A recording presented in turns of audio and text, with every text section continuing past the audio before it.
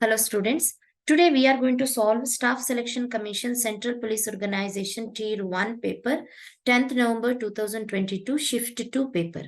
A very best of luck to you all. Before moving, if you want to practice all the questions from this paper and many more entrance exam question papers, please visit our website www.examsnet.com. You can also download our app. The link is given in the description box. Let's begin with question number 1. 6 students are sitting around a circular table facing the center. Sonal is sitting second to the right of Lavanya. Rana is sitting second to the right of Sonal. Karishma is sitting third to the right of Rana. Mary is an immediate neighbor of both Rana and Sonal. Then who is sitting immediate right of Kumari? Right? So let us consider a round table.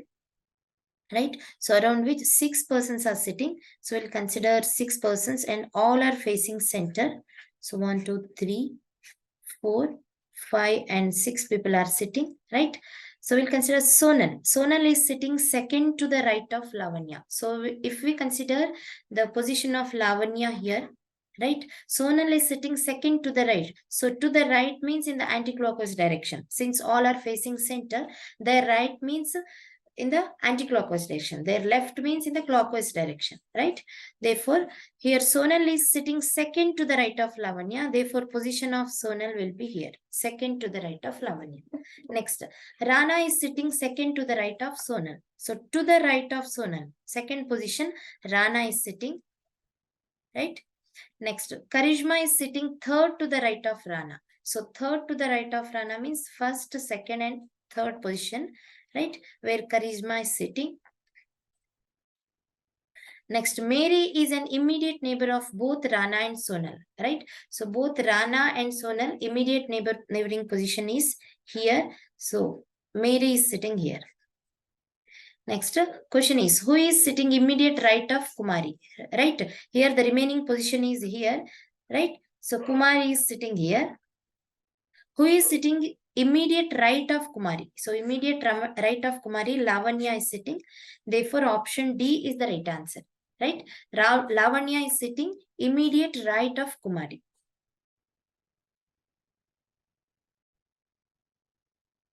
Question number 2. From its nest, a bird flew 25 meters towards the northeast.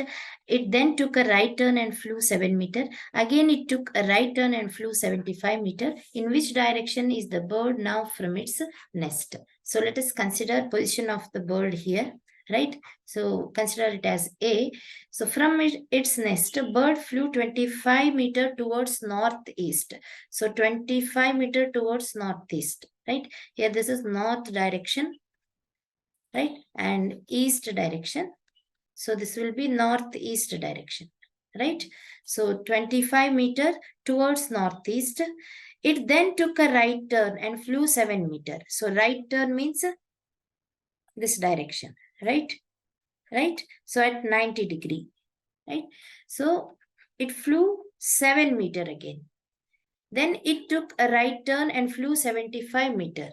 Again, it took a right turn. So right turn means exactly 90 degree turn it has to take, right? Therefore, the bird is finally moving in this direction and flew 75 meters, right? 75 meters. Here at first it flew 25 meters, right? Here the question is, in which direction is the bird from its nest? So this direction is, if this is north and south direction, and west direction will be here, right? And the direction is southwest, right? So the bird is now from its nest in southwest direction, right? Therefore, option C is the right answer.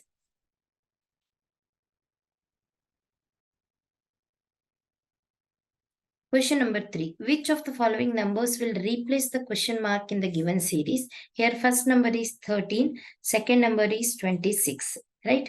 So, how the numbers are related here? So, 26 is exactly double the number 13, right? Therefore, we can write 13 into 2 as 26, whereas third number is 23, right? 23. So the relation between 26 and 23, since 23 is less than 26, we can write 26 minus 3 as 23, right? So whereas the fourth number is 115, right? 115. So we can write 23 into 5 as 115, right? So therefore the next number, so 108. Fifth number is 108. So here how the numbers are related, 115 and 108. Since 108 is less than 115, so minus 115 minus the number is 108. So the number is 7, right? Therefore we need to find the next number, sixth number, right? Here, so at first number is multiplied by 2 and the second number, so from second number 3 is subtracted, right? Look at the third number. Again, third number is multiplied by 5 and from fourth number 7 is subtracted, right, to get the fifth number. So the numbers 2, 3, 5, 7 are prime numbers here. The speciality of these numbers is they all are prime numbers. Prime numbers, and they are consecutive prime numbers. Continuously they are prime numbers, right? And look at the symbols or signs of these prime numbers. So here it is into 2, right? Here first number is multiplied by 2 and this second prime number is subtracted from second number, right? And thirdly, the third prime number is multiplied, right? And the fourth number is subtracted from fourth number. Therefore, the fifth prime number should be multiplied by fifth number, right? Here, multiplication and subtraction are taking place alternatively. So, multiplication and subtraction alternatively taking place. Therefore, for the fifth number, so we have to multiply the next prime number. So, which is the next prime number to 7? So, next prime number is 11, right? Therefore, 108 into 11 becomes 1188. Therefore, the sixth number has to be 1188, which is option 4.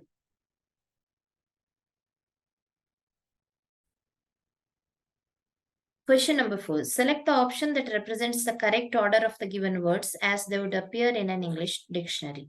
Right? So we have to arrange the given 5 words according to their alphabetical order, according to they appear in an English dictionary. Right? So here, so in the given words, TA, the letters TA are common, right? In each word, T and A are common, right? Therefore, their order depends on the third letter, right? So in first, second, third and fourth words, right? So T are common. So third and fourth letters are also common. Therefore, their order depends on the fifth letter, right? Here, fifth letters are in each word. So in tattoo word, fifth letter is O. In tatters, fifth letter is E. So in the third word, it is I. In the fourth word, it is L, right? Now, which letter comes first? So in the alphabetical order, so E comes first, right? Before I, L and O, E comes first. Therefore, tatters, the word tatters comes first in the English dictionary, which is the second letter, second word, not letter, second word. Whereas I comes after E, right? Therefore, tatting comes next to tatters in the dictionary, and the fourth word, which is tattle, L comes after I. Therefore, tattle comes after tatting in the dictionary and O comes after L. Therefore, first word, which is tattoo, comes after tattle, whereas the last word, fifth word, is taught. Here U comes after T, right? Third letter, after third letter, U comes. Therefore, taught will be the last word in the dictionary. Therefore, their order is 2, 3, 4, 1, 5. Right? Therefore, 2, 3, 4, 1, 5, option A is the right answer. Question number 5. Select the set in which the numbers are related in the same way as are the numbers of the given sets. Here is a note. Operation should be performed on the whole numbers without breaking down the numbers into its constituent digits. Example 13. Operations on 13 such as adding or subtracting or multiplying etc. to 13 can be performed. Breaking down the number into 1 and 3 and then performing mathematical operations on 1 and 3 is not allowed. Right? Here, the given sets are 16, 22, and 28, and 14, 19, and 23. So each set has 3 numbers, and there is a relation between these numbers. Right? So the relation is, or the logic is, consider the first set. So 16, 22, and 28. Here first number is 16, second number is 22, third number is 28. So we'll consider the difference between first and third number. Right? So third number is greater than first number. Therefore 28 minus 16 is equal to 12, whereas 12 plus 10, when 10 is added to 12, you will get 22, which is second number. Right? Therefore, the logic is third number minus first number, right? Plus 10 gives second number, right? Therefore, third number, the logic is third number minus second number, right? Plus 10 gives third number minus first number, plus 10 gives second number, right? So similarly, which of the given options follows the same logic? Similarly, the second set also follows the same logic. So let us try the first option, right? Let us check 12, 18, and 25. So the difference between third and first number is 25 minus 12. So it is 13, right? And 13 plus 10, which is 23. So here 23 is not the second number. 18 is the second number. Therefore, option A is not the answer. Consider option B, right?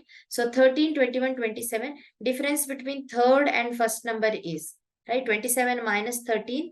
So which is 14. Whereas 14 plus 10 is equal to 24. Here the second number is not 24. It is 21. Therefore, option B is also not the answer. And check with option C, right? Third number is 31 and the first number is 15. So the difference is 16, whereas 16 plus 10, when 10 is added to 16, you will get 26. Therefore, here the second number is 26. Therefore, option C follows the same logic, right? Therefore, option C is the right answer.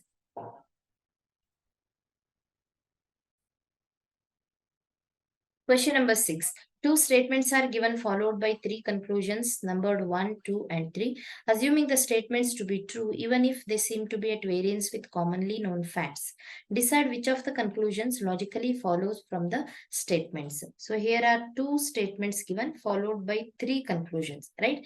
Let us represent these statements in Venn diagram, right? First one, all bags are pens. So that means the set of bags, consider set of bags. All bags are pens means a set of bags is completely included in the set of pens. This whole set is set of pens, right? And the second statement, all pencils are pens. So there is a set of pencils. All pencils are pens means set of pencils is included in the completely included in set of pens, right? So come to the conclusion part. Some pens are bags. Some pens are bags. Yes, some portion of pens are bags. A true conclusion because set of bags is completely included in set of pens. So some portion of pens is bags, right? And the second one, all bags are pencils. Is there any relation between bags and pencils here?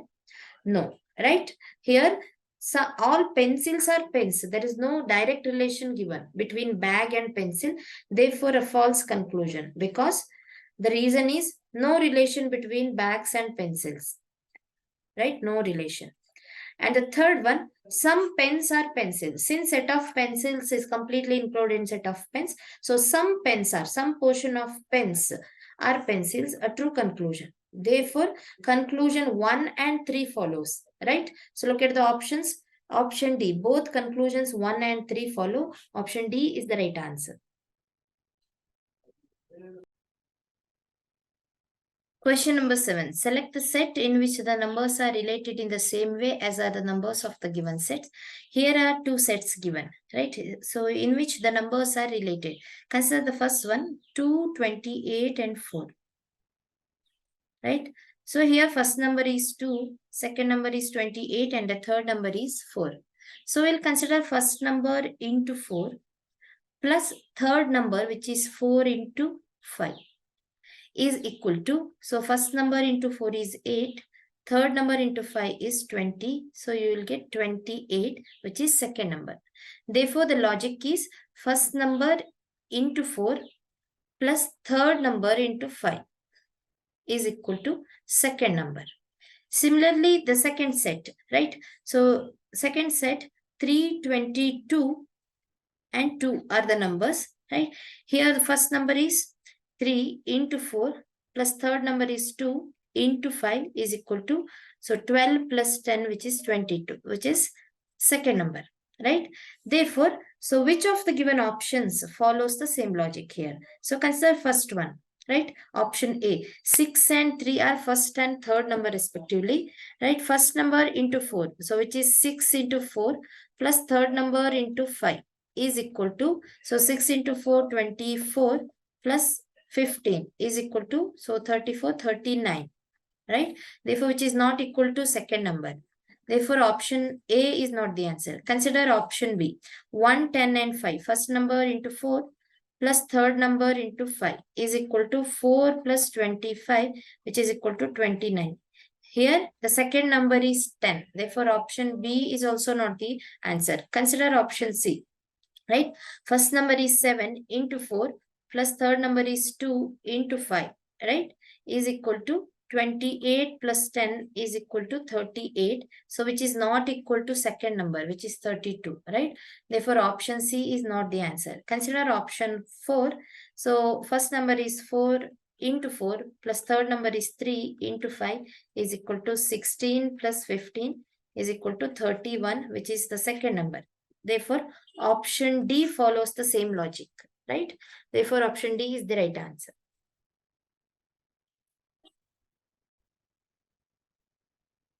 Question number 8. A paper is folded and cut as shown below. How will it appear when unfolded? So here first paper is folded like this vertically, right? Again it is folded, right? And it has been cut like this, a partial circle and this part, right? So when it is unfolded, so you will get the mirror image of the cut portion when it is unfolded. So it looks like, if the cut portion is like this, I'll show it like this. So partial circle and this portion, right? When the paper is unfolded at first, so it looks like, so mirror image of this portion, so mirror image of, I'll consider it as first part, which is cut part. Mirror image looks like this. And partial circle looks like this.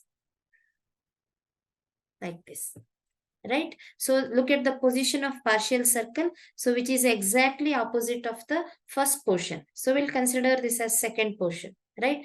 When the paper is unfolded, once again, right? Like this.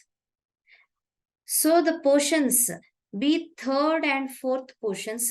So here third and fourth portion will be the exact mirror image of second and first portion respectively, right? So we'll draw the third portion now. So when the paper is unfolded, so mirror image of second portion will be the third portion. It looks like this, and the remaining part, it looks like this, whereas mirror image of fourth portion will be like this. And the partial circle portion like this. Therefore, look at option C. So which is exactly similar, right? Therefore, option C is the right answer.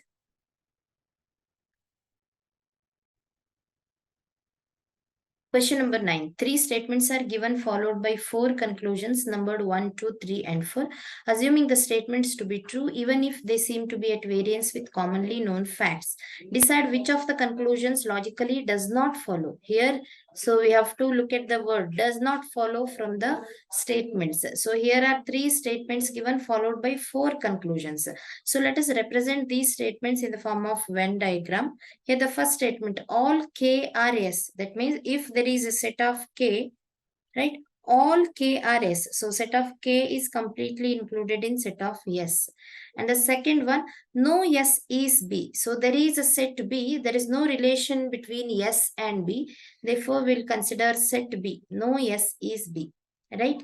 And third one, some B are T. So set of T. We'll consider set of T. So in which some portions are the portions of B also. That means some B are T. Third statement. So look at the conclusions. Conclusion 1. No K are B. So no K are B. Yes, it is true because there is no relation between K and B. Right? Since no S is B and no K are B. Right? Because so all K are yes. Every portion of K is yes here. Therefore, no K are B, which is a true conclusion. And the second one, some T are not yes. So some T are not yes, which is true because again the same reason. So no relation between yes and T, right?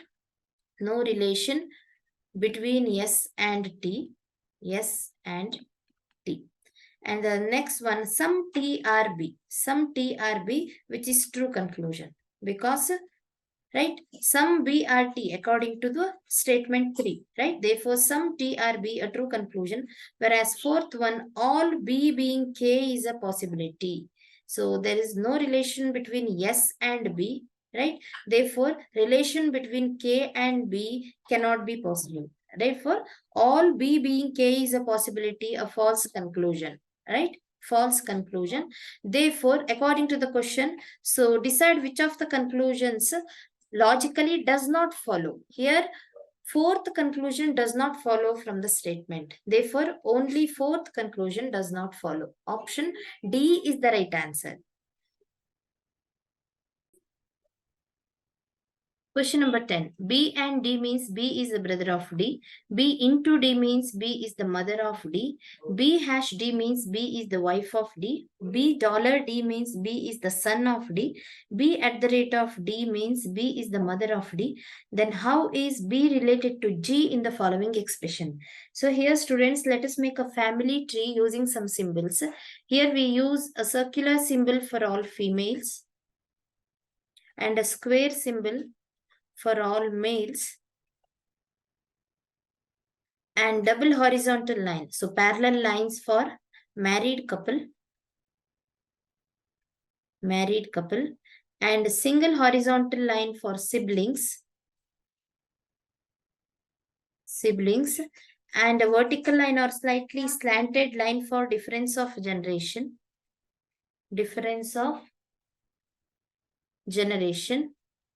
right? Now, according to the given expression, A into B. A into B means A is the mother of B, right? Right? Therefore, we use a vertical line, right? A is the mother of B, like this. And B hash F. Hash means B is the wife of F, right? Therefore, B and F are married couple and B is the wife of F. Therefore, B is a female, F is a male. Right? Next one. F dollar C. So F dollar C means F is the son of C. Right? Therefore, so F is a male, son of C. So therefore, F and C are related with a vertical line. Right? And the next one, C at the rate of E. So C at the rate of means C is the mother of E. Right? So therefore, C is a female and C is the mother of E. Therefore, E and F are siblings, right? And E hash G. So E hash G means E is the wife of G, right? Therefore, E is a female, E is the wife of G. E and G are married couple. So E is the wife of G, right? Therefore, here, so what is the gender of A here? So A into B means A is the mother of B, therefore A is a female, right?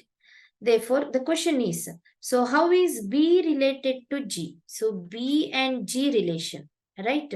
So here for G, B becomes wife's brother's wife, right? E is wife of G, and F becomes, so wife's brother, right? So E's brother means for G, F becomes wife's brother, and B becomes wife's brother's wife, right? Therefore, so B is related to G as wife's brother's wife. Option A is the right answer.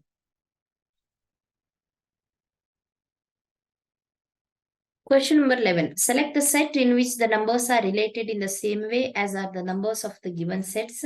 So here are two sets given and the numbers of the given sets are related as. So consider the first one 7, 12 and 25, right? Here first number is 7, second number is 12, third number is 25. We'll consider first number plus second number, right? So which is equal to 19 and 19 plus 6. When 6 is added to the sum of first and second number, you will get third number. Therefore, the relation is first number plus second number, right? Plus 6 is equal to third number. Similarly, the second set. So here in the second set, first number is 6, second number is 9, right? 6 plus 9 is 15, plus 6 is equal to 21, which is third number, right? Now look at the options, right? So one of the given options follows the same logic. Consider the first one, option A, 9, 13 and 24. First number plus second number plus 6 is equal to 9 plus 13, which is 22, plus 6 is 28, right? Here the third number is 24. Therefore, option A is not the answer. Consider option B, 5, 8, 19, right? So first number plus second number plus 6. So 5 plus 8, 13. 13 plus 6 is 19, right? So which is third number. Therefore, option B follows the same logic. Hence, option B is the right answer, right? So you can verify the answer by taking C and D, right? So the answer will not be verified in case of C and D. Therefore, only option B is the right answer.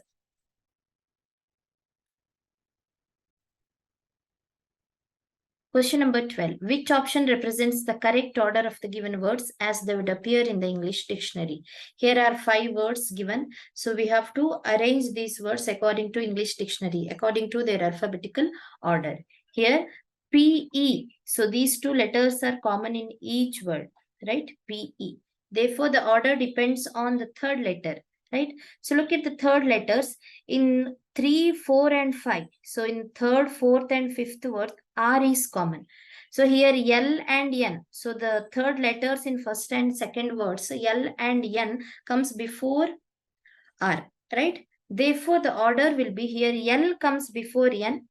Therefore, pelvic will be the first word. So pelvic, first word.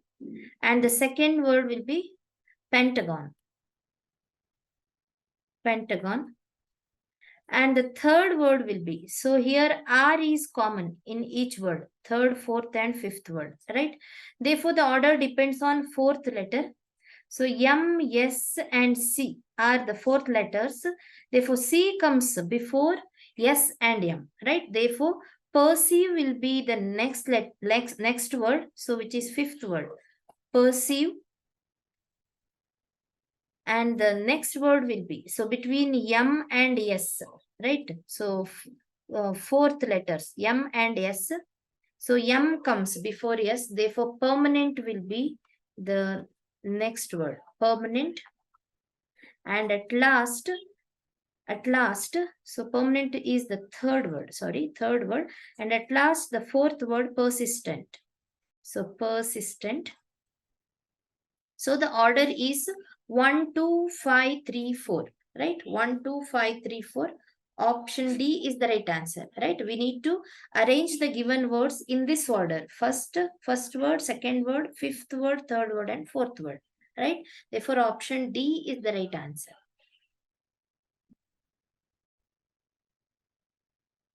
Question number 13. There are 6 children playing Ludo, namely 1, 2, 3, 4, 5, and 6. 1 and 5 are brothers. 6 is the sister of 5. 3 is the only son of one's father's brother. 2 and 4 are daughters of the only brother of 3's father. How is 4 related to 1? Here, students, we are using some symbols to represent the relationships.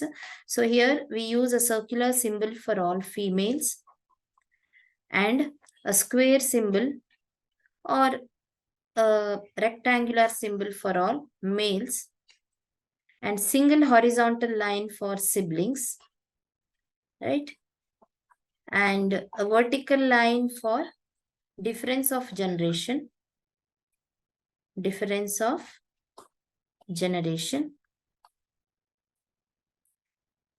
and double horizontal line for married couple, right? Now, consider the points. 6 children are playing Ludo, right? 1, 2, 3, 4, 5, and 6, right? And all 6, 1, 2, 3, 4, 5, and 6 they are children, right? So, consider their fathers or their brothers or their sisters, right? According to the given information, 1 and 5 are brothers, right? So, consider 1 and 5. So, they are brothers. That means they are siblings, right? Represent with single horizontal line. Since they are brothers, so their gender is male. Their gender is male. That means with the square or rectangular symbol, right? And the next one, 6 is the sister of 5. So 5's sister is 6. Therefore, 5 and 6 are also siblings. So 6 is sister. Therefore, 6 is a female, right? And 3 is the only son of one's father's brother, right? So there is a person who is one's father, who is a male, right? One's father's brother. So there is a person who is brother of one's father. So we'll consider father and whose brother. Whose brother, right? So 3 is the only son of one's father's brother. Therefore, so this brother's son is 3. Therefore, 3 is a male, right?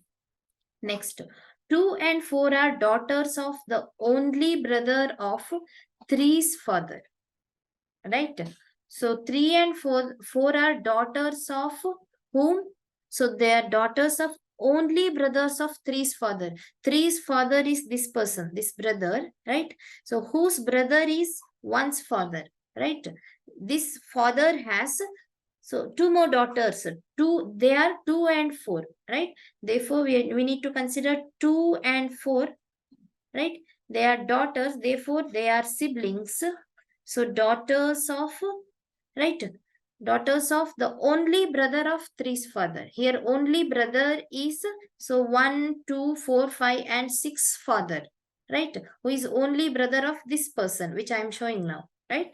Therefore, the question is, how is 4 related to 1? So let us denote the relationships properly like this. Here 2, 4, 1, 5, and 6 are siblings, and all are the children of this person, this father, right? And he has only brother whose son is 3. Now the question is, how is 4 related to 1? 4 related to 1 as 4 is the sister of 1. Since 4 is a female, it's a sister of 1, right? Therefore, option A is the right answer.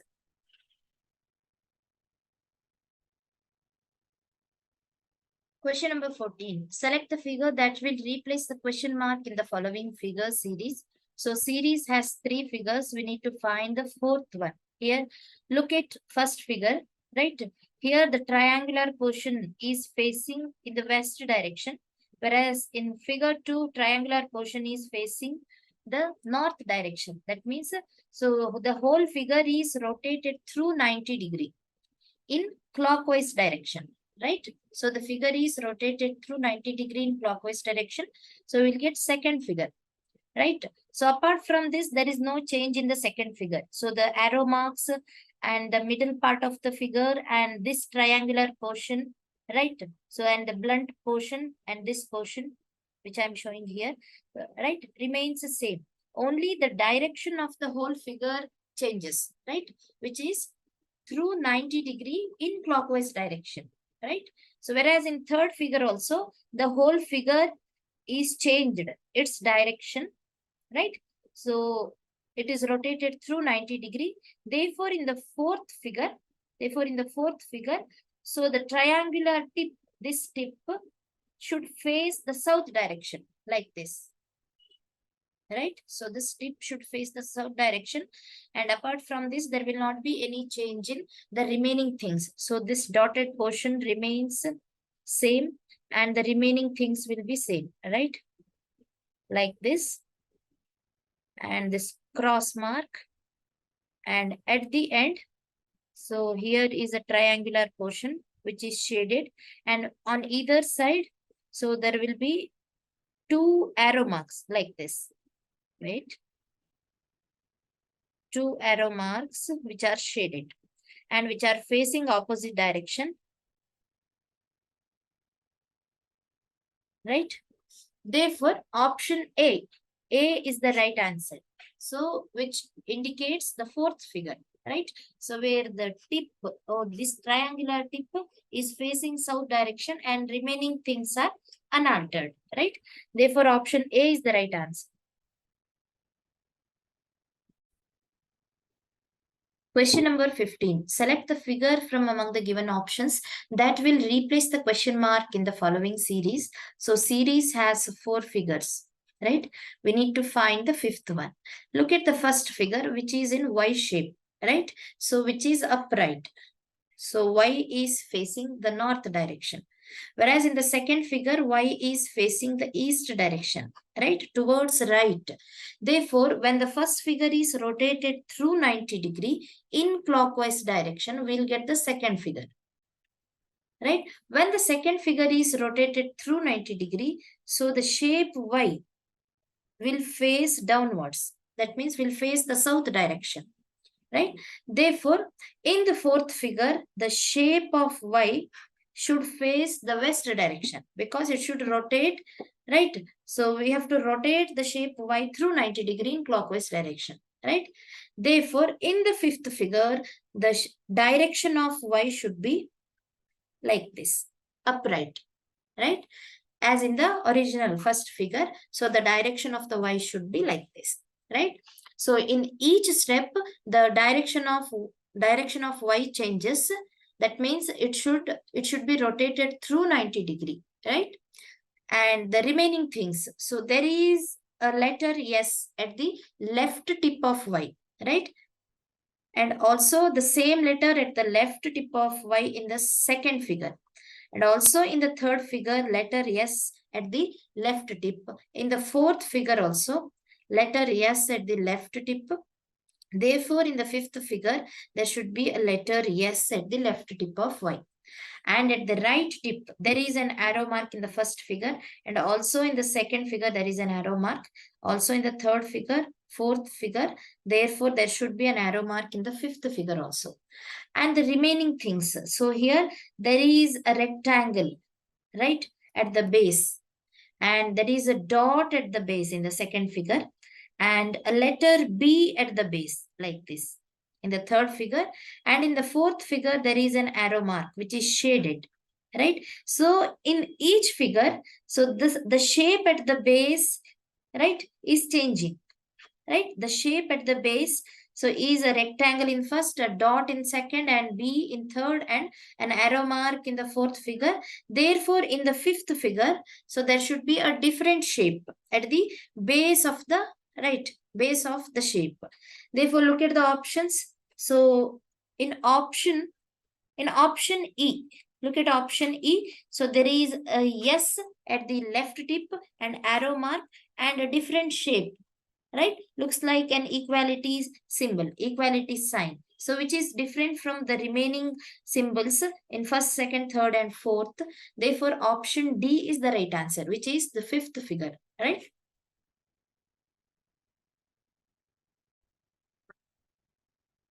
Question number 16. 7 people A, B, C, D, E, F, and G are sitting in a straight row facing the north.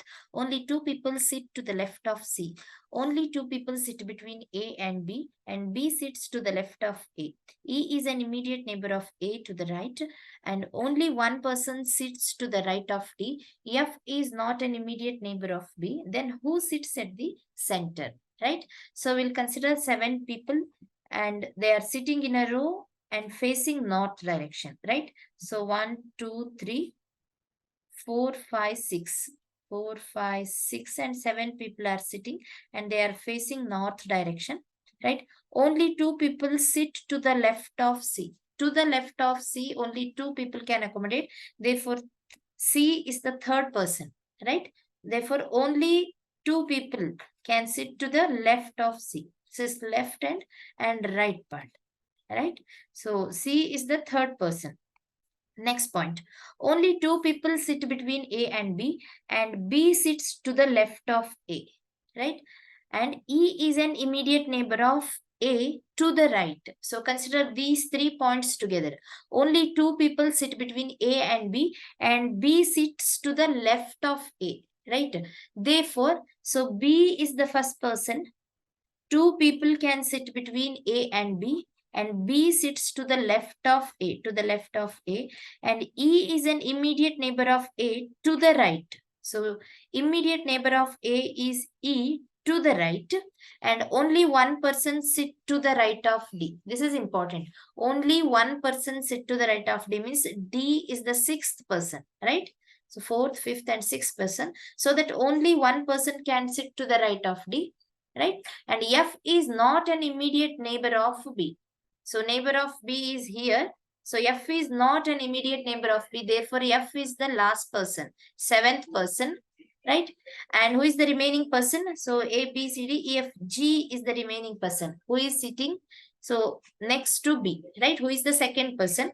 And the question is, who sits at the center? So at the center, A is sitting. Who is fourth person? A is sitting at the center. Therefore, option D is the right answer. Question number 17. Select the set in which the numbers are related in the same way as are the numbers of the following sets. So here are 2 sets given, right? So each set has 3 numbers. So in which the numbers are related in such a way that they follow a certain logic, right? We need to find that logic. Here the first set is 14, 25, and 38. These 3 are the numbers, right? Here first number is 14, second number is 25.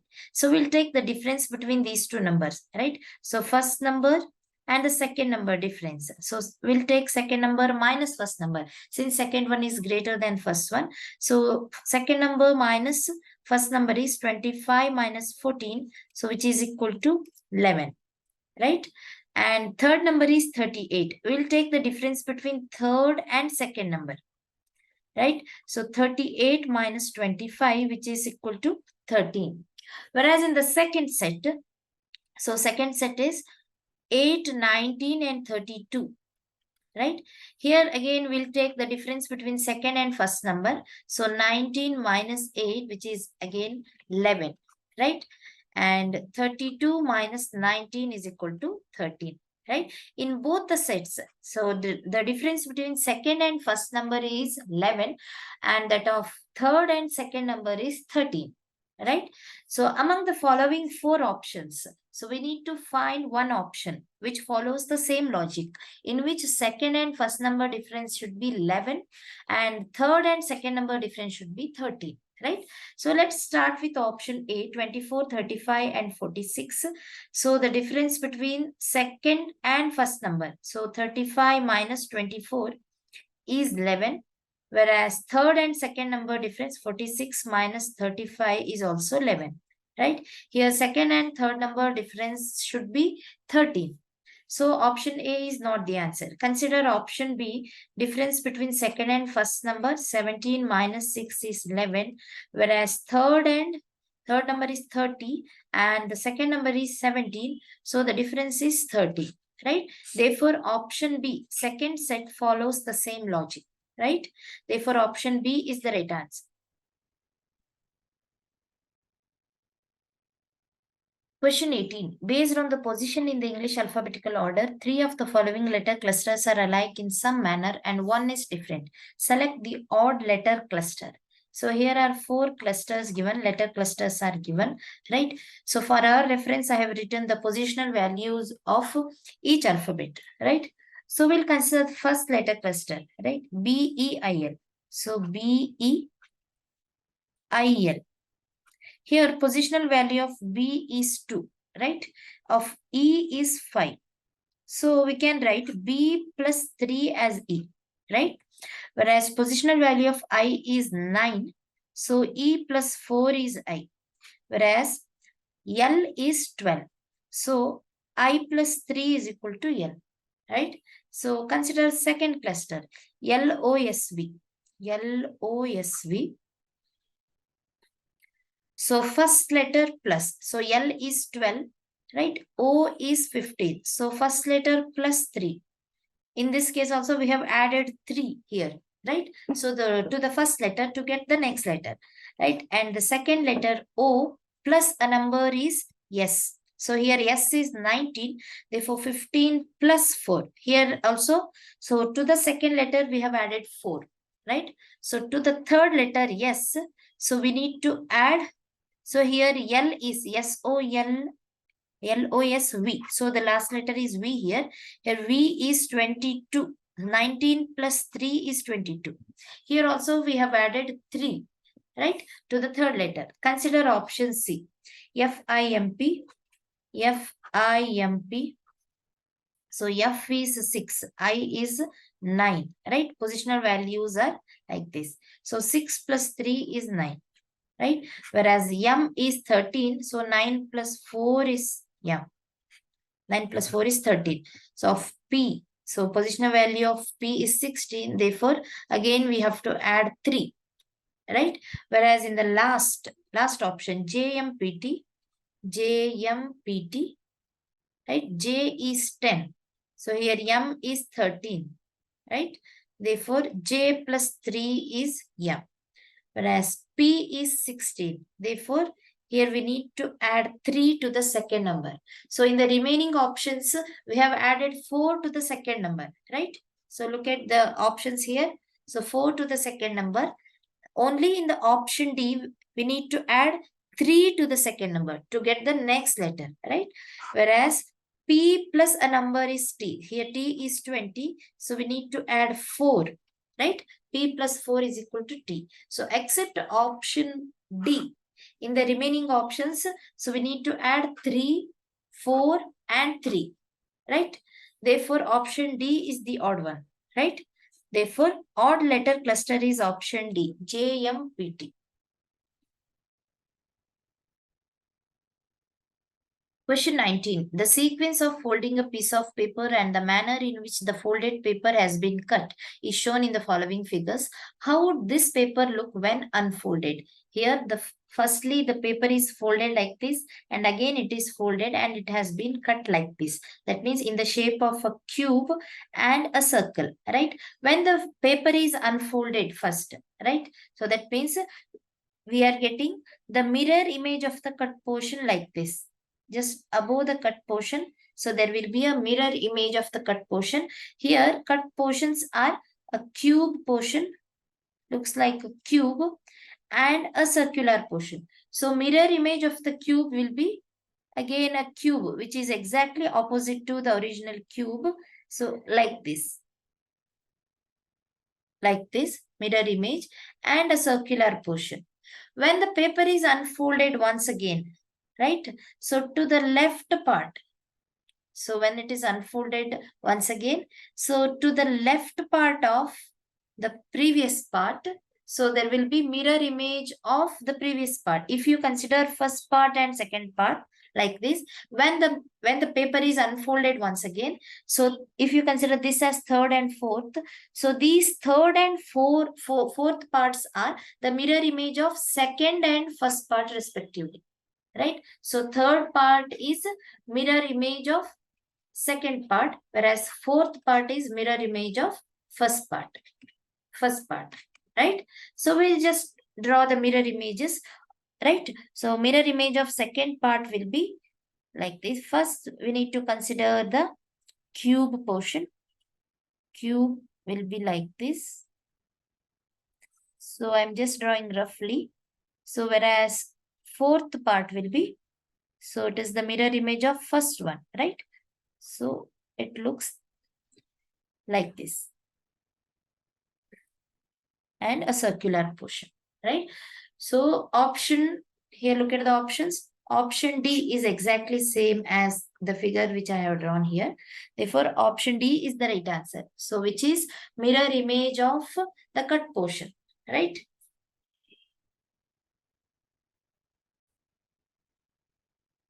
Question number 20. Select the correct mirror image of the given figure when the mirror is placed at line MN or as shown. So when the mirror is placed at MN, so the image of the given figure, right, looks like, so image of first one, C part, so looks exactly like this, right?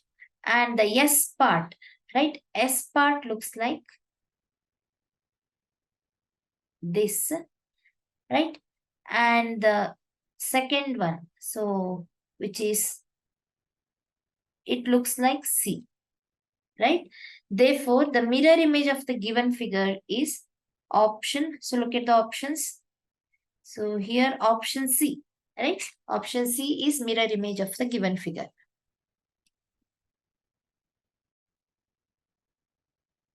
Question 21. Select the correct mirror image of the given figure when the mirror is placed at line MN as shown. So mirror image of the given figures and letters will be first at the rate of. First image will be the image of at the rate of, right? So it looks like, so A at the rate of will be like this,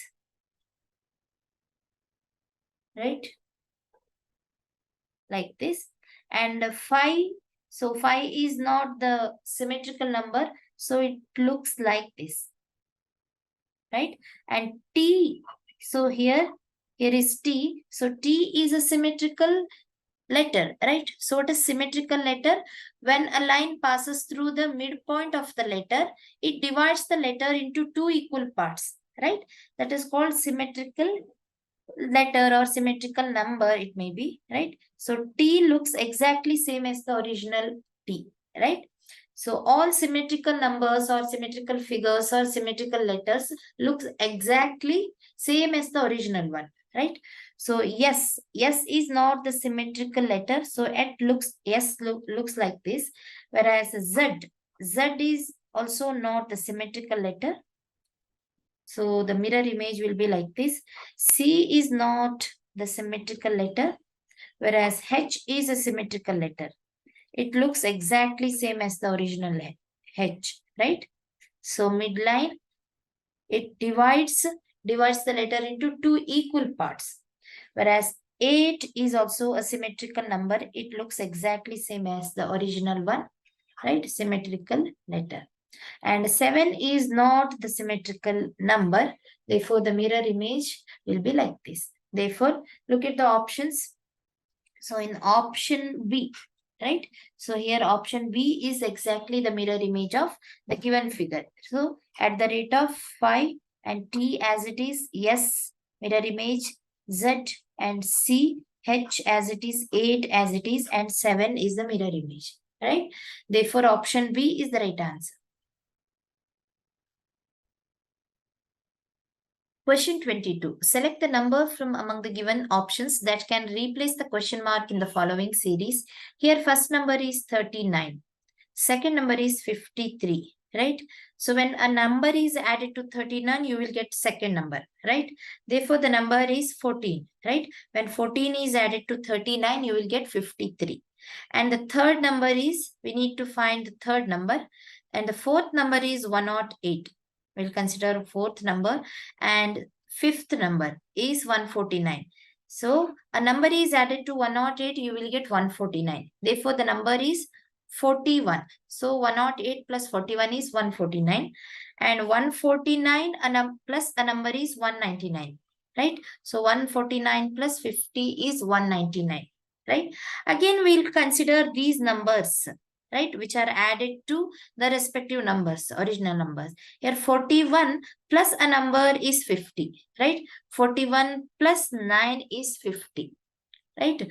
And if we consider the number to be added in each case as 9, right, like this, then 14 plus 9 becomes, so what is 14 plus 9? 23. Right? Therefore, 23 should be added to the second number, 53, to get the third number. Right? So, what is third number then? So, third number is 76. Right? So that a number should be added to 76 to get 108. What is that number? So, the number is 32. Right? So that 23 plus a number is 32. Therefore, that number is 9. Right? 23 plus 9 is 32, and also 32 plus a number which is 9 is equal to 41. Therefore, so in each case the number to be added is 9999, right? So that, so the previous numbers will be 14, 23, 32, 41 and 50. Therefore, the third number becomes 76, right? Therefore, option D is the right answer.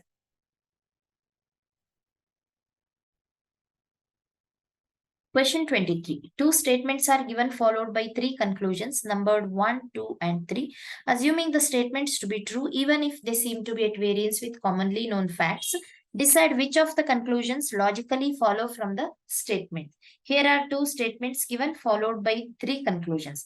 Let us represent these statements in the form of Venn diagram, right? So all drums are bells. That means there is a set of drums. And all drums are bells, means set of drums is completely included in set of bells, right? And the second one, all whistles are bells. So set of whistles is included, completely included in the set of bells. That means all whistles are bells. Come to the conclusion part. Some drums are whistles. Some drums are whistles. There is no direct relationship between drums and whistles according to the given statements. Therefore, we cannot conclude the first one. Some drums are whistles, right? So, which is a false conclusion because no relation between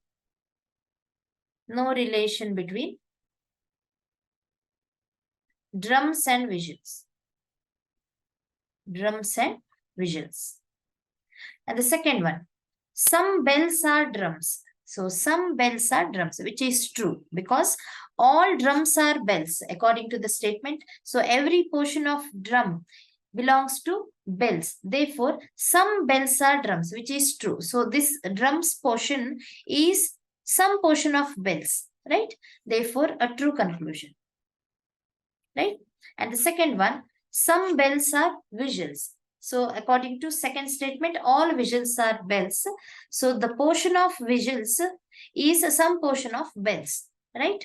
So in the whole set of bells, this portion of whistles is some portion of bells. Therefore, some bells are whistles, a true conclusion. Therefore, so second and third conclusions, they follow, right? So both conclusion 2 and 3 follow. Option A is the right answer.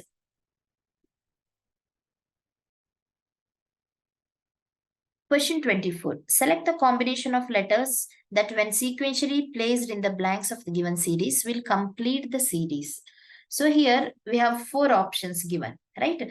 So let us start with option A. So fill these letters M, L, L, M and L in the blanks given. Therefore, they follow a certain pattern in the given series, right? So fill M in place of first blank, right? So first letter is L. So we are filling M here in the first blank. In the second blank, we are filling L, right? So there are two letters L and M. Again, we have a blank here. So fill with L. Then a letter L. And again a blank, fill with M. And a letter L. And lastly a blank. So fill with L. And last two letters are M, L. So let us check whether these letters follow a certain pattern or not. Right? So here LML, a pattern. LML, a pattern. LML, a pattern. LML, pattern, right? Therefore, these letters follow a pattern of LML, right? So the letters M, L, and L. So this pattern repeating itself, right? Therefore, these letters M, L, L, M, L, these letters, so when they are filled in the blanks, they follow a pattern, right? Therefore, the pattern is LML. Therefore, option A is the right answer. Right? You can check with option B, C, and D. So in B, C, and D, so these letters do not follow some pattern like LML or LLMM, right? They do not follow any pattern. Therefore, option A is the right answer. Question 25. If plus means minus, into means plus, minus means divided by, and divided by means into, what will come in place of the question mark? So here is the expression, right? So we'll write the expression as 89 into, here into means plus, right? So 89 plus 36. Here minus means divided by 9, right? Plus 2. So here plus means minus. Minus 2 divided by 11. Divided by means into, right? So into 11. Therefore, the expression becomes, here students, we need to follow the BODMAS rule. BODMAS means, so in any mathematical expression or equation, so first we need to remove the brackets, then off part. Here, there are no brackets or off part. So we'll start with the division, followed by multiplication, addition, and subtraction. So we'll start with division. 89 plus 36 divided by 9 is 4. Minus 2 into 11. Let's go to the multiplication part. 89, not 86, it is 89 plus 4. So minus 22. So first comes addition. 89 plus 4 is 93 minus 22 is equal to 71, right? Therefore, option A is the right answer. Students, if you want to practice such type of questions and many more entrance exam question papers, please visit our website www.examsnet.com. You can also download our app. The link is given in the description box. Question 26. Select the figure that will come next in the following figure series. Right? So the series has 5 figures. 1, 2, 3, 4, and 5. Right? So here, look at the figures which are at odd places. So odd places are, so 1, 3, and 5 figures. Right? So figures which are at odd places, they have only one shaded part. Right? So in first figure, there is only one shaded part, and in third figure, only one shaded part, and also in the fifth figure, there is only one shaded part. Whereas figures at the even places are second and fourth figure, right? In second figure, there are two shaded parts, right? Two parts are shaded in the second figure, whereas in the fourth figure, 3 parts are shaded. 3 parts are shaded. Therefore, in the next even placed, even figure, so which is sixth figure, so 4 parts should be shaded. 4 parts should be shaded. Therefore, look at the options, right? Look at the options. In option A, right? So 1, 2, 3, 4 parts are shaded. Therefore, option A is the sixth figure, right? Option A.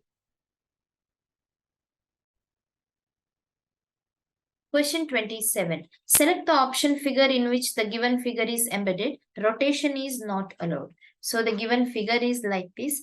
So which is embedded in this part of option D. So look at this part, right? So the given figure is embedded, which I am showing now. So embedded in option D, right? Therefore, option D is the right answer.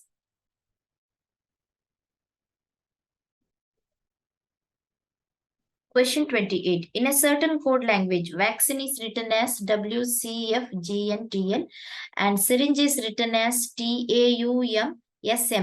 How will needle be written in that language? Here, so vaccine is coded as VACCINE. So vaccine is coded as. For our reference, I have written the positional value of each alphabet.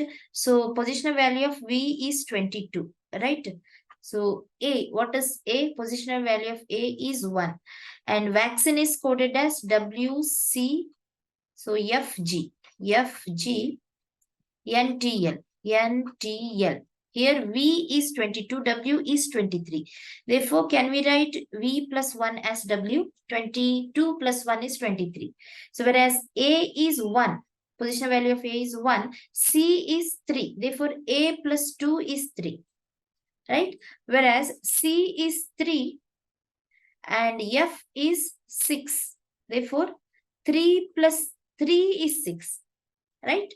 And C is again 3 and G is 7. Therefore, C plus 4 is G. So, I is 9 and N is 14. Therefore, I plus 5 and N is 14 and T is 20. Therefore, N plus 6 is T. E is 5, L is 12. Therefore, 5 plus 7 is L.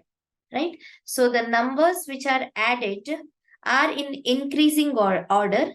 They are consecutive numbers, right? 1, 2, 3, 4, 5, 6, and 7, right? These numbers are added. So to each letter, right? Similarly for syringe, right? So next letter to S is T. So S plus 1 is equal to T. And Y is, so the positional value of Y is 25. Y is coded as A. Here Y is 25, A is 1, right? So Y plus 2. So 25, after that 26, next comes 27, right? Here 27 is nothing but, so next letter to Z, which is A, right? Therefore, next letter is R in syringe. So R is how much? 18. 18 plus 3 becomes 21, which is U, right? TAU. Similarly, for the remaining letters, INGE, right? So I plus 4. So I plus 4 is 13, which is M, right? And N is 14. 14 plus 5 is 19, which is S. And G is 7. 7 plus 6 is 13, which is again M. And E is 5. 5 plus 7 is 12, which is L. Right? So in the same way, needle is written as. So we'll consider needle, Needle, DLE, right? So N plus 1. So what is N plus 1? So N is 14, N plus 1 is O. E plus 2. E is 5 plus 2 becomes G, right? 5 plus 2, 7. So again, E plus 3. We need to add 3. So E plus 3 is H, right? 5 plus 3, 8. 8 is H. Whereas D is 4. 4 plus 4 is 8. Again H. So L is, what is L? So the position value of L is 12. 12 plus 5, which is 17. 17 is the positional value of Q. And E is 5. 5 plus 6, right? 5 plus 6 is 11. 11 is the positional value of K. Therefore, needle is coded as OGHHQK. OGHHQK. Option D is the right answer.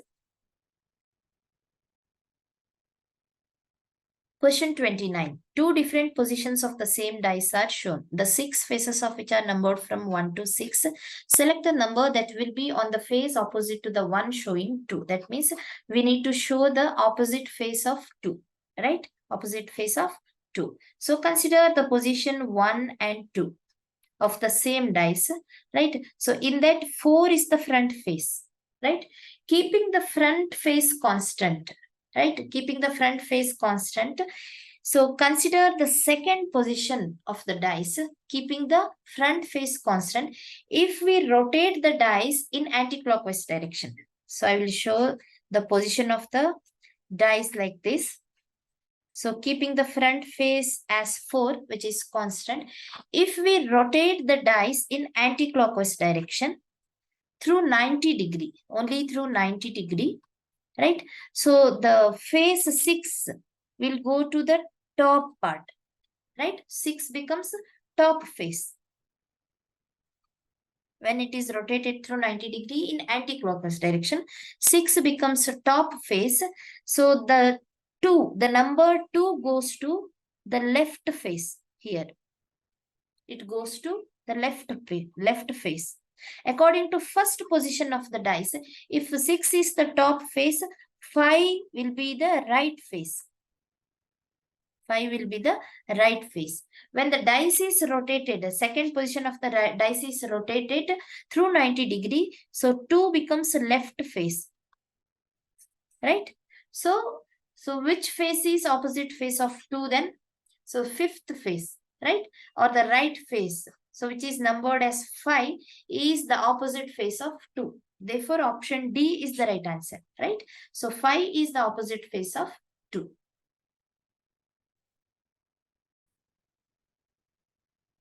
Question 30. Which of the following numbers will replace the question mark in the given series? Here the first number is 55, second number is 75, right? Therefore, 55 plus 20 is 75. Here the third number is 100. So 75 plus 25 is 100, right? So the fourth number is 135. So 100 plus 135, right? 100 plus 35 is 135.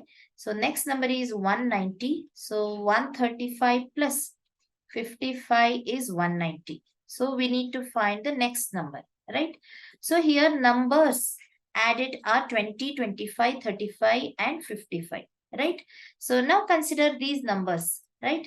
So the numbers which are added, so 20 to 25. So when 5 is added to 20, we'll get 25. When 10 is added to 25, we'll get 35. And when 20 is added to 35, we will get 55, right? So these numbers, look at these numbers, 5, 10 and 20, right? Here 10 is 2 times 5, right? So double the number 5, whereas 20 is double the number 10.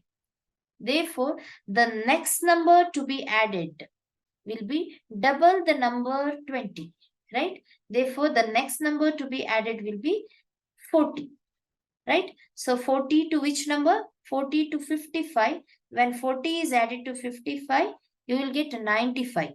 Therefore, this number should be added to 190 to get the last number, right? So 190 plus 95 is 285. I'll repeat once again.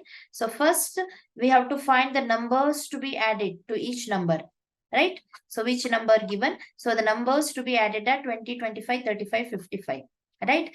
Next, find the difference between these numbers or numbers to be added to these numbers, right? So 5, 10, 20 and 20, right? So here the second number is double the first number. So third number is double the second number. Therefore, the fourth number should be double the third number, right?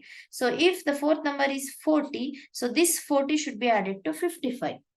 Therefore, we will get 95. So 95 should be added to the fifth number, which is 190 to get the sixth number. Therefore, sixth number is 285, option B.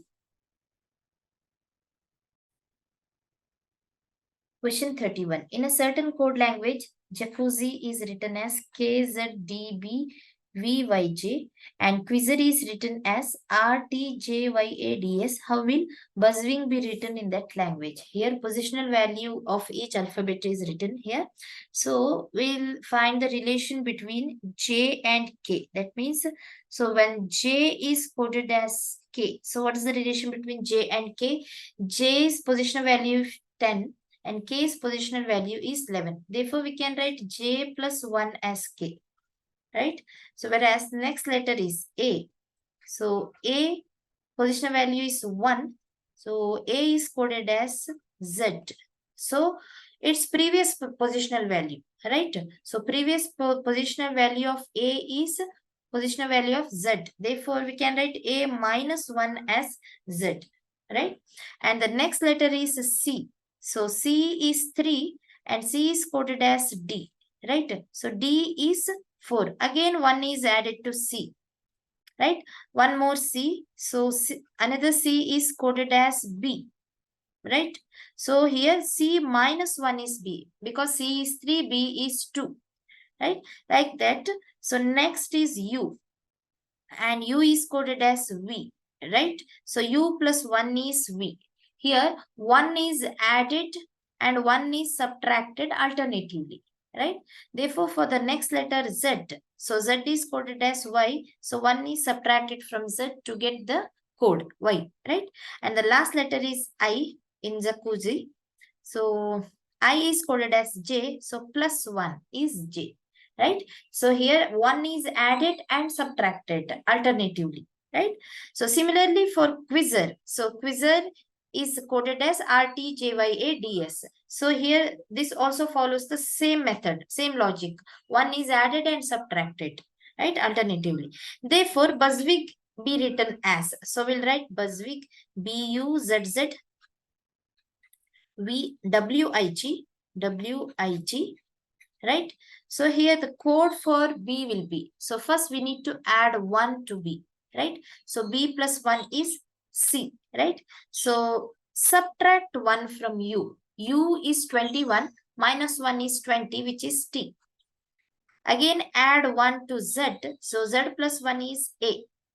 And subtract 1 from Z. Z minus 1 is Y, previous letter of Z, right? And W plus 1, so which is X, and I minus 1. I is 9, minus 1 is 8. 8 is H. And G plus 1. So G is 7 plus 1 is 8, which is H. Therefore, the code for Buzzwig is CTAYX HH. CTAYX HH. So option B is the right answer. Question 32. The sequence of folding a piece of paper and the manner in which the folded paper has been cut is shown below. Choose the figure that would most closely resemble the unfolded form of the paper. So, firstly, the paper has been folded like this. Again, it has been folded and it has been cut like this, right?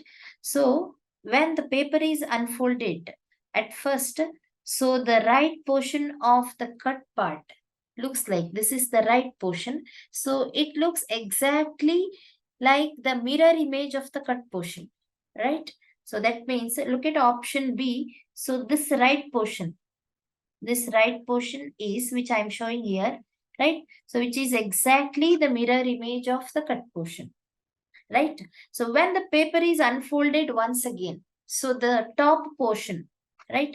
Top portion will be exactly the mirror image of the bottom portion, right? If you make 4 parts as 1, 2, 3, and 4, right, in the paper, so third and fourth part will be exactly mirror image of second and first part respectively, right? So in option B, look at third and fourth parts, right? So third part is exactly mirror image of second part, and the fourth part is exactly mirror image of first part, right? Therefore, option B is the right answer. When the paper is whole paper is unfolded, so it looks like this. Option B.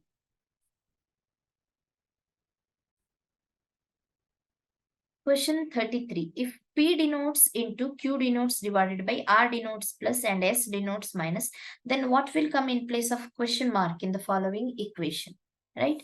So here we need to find the RHS of the given equation. Here 115Q, right? Here Q denotes divided by, right? 115 divided by 23, right? R denotes plus cube root of 64, S3, here S denotes minus 3, P9, P denotes into 9, R4, 44, R denotes plus 44 is equal to, here we are following BODMAS rule.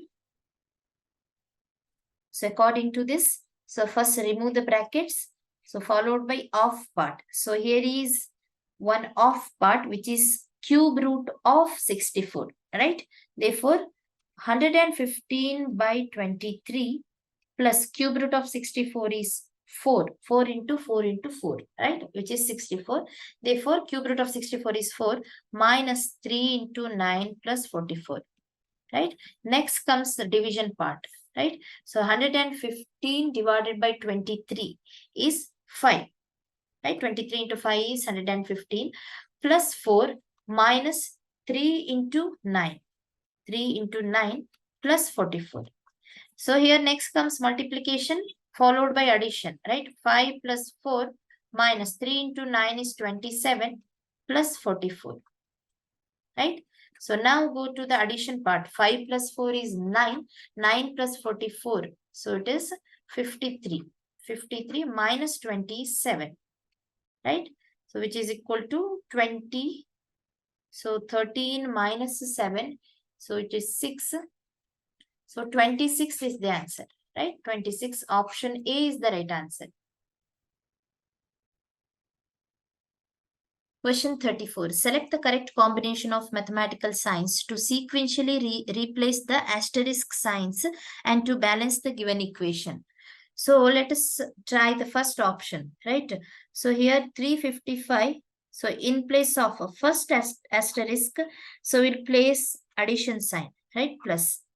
So in the bracket, so 12 asterisk 3. So into 3, right? So into 3. Again asterisk 289. So equal to 289. Again asterisk, right? So we'll place addition sign into 186 asterisk 6. So divided by 6. Close the bracket, asterisk 71. So plus 71, right? So first we need to check the LHS, whether it is equal to RHS or not separately, right? So again, we are following BODMAS rule here. First remove the bracket, right? So 355 plus, so 12 into 3, 36 is equal to 289 plus, so division. So 186 by 6 is 31 plus 71. So 355 plus 36 is, so 391, right? 391 is equal to 289 plus, so 102, right? So again it is 391. Therefore option A is the right answer, right? Question 35. A paper is folded and cut as shown below. How will it appear when unfolded? So the paper has been folded like this, and again it has been folded in the form of, so a small square sheet, right? So and it has been cut like this, right? So when the paper is unfolded once, so the unfolded portion, in the unfolded portion, so the cut portion looks like the mirror image of the cut portion, right? So if you consider these two as first and second portions, so second portion will be exactly the mirror image of the first portion, right?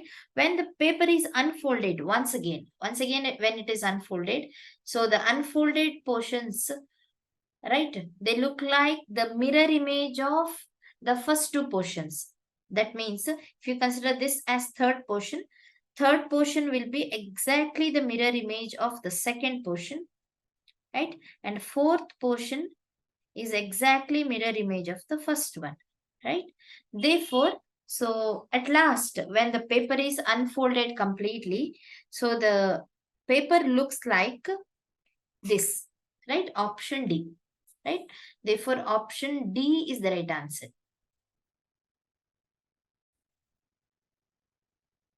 Question 36. Which letter cluster will replace the question mark to complete the given series? So here are 4 letter clusters, right? So to complete the given series means, so in each cluster, so one letter is related to the corresponding letter of the next cluster, right? That means P is related to N, whereas N is related to the first letter of the next cluster, which is L, and L is related to J. So we have to find the relation between the corresponding letters, right? So we'll consider the first cluster, PORK, PORK,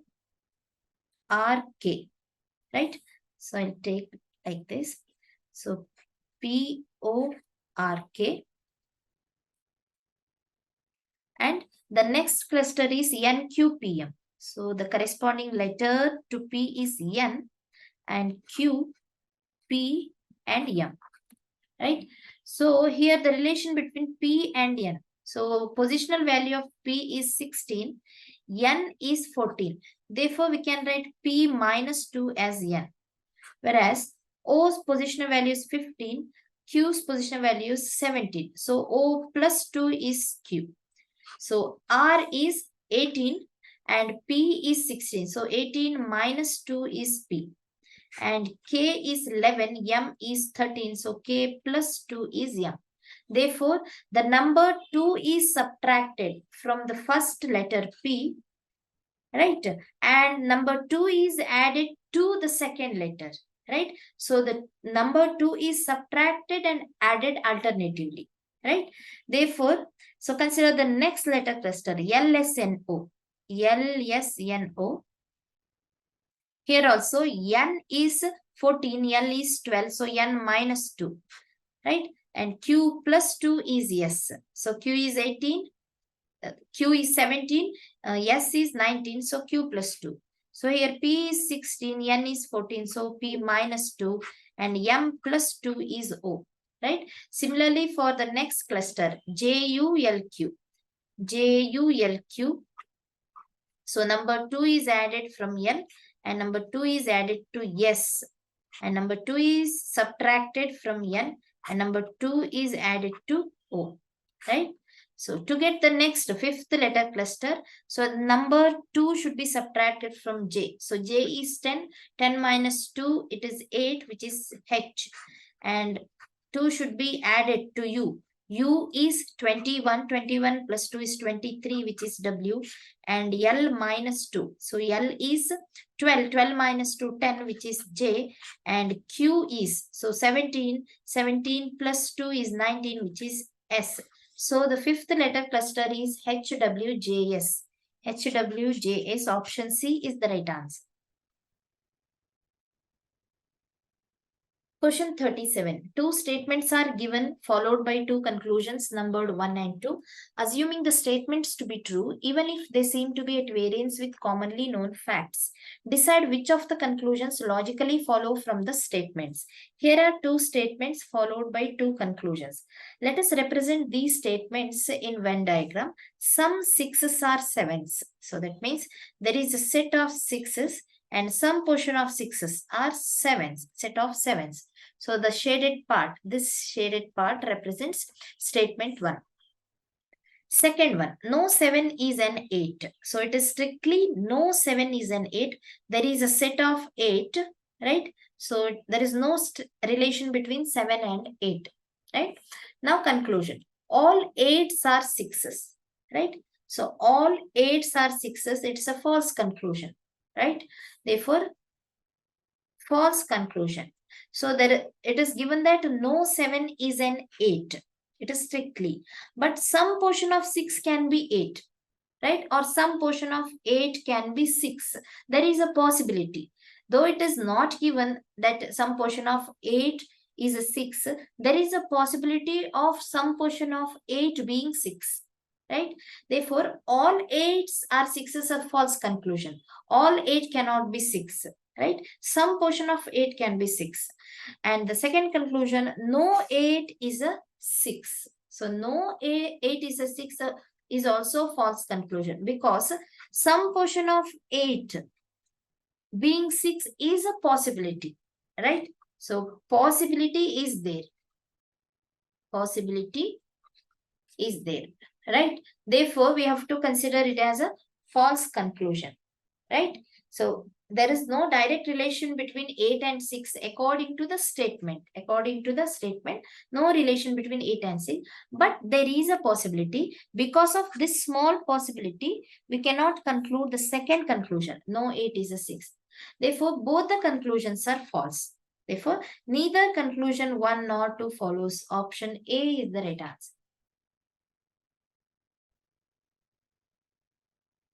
Question 38. which two signs should be interchanged to make the given equation correct, right? So to make the given equation correct, if we interchange the below mentioned signs, right? So what happens to the given equation? Let us check. So option A, if we interchange division and into signs, right? So the equation becomes 12 plus 156 divided by 13 means into 13, right? Into 6 becomes divided by 6 minus 100 is equal to 50, right? So here our work is to check whether LHS part is equal to RHS part or not, right? So here LHS becomes, here students we are following BODMAS rule, right? Removing the brackets first, there is no bracket, and off part, there is no off part here. So let us start with division, right? So 12 plus 156 into 13 by 6, we will get a fraction, right? 13 by 6 means 2.1666. It's continuous, right? So minus 100 is equal to 50. Right? Next comes division. So 12 plus. So 156 into 2.6. Again, you will get a fraction. Right? Minus 100 is equal to. So this fraction plus 12 minus 100 will be again a fraction. Right? It is not equal to 50. Therefore, LHS is not equal to RHS. Therefore, option A is not the answer, right? We cannot interchange division and multiplication sign to, that means to equalize LHS and RHS. Therefore, let us interchange plus and into. According to option B, plus and interchange. Plus and into. So 12 plus 156. Here instead of plus we are writing into. So it becomes 12 into 156 divided by 13 into 6 becomes plus 6 minus 100 is equal to. So again we are following BODMAS rule. 12 into 156 divided by 13. So it is 12, right? Plus 6 minus 100. So next comes multiplication. 12 into 12, 144 plus 6 minus 100 is equal to. So 144 plus 6 is 150 minus 100 is equal to 50. So which is equal to RHS, right? In the given equation, 50 is the RHS. Therefore, so if we interchange plus and into signs, then LHS will be equal to RHS. Therefore, option B is the right answer.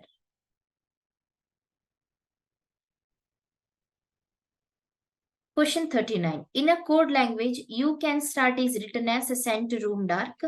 Can you read is written as room sent less, and you are good is written as tire room spin. So what is the code for the word can in this language? Here you can start is written as. So each word has its own code, right? So we'll write the words first. You can start is written as sent room dark. Sent room dark.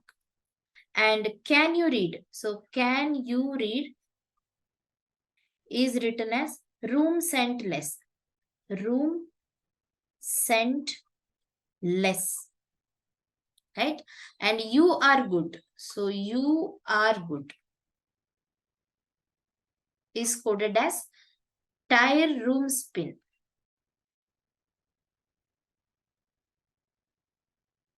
Tire room spin. Therefore, we need to find the code for the word can. So what is the code for can?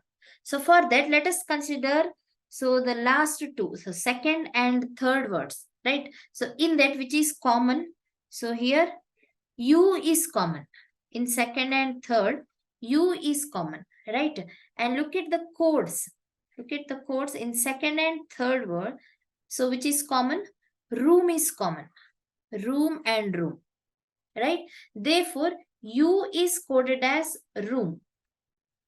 U is coded as room. Now between 1 and 2, right? Between 1 and 2. So what are the words common here? So U is common. U is common and U is coded as room, right? Circle it. Now apart from U, can is also common, right? Can is common. And here in the codes, sent is common. Therefore, can is coded as sent and U is coded as room, right? Since there are two commons in first and second, so U and can are common. Therefore, first we need to find the code for U, so which is room. Then we have to find the code for can. So code for can is sent. Therefore, option B is the right answer.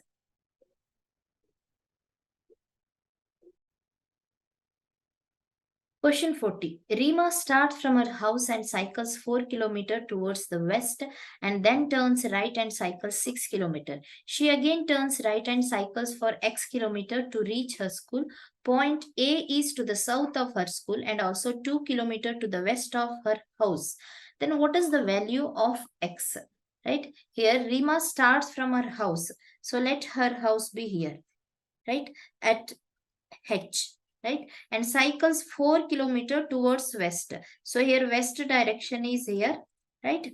And towards west, she cycles 4 km, 4 km, right? Then she turns right. So her right will be towards north, right? She turns right and cycles 6 km. So 6 km she cycles. Right, again she turns right. Again she turns right means so towards east, right? So towards east she turns to her right, right? And cycles x kilometer, right?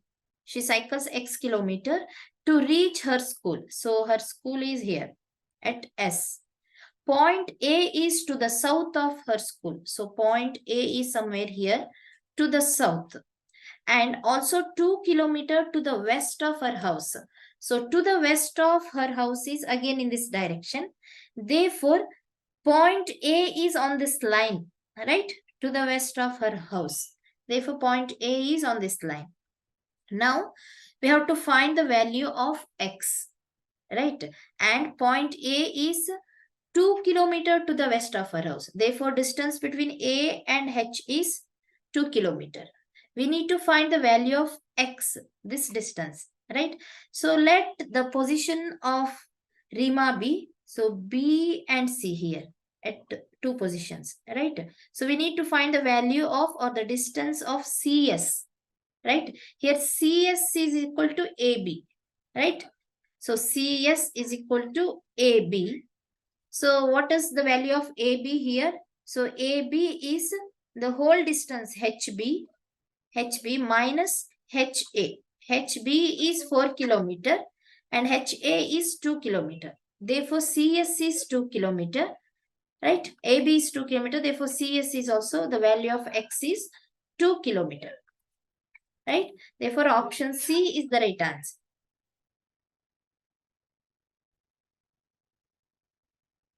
Question 41. Select the word pair in which two words are related in the same way as are the two words in the given pair.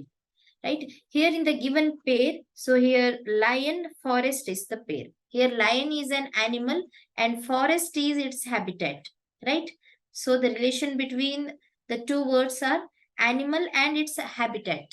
Habitat means its natural home. Right? Habitat means natural home. Natural home. Therefore, in the given options, 4 options, right? So which option represents the same relation, animal and its habitat, right? So here option A, bee, honey. So here honey is not the habitat of bee, right? So whereas shark, ocean, option B, so which is correct, right? Shark is an animal and its habitat is, its natural home is ocean, right? Therefore, option B is the right answer, right? In which the relation between two words is animal and its habitat, right? Therefore, option B. Question 42. If minus means plus, into means divided by means minus, plus means into, what will come in place of the following question, right? Here, 32 plus, here plus means into, right? So 32 into 36 into means divided by, so 36 divided by 4 minus. 4 minus means plus here. 4 plus 21 divided by. Here 21 divided by means minus. So it becomes minus 56 is equal to. Again we are following BODMAS rule here. So according to that, so here there are no brackets and off part. Let's start with division, right? This part. 32 into 36 by 4 is 9 plus 21 minus 56, right? Next comes multiplication. 32 into 9, right? So 288 plus 21 minus 56, which is equal to. Next comes addition followed by subtraction. 288 plus 21. So which is equal to 309. Am I right? 309 minus 56, which is equal to 253. Right? 253. Option B is the right answer.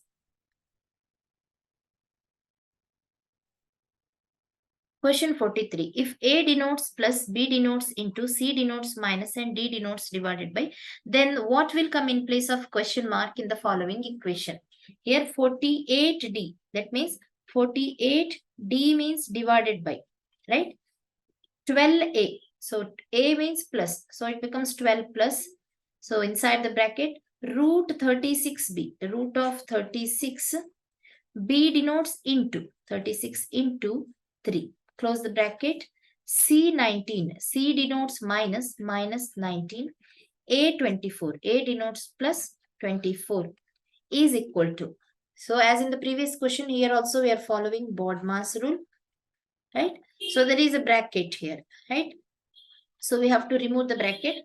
48 divided by 12 plus root 36. In order to remove the bracket, we need to remove this part, root 36, right? So root 36 is 6 into 3 minus 19 plus 24. So now remove the bracket. 48 divided by 12 plus 6 into 3, 18 minus 19 plus 24. Now comes division, right? So 48 divided by 12 means 4 plus 18 minus 19 plus 24. Next comes addition and subtraction. So 4 plus 18, 22. So 22 plus 24, which is 46. 46 minus 19. So which is equal to, so 60 minus 9, which is equal to 7. So 27 is the answer. Therefore, option B.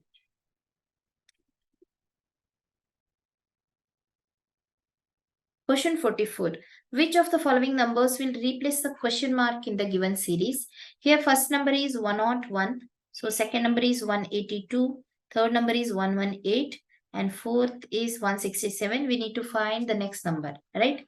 Here, we are not adding or subtracting any number from the other, right? So, here we are just finding the difference between the consecutive numbers, right? Here differences are, so 101 and 182. So the difference is 81. And the difference between 182 and 118 is 64. And between 118 and 167, difference is 49. Right? So look at these numbers, the differences. Right? Here 81 is square of 9. So 9 into 9. Whereas 64 is 8 into 8. Square of 8. 49 is square of 7, 7 into 7.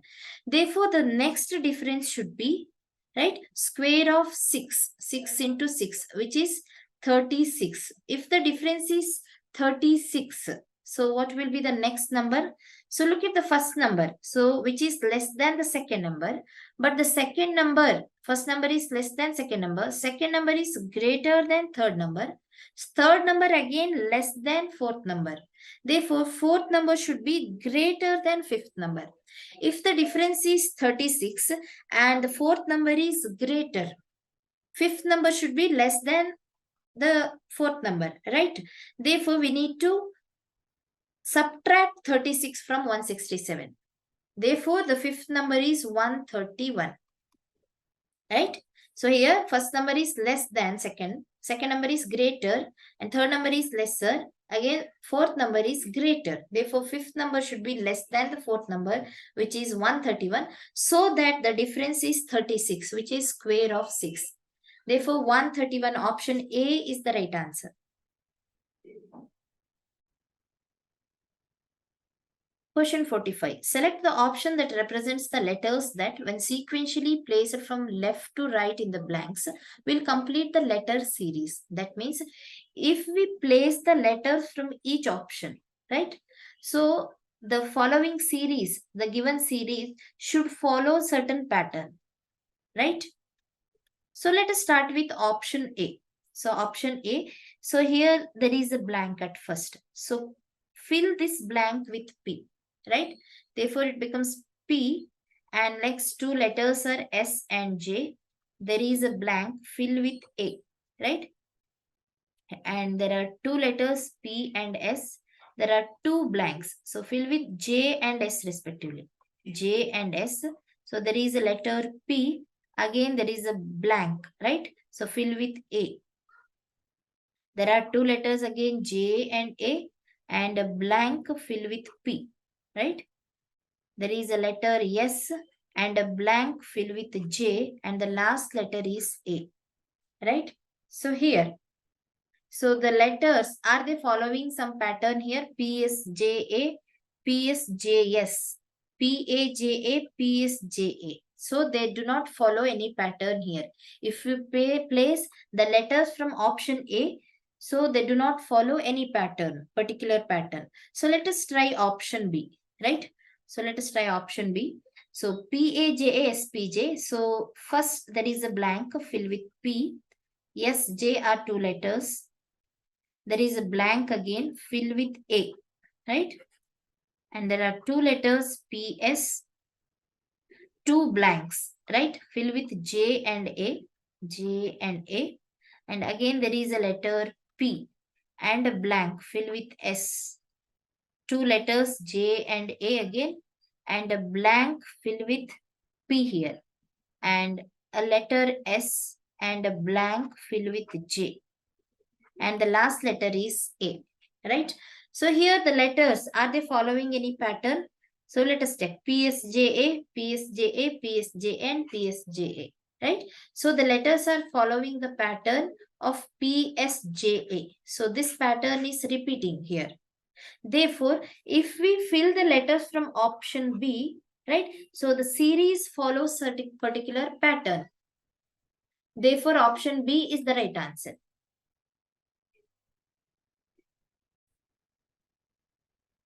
Question 46. Select the option that is related to the fifth letter cluster in the same way as the second letter cluster is related to the first letter cluster, and the fourth letter cluster is related to the third letter cluster, right? So we need to find the code or the letter cluster which is related to the fifth letter cluster, right? So for that we need the relation between first and second letter cluster and third and fourth letter cluster. So here list is coded as, so LIST, we'll take list, LIST, ST, right? Is coded as JN, GK, QU and RV. That means each letter has two codes, two letter codes. So L is coded as JN, I is coded as GK, and S is coded as QU, and T is coded as RV, right? So here the relation is, so J comes before L, right? So J plus 2, after J, K is the letter, right? Immediately after J, then comes L. Therefore, J plus 2 is equal to L, right? After L, so M comes, L plus 2 becomes N, right? Similarly, G, so G, H, I, therefore G plus 2 becomes I, and I plus 2 is K. So next Q, Q is the first letter, so Q, R, S, so Q plus 2 is S, and S, T, U, therefore S plus 2 is U. Similarly for R, R plus 2 is T, T plus 2 is V, right? Similarly for the third and fourth letter cluster, the relation is the same, right? And therefore we need to find the letter cluster for plum, right? So plum is related to PLUM, right? So previous letter of P. So P, O, P, M, N, O, P. N plus 2 is P, P, Q, R. Therefore, the next letter will be R. P plus 2 is equal to R. The letter cluster for L, right? So L is related to. So previous letter to L is K, before that J. So J plus 2 is L and L plus 2 is equal to N. And so a letter plus 2 is U, so which is S. So S plus 2 is U and U plus 2 is W. And a letter plus 2 is M, so which is K. K plus 2 is M and M plus 2 is O. Therefore, the code for plum is NRJNSWKO, right? So NRJNSWKO, option B is the right answer. Question 47. Which letter cluster will replace the question mark to complete the given series? So here the series has 4 letter clusters. We need to find the middle one, right? So in each letter cluster, so the first letter is connected to the first letter of the next cluster, right?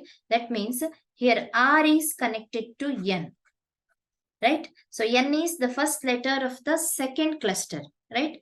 And S is connected to P, second letter, and B is connected to E, these are third letters, and G is connected to I in some way, right? So for that, we need the positional value of each letter. Here, R's positional value is 18 and N's positional value is 14. So we can write R minus 4 is equal to N. Look at the position value of P and S. S is 19, P is 16. So we can write S minus 3 as P. B is 2, E is 5. Therefore, 2 plus 3 is 5. Here we need to add 3, right? So G is 7, I is 9. Therefore, 7 plus 2 is 9, right? For the first letter, we need to subtract 4 from first letter and we need to subtract 3 from second letter and we need to add 3 to the third letter and add 2 to the fourth letter, right? Similarly for last two clusters, right? So we'll check last two clusters. So FJKM, right? FJKM. So F, J, K and M and BG and O. BG and O, right? So the position value of F is 6, B is 2, right? Therefore, 6 minus 4 is 2. So we have subtracted 4, right? As in the previous case. So J and G, J is 10, G is 7, therefore 10 minus 3, right? So it is similar in the previous case. K and N, K is 11, N is 14, therefore K plus 3. Add 3. M and O, M is 13, O is 15, therefore M plus 2. 2 is added, right? Similarly, for the third series, right? To get the third series, not series, third cluster, so we need to subtract 4 from N, right? So N minus 4, N is 14, minus 4 is 10, which is J. First letter is J. And P minus 3, subtract 3, right? So P is 16, 16 minus 3 is 13, which is M. And E plus 3, add 3. E is 5, 5 plus 3 is 8, which is H. And I plus 2, I is 9, 9 plus 2 is 11, which is K. Therefore, the third letter cluster is JMHK. JMHK, option 3 is the right answer, right? You can verify the answer by taking third and fourth letter cluster like this, right? So J minus 4, J is 10, 10 minus 4 is 6, which is F, verified. And M minus 3, M is 13, 13 minus 3 is 10, which is J, verified. H plus 3, H is 8, 8 plus 3 is 11, which is K, verified. And K plus 2, K is 11 plus 2 is 13, which is M, so verified. Therefore, the correct option is option C.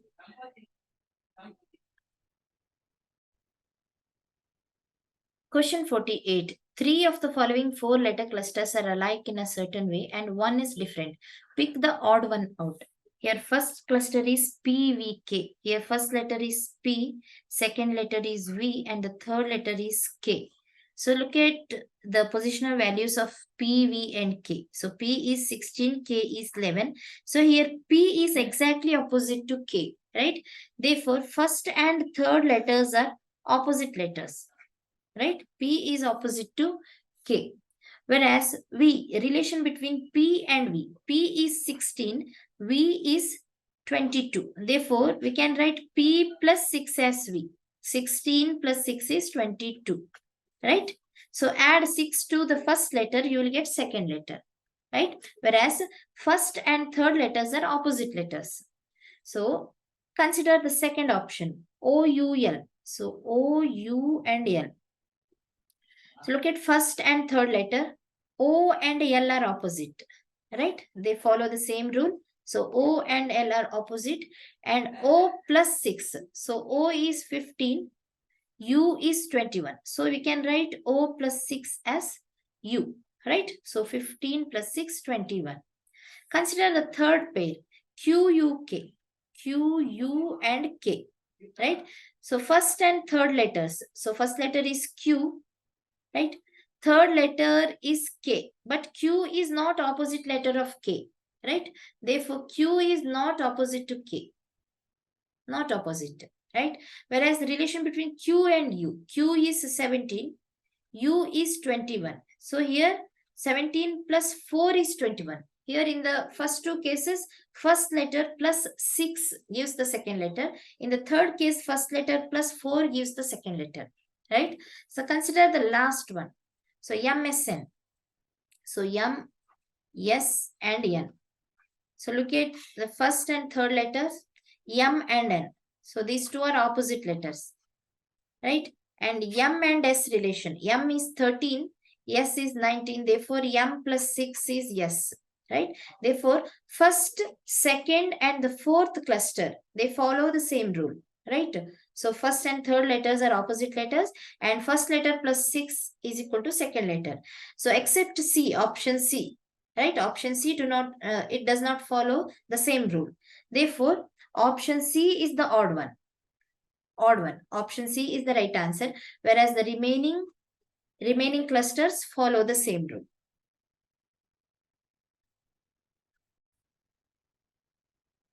Question 49. In a code language, trucks is written as GIFXPH and waste is written as DZHGV. How will fantasy be written in that language? Here, trucks is coded as, so TRUCKS.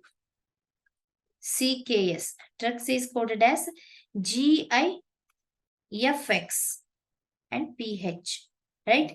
So look at the words, first words, T and G. So according to their positional value, right? So T is opposite to G, right? So T and G are opposite letters, whereas R and I. So R is opposite to I, right? And U and F are also opposite letters. C and X. C and X are also opposite letters. K and P, right? K and P are opposite and S and H are also opposite letters. Therefore, the word is coded as, or the letters in the words are coded as their opposite letters, right? Similarly, waste is coded as DZHGV. Therefore, so we'll find the code for fantasy, FANTASY. TASY. So the letter which is opposite to F is U. F is coded as U. A will be coded as Z and N is coded as M. Opposite letter of N is M. Of T, it is G. And A is coded as again Z and S is coded as H. Opposite letter of S is H and Y is coded as B. Therefore, fantasy is written as UZMG ZHB. UZMG ZHB. Therefore, option B is the right answer, right? UZMG ZHB.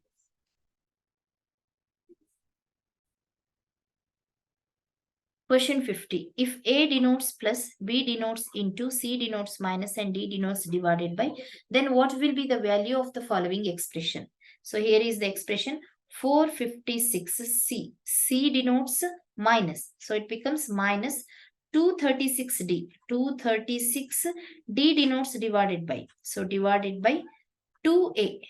2A denotes plus. So it becomes 2 plus 14B. 14B denotes into 1 is equal to. So here again we are following BODMAS rule, students, right? So first let's begin with division, right? Since there are no brackets and off parts, right? So division part, 456 minus 236 by 2 is, so 118, right? Plus 14 into 1. Next comes multiplication, 456 minus 118 plus 14. 14 into 1 is 14, right?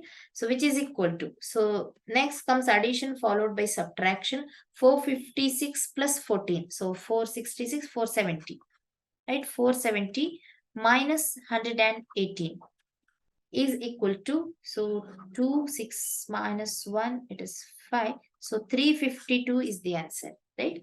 Therefore, option A is the right answer. Students, if you want to practice such type of questions and many more entrance exam question papers, please visit our website www.examsnet.com. You can also download our app. The link is given in the description box.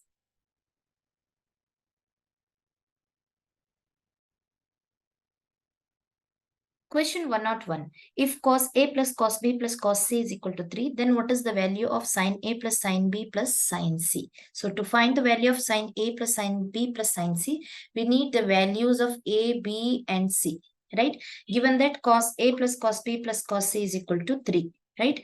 We know that cos of 0 degree is equal to 1 and sin of 0 degree is equal to 0, or cos of 360 degree is also 1 and sin of 360 is equal to 0, right? Here the highest possible value for cos of a degree is equal to 1, or cos of 360 degree. It may be 0 degree or 360 degree.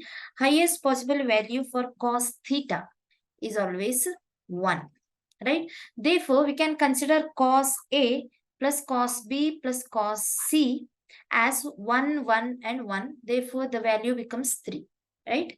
Therefore, cos A is equal to cos B is equal to cos C is equal to 1. Therefore, their sum becomes 3, right? So, what is the value of A then? So, either 0 or 360, right? Therefore, A is equal to B is equal to C is equal to 0 degree, or A is equal to B is equal to C is equal to 360 degree, right? So if A, B, C are 0 degree or 360 degree, so what happens to the value of sin A plus sin B plus sin C, right?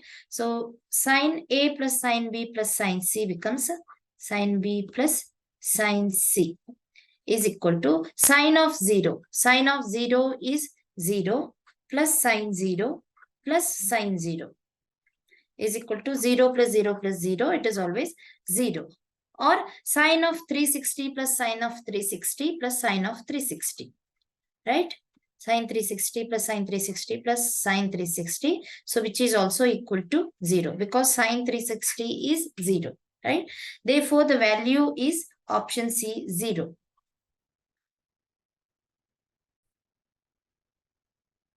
Question 102. A shopkeeper sells his items using a faulty balance which measures 25% less. He then marks up his items 50% above the cost price. If he also gives a discount of 10%, then find his net profit percentage on 1 kg items. Here, the profit percentage on 1 kg items need to be calculated, right? Since profit percentage depends on cost price and selling price. and also discount of 15% is given here, right? Not 15%, discount of 10% is given here. Therefore, we need to find the selling price of the item after giving the discount and also the cost price. For that, we need to assume the cost price of 1 kg item here, right? So let cost price of the item be cost price of the quantity is 1 kg item, right? Cost price of item be 1000 rupees, right? But the actual weight of the item is 25% less than the 1 kg item, right? Because of faulty balance, he sells only 75% of item, right? Therefore, sold item or quantity of sold item is 75% of 1 kg, which is only 750 gram, right? So which is 75% of 1 kg, right? First, we need to find the selling price of 1 kg item. For that, we need the market price, right? So what is market price? He marks off his items 15% above the cost price. Therefore, market price is 115% of 1000 rupees. 15% above the cost price means 115% of 1000 rupees. So which is 1150 rupees, right?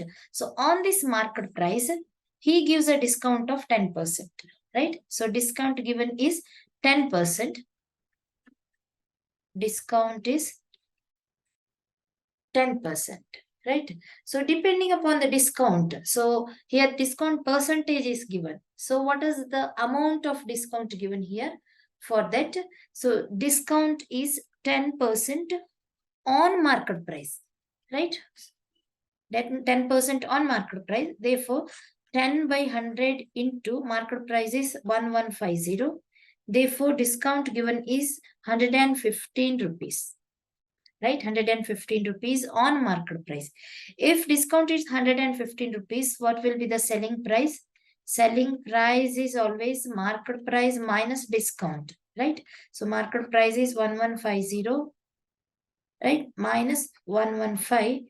Therefore, selling price of 1 kg item, right? 1 kg item is 1035 rupees. Selling price of 1 kg item. But he sells only 750 gram item, right? Actual sold item is of only 750 gram, right? Therefore, so we need the cost price for only 750 gram, right? Therefore, cost price of only 750 gram is equal to, how to find the cost price? So cost price of 1 kg item is 1000 rupees. Therefore, cost price of 750 gram, which is 0.75 kg, right? So cost price of 1 kg is 1000 rupees. Therefore, cost price of 0.75 kg. So which is 750 rupees, right? Therefore, so what is the profit percentage, right? So therefore, profit percentage. So by the formula, profit percentage is, so selling price minus cost price over the cost price into 100. So selling price is here, selling price of 1 kg, right? According to the customer, it is selling price of 1 kg, but according to the shopkeeper, it is only 750 gram, right? Therefore, selling price is 1035 rupees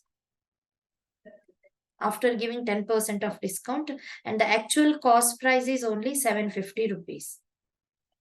Over the cost price 750 into 100, right? So you will get 38% as profit percentage, right? Therefore, by selling only 750 gram of item instead of 1 kg, he gains 38% profit, right? Option D is the right answer. First, we need to find the market price. So here market price is 50% above the cost price. For that, we need to assume the cost price as 1000 rupees, right? So market price will be 1150, right? And he gives the discount of 10% on market price. So discount amount will be 115 rupees. So depending upon discount, we can find the selling price. So which is market price minus discount. So 1035 rupees. So this 1035 rupees is selling price of 1 kg item. But he sells only 750 gram of item. Therefore, cost price of 750 gram of item will be 750 rupees. Right? Therefore, why do we need cost price of 750 rupees? Because profit percentage depends on both selling price and cost price. Therefore, selling price already we have calculated and cost price is only 750 rupees. Therefore, he gains more profit. Right? So because of selling less amount or selling the less quantity of item, he gains more profit, which is 38%. Therefore, option D is the right answer. Question 103. The average of 15 results is 21. The average of the first 7 of those is 21. And the average of last 7 is 20. Then what is the 8th result? So consider there are 15 results, right? 1, 2, 3, 4, 5, 6, 7. First 7. So this will be the 8th result. And 9, 10, 11, 12, 13, 14, 15 results, right? In that, so the total average of 15 results is given 21. Right? So each one has its own result, right? Therefore, here first 7 results, average of first 7 results is 21. Average is given. So depending upon the average, we can find sum of the results, right? So sum of the first 7 result and sum of the last 7 results, right? So here average of last 7 results is given, so which is 20. Average is 20 and the number of results are 7. So using average and number, we can find sum of the results, right? So here total sum of the results, right? Total sum of the results also given, which is average of 15 results into number of results, right? So total sum minus first 7 sum minus last 7 sum gives 8th result, right? Therefore, let's go step by step here. So the sum of 15 results, all 15 results by the formula sum of results. Average is sum of results divided by number of results. Therefore, sum of 15 results is average into number, right? Number of results. There are totally 15 number of results and their average is 21, which is already given. So 21 into 15, which is 315, is sum of 15 results. In that, sum of first 7 results. First 7 results. Right? So first 7 result. So average into again number of results. Average is 21 into 7. So 147 is sum of first 7 results. And sum of last 7 results. Sum of last 7 results. Right? Is equal to, so number of results are 7 into average is 20. Therefore, it is 140. Right? Therefore, what is the value of 8th result? 8th result. So 8th result will be, so the total sum of 15 results, which is 315, minus sum of first 7 result, which is 147, minus sum of last 7, which is 140, right? Therefore, 315 minus 287, right? 15 minus 7 is 8, so 10 minus 8 is 2. Therefore, 8th result is 28, right? 8th result is 28. Therefore, option C is the right answer, right? Since average is given here, average is nothing but sum of the values divided by number of values. Number of values, right? Therefore, so in first 7 cases, for first 7 result, we need the sum of the result and also for the last 7 results, sum of the results, right? And the remaining result is 8th result. Since there are totally 15 results, remaining result is 8th result, right? Therefore, option C is the right answer.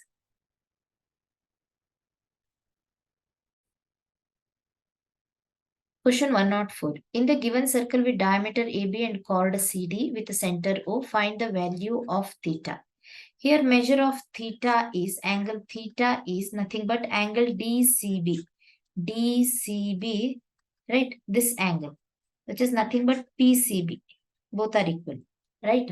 Because these two are the angles. Angle theta and DCB are the angles made by the same arc in a circle, right? Here arc is DB, right? So made by the same arc DB, right? When two lines in a circle intersect each other like this, right? And the angles made by this, if we join the lines here, if we join these two lines like this, so angles made by the same arc. So we'll consider 1 and 2 are the angles. So angle 1 is equal to angle 2, right? So this holds good only in case of circle, right?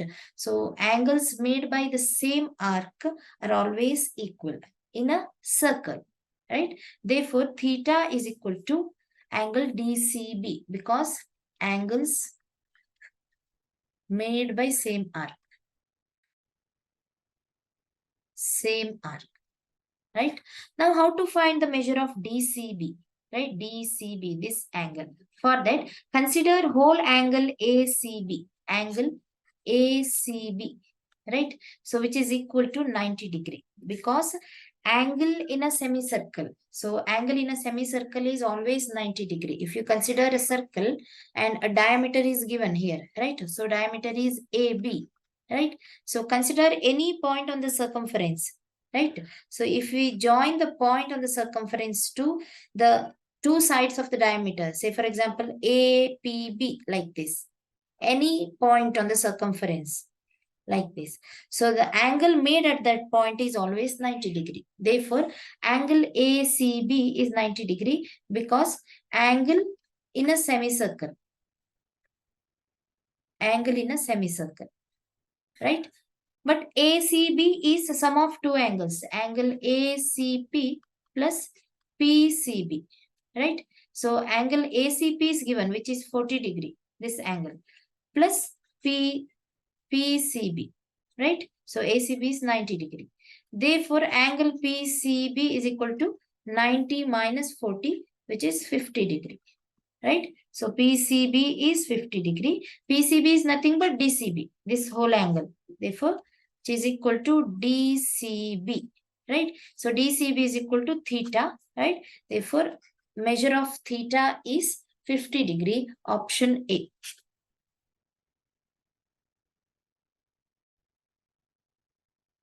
Question 105. The following table shows the number of centuries scored by the cricketers in the past 5 years. So in the past 5 years, 2021, 2019, 18 and 17, right? So the number of centuries scored by 5 cricketers are given. So the question is, in which year the maximum number of centuries were scored? So we have to find the total centuries in each year, right? So we'll consider total centuries in each year. So in 2021, so total number of centuries is equal to 1, 2, and 3. 3 centuries in 21. Whereas in 20, so it is 2 plus 1, right, is equal to 3. And in 2019, total centuries is equal to 5. 5 centuries scored. And total centuries in 2018, 2. Whereas in 2017, 1 plus 1 plus 1 plus 1. So 4 centuries, right? So in 2019, maximum number of centuries were scored. Therefore, option, look at the option. Option C is the right answer, right? In 2019, maximum number of centuries were scored.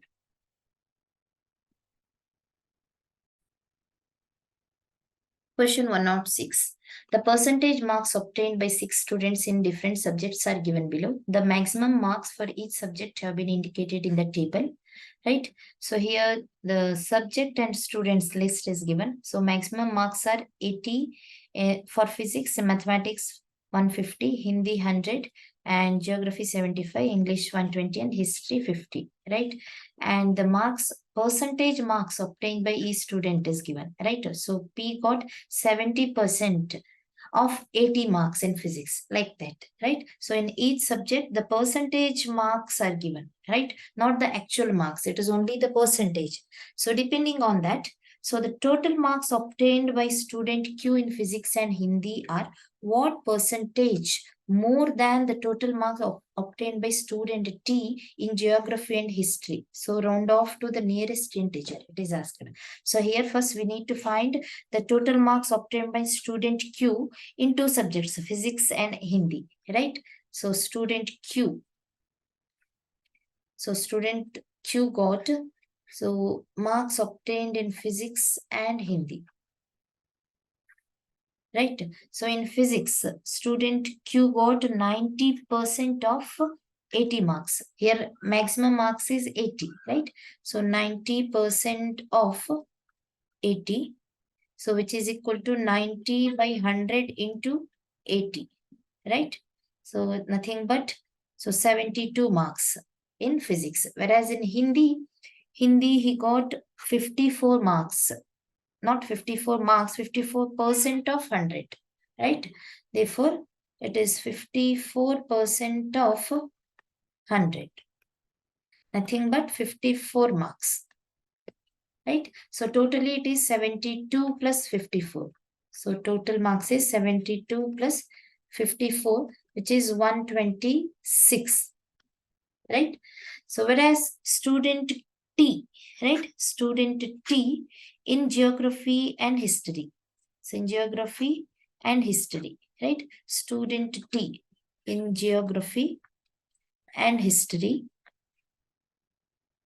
So in geography, he got 88% of maximum marks, which is 75, which is nothing but 88 by 100 into 75 means 88 by into 3 by 4, which is 22 into 3, 66 marks in geography. Whereas in history, he got 42% of total marks, which is 50, right? 50%, 42% of 50 means 42 into 50 by 100. So 42 by 2, which is 21 marks, right? So totally, he got 66 plus 21 marks in geography and history.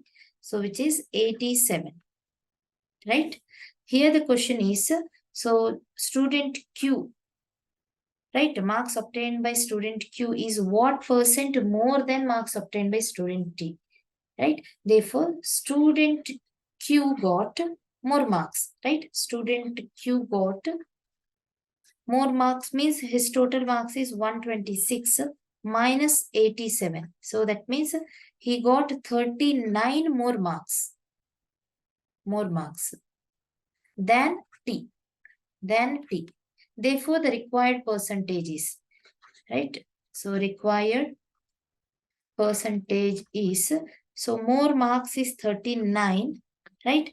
39 than the total marks of student T over 87, therefore for 100, right? So if the total mark of student T is 87, student Q got 39 more marks. Therefore, for 100, what is the required percentage?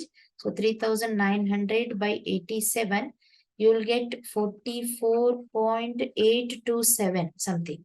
So which is nearly equal to 45%, right? Therefore, student Q got 45% more marks compared to student T.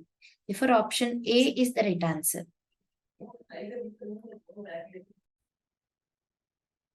Question 107. What is the value of the following in terms of trigonometric ratios? Here, sine A by 1 plus cos A, sine A by 1 plus cos A, plus 1 plus cos A by sine A, right? Here, we'll take 1 plus cos A into sine A as LCM. Cos A into sine A, LCM. So the numerator becomes sine A into sine A, right?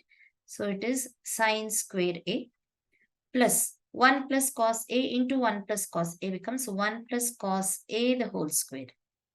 So which is equal to sine square A plus, so which is in the form of A plus B whole square, right?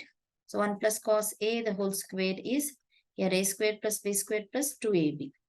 which is nothing but 1 square is 1, cos A whole square, cos square A plus 2 times AB, 2 cos A into 1, right, which is 2 cos A whole divided by, so sin A into 1 plus cos A, 1 plus cos A, right? So which is equal to, here sin square A plus cos square A, which is 1 plus this 1 plus 2 cos A, right? So from the identities, trigonometric identities, cos square A plus sin square A is equal to 1, right? Therefore, 1 plus 1 plus 2 cos A whole divided by sin A into 1 plus cos A, right? So which is nothing but 2 plus 2 cos A. We can take 2 common. So it becomes 2 into 1 plus cos A whole divided by sin A into 1 plus cos A. So you can cancel 1 plus cos A here. So the remaining term is 2 by sin A, right? So which is 2 into cosecant A, because 1 by sin A is equal to cosecant A, right? Therefore, the answer is 2 times cosecant A, option A.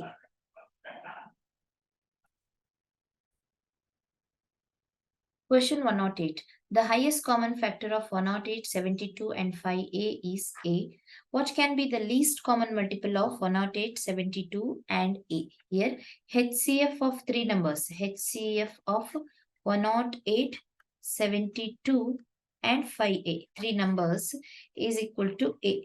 So here we need to find the LCM of these three numbers. LCM of 108, 72 and A.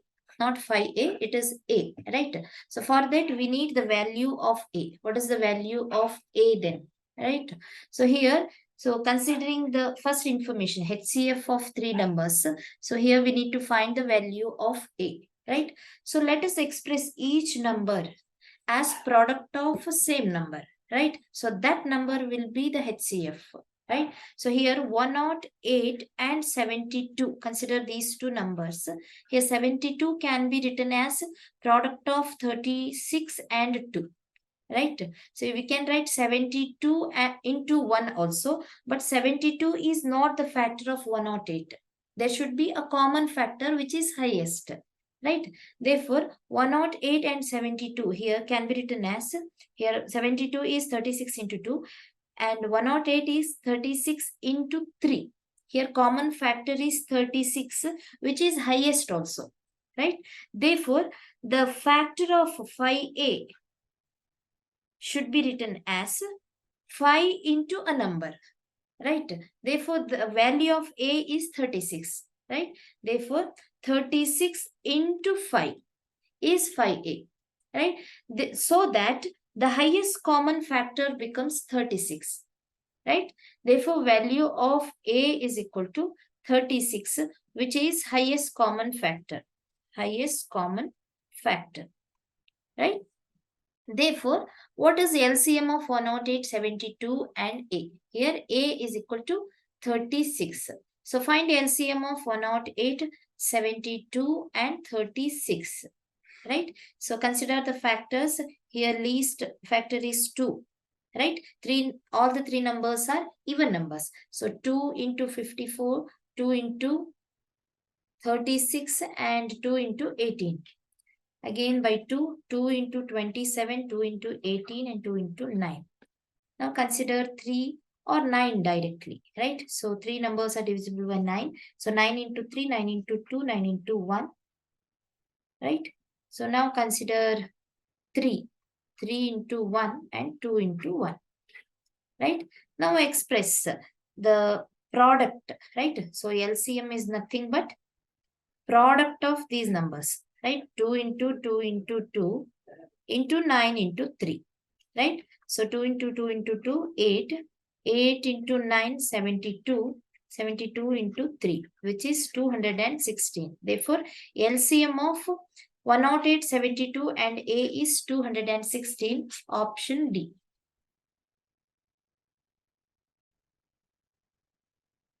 Question 109. If the number 6336633P is divisible by 132, then the value of P is. Here, the given number is divisible by 132. So, which is the product of 11 and 12. Right? So, if the number is divisible by both these numbers, 11 and 12, then it is easily divisible by 132. It is simple rule. Right? Now, we have to check whether the number is divisible by both 11 and 12. Right? So check the divisibility of 11 here, right? So a number is divisible by 11 if the difference between the sum of the numbers at the even places and sum of the digits at the odd places is equal to 0 or multiples of 11. Then the number is easily divisible by 11, right?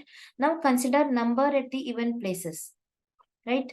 So here 6, 3, 6, 3. Right? So numbers at even places, or we'll consider the sum, right? The sum of the numbers at even places is equal to here 6 plus 3 plus 6 plus 3. Here the sum is 18, right? And sum of numbers at odd places. So odd places numbers are 3, 6, 3 and P, right?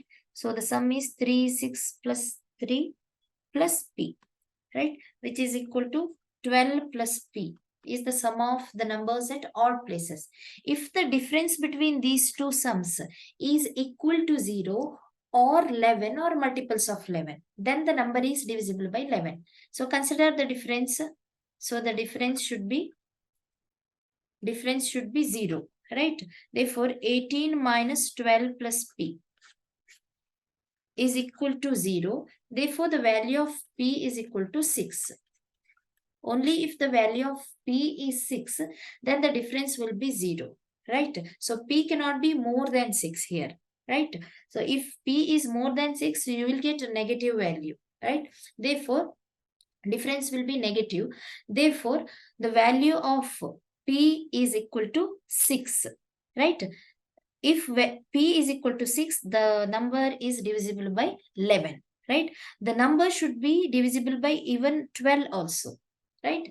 So check the divisibility rule of 12, right? So a number is divisible by 12 when the number is divisible by both 3 and 4, because 12 is product of 3 and 4.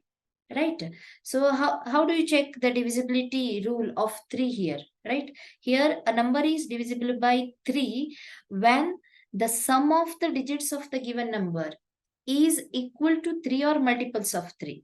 Right? Consider the digits here. So 6 plus 3 plus 3 plus 2 6s plus 3 plus 3 plus P should be equal to 3 or multiples of 3, right? Here 6 plus 6, 12, 18, 24, 30 plus P, right?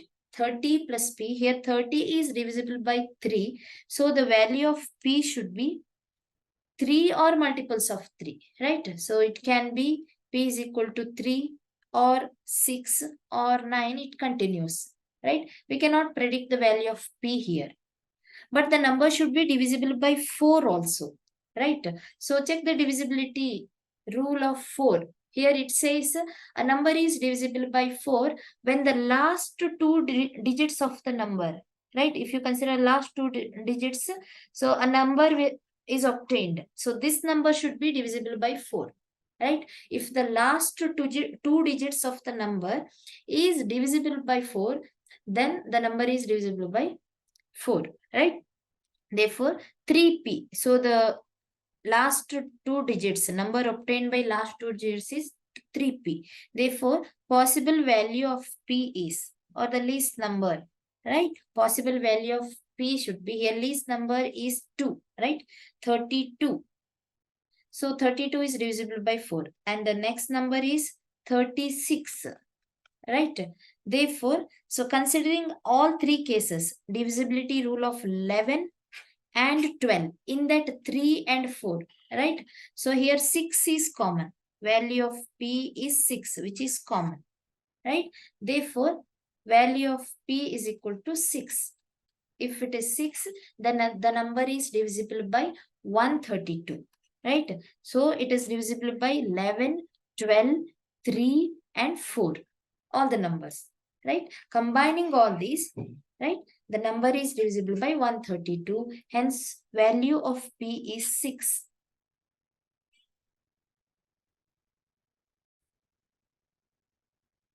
Question 110. The area of a circle is 1386 centimeters square. What is the radius of the circle? Right? Here area is 1386. Area of the circle formula is pi r square. Right? Area of a circle is equal to pi r square. Therefore, pi r square is equal to 1386. Here use pi as 22 by 7. Therefore, we can write 22 by 7 into radius square is equal to 1386. Therefore, radius square is equal to 1386 into 7 by 22.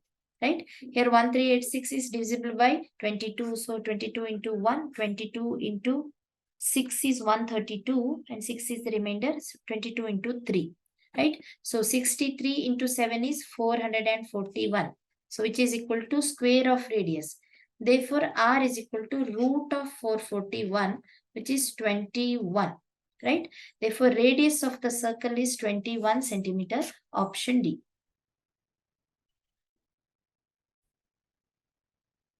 Question 111. The price of one shirt is 700 rupees in a shop on which 10% discount is available for all customers. An additional 20% discount is there for the customers who pay in cash. What is the amount a customer has to pay for a shirt if he pays in cash? Since he is paying in cash, so two types of discounts are available here. One is 10% for all customers. Another is 20% if he is paying in cash. Right? Therefore, when 10% discount is available, so what will be the price of the shirt? First, we need to find that price, right? Later, on this price, when 20% discount is available, right? Then what will be the price of final price of the shirt, right? So on two discounts, we need to separately find price of the shirt, right? So let us go one by one right here.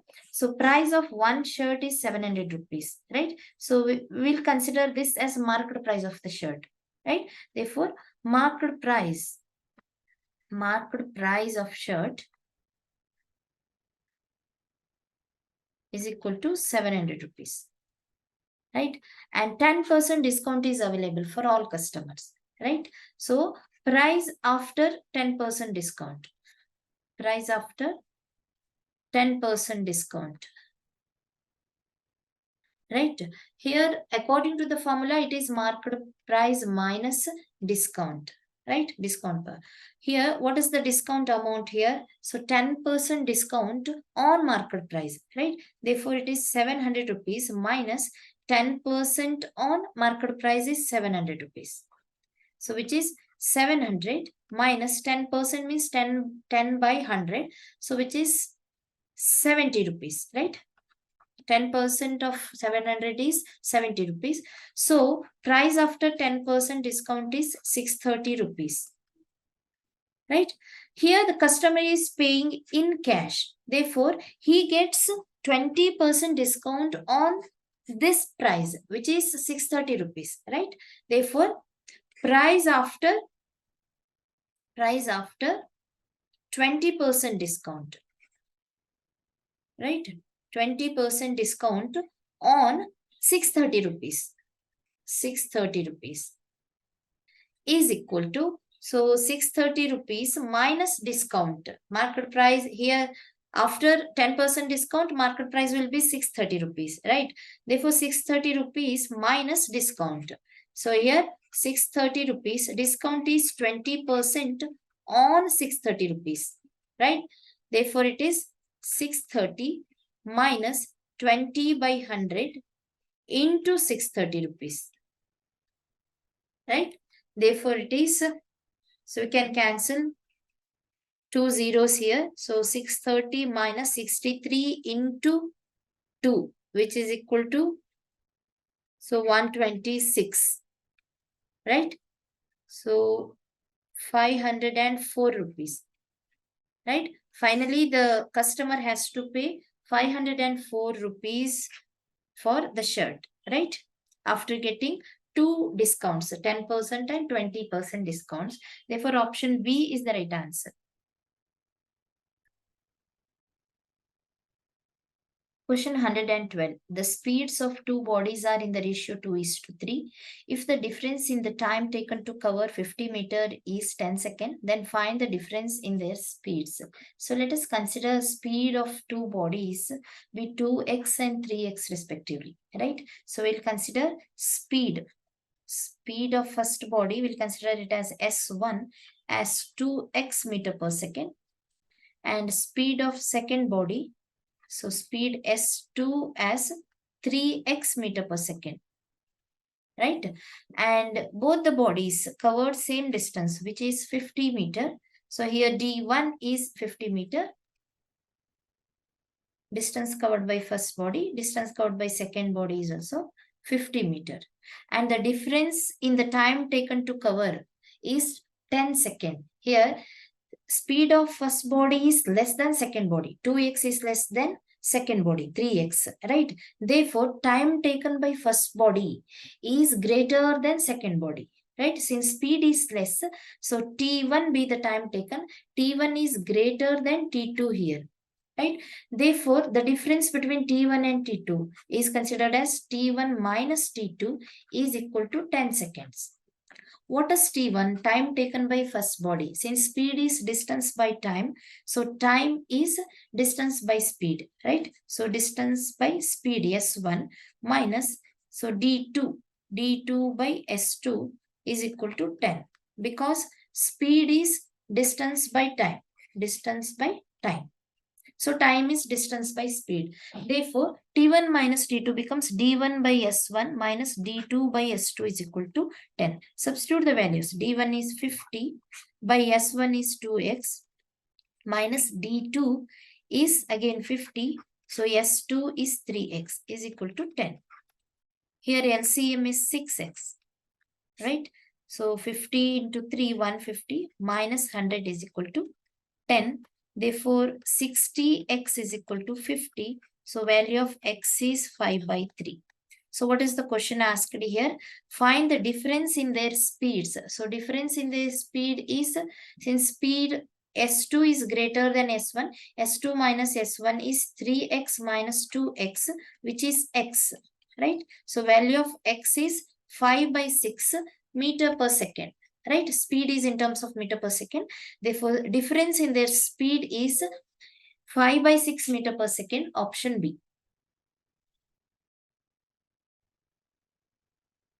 Question 113. If x, y, z and w are in fourth proportion, x is equal to 3, y is equal to 13 and w is equal to 39, determine z. Here x, y, z and w are in fourth proportion. Fourth proportion means when four values are in fourth proportion, then first and second value. So first is to second, that is x is to y is equal to third value is to fourth value, right? Here x, y, z and w are in fourth proportion. Therefore, x is to y is equal to z is to w. That means x by y is equal to z by w, right? So value of x is 3 by y is 13 is equal to, we have to find the value of z divided by w is 39, right?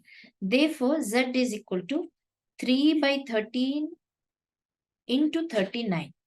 Right? So 13 into 3 is 39. Therefore, value of z is 9. Therefore, option D is the right answer. Students, if you want to practice all the questions from this paper, please visit our website www.examsnet.com. You can also download our app. The link is given in the description box.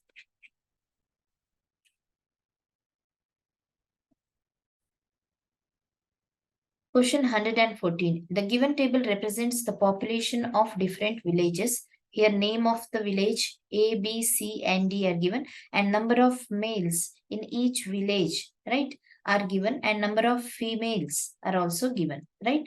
So depending upon these values, so find the ratio of males to females in all villages. That means we need to find total number of males in all villages and total number of females, right? And finally, we are going to find the ratio of males to females. Here, total number of males. Total number of males is equal to, in village A, so there are 1500 males.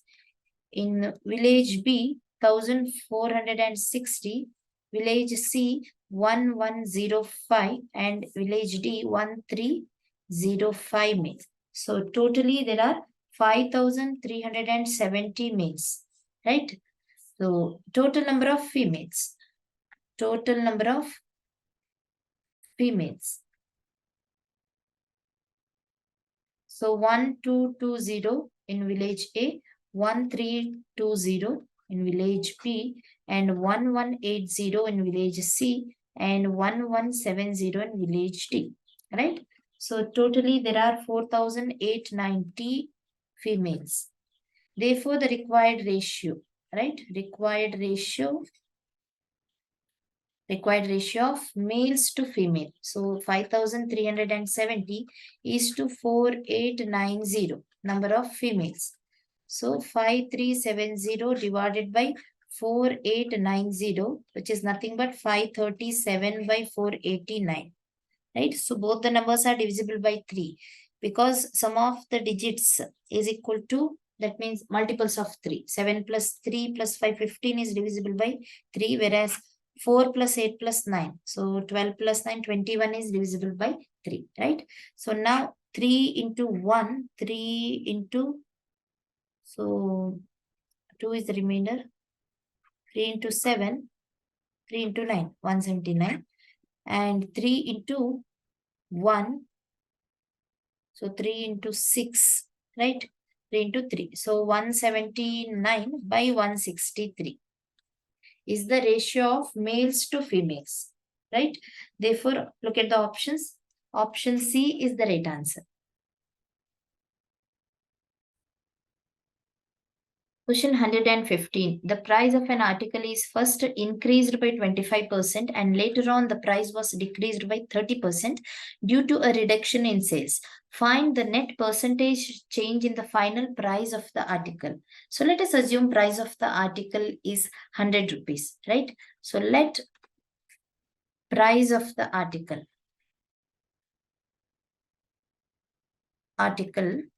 be 100 rupees. Here, price is increased by 25% first, right? So, increased price will be,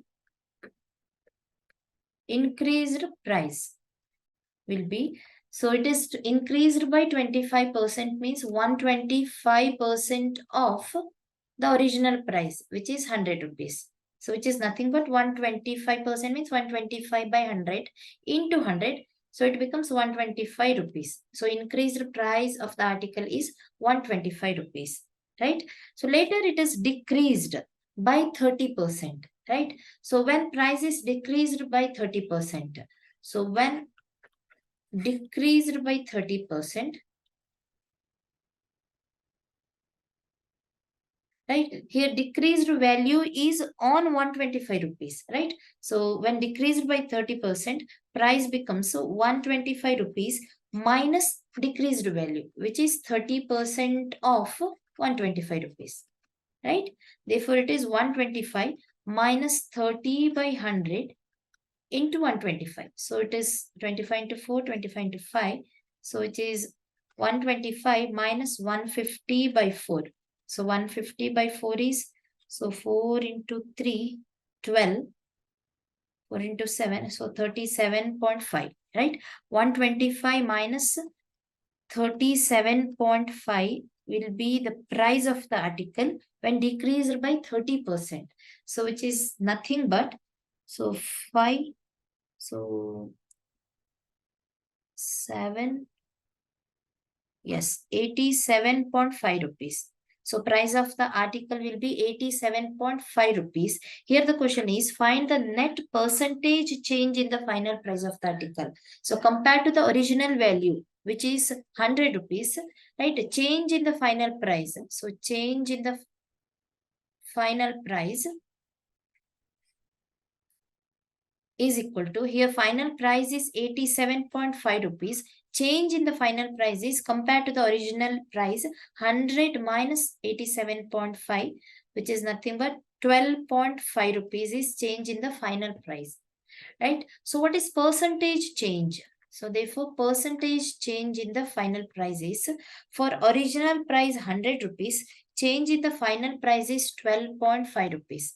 Here change in the final price is always depends on original price, right? Then only we can compare the, or we can compare the original and final price, right? Therefore percentage change depends on original price. So for original price 100 rupees, change in the price is 12.5 rupees.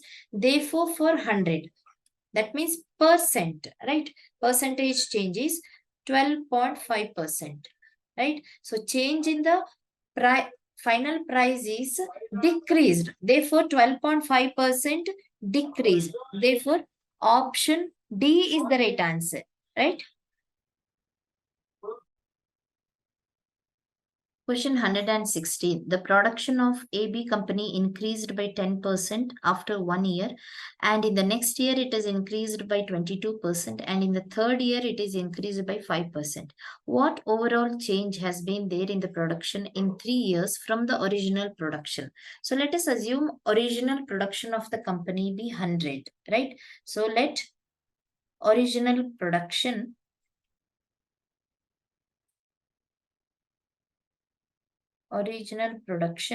be 100. Right? So in each year, the production has been increased, right? So increased production after 1 year, right? So production after 1 year, will be, so increased by 10%. So it becomes a 110% of original production, right? So 110% of original production, which is nothing but 110% of 100. So which is nothing but 110, right? 110 by 100 into 100 becomes 110. And in the next year, it is increased by 22%. Therefore, production after 2 years. In the next year, so it is increased by 22%. 22%, that means 122% of 110, right? So 122% of already produced, right? Therefore 122 by 100 into 110, we can cancel 10.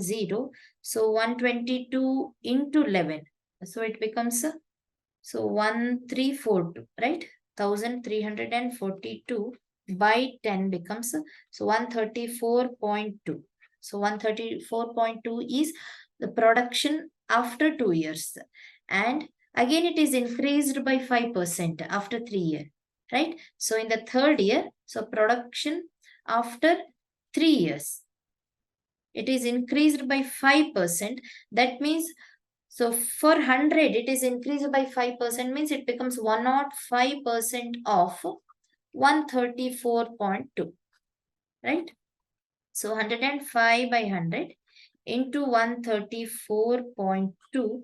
So after simplification, you will get 140.9, right? This is production at the end of third year, right? Here the question is, what overall change has been there in the production in 3 years from the original production compared to the original production, which is 100? So what is change in the production, right? In percentage, it is given particularly in percentage. Therefore change in the production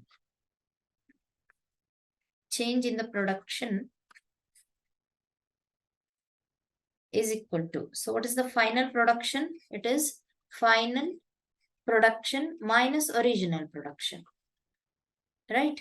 So what is final production? 140.9. So at the end of third year, it is 140.9, and the original production, according to our assumption, it is 100, right?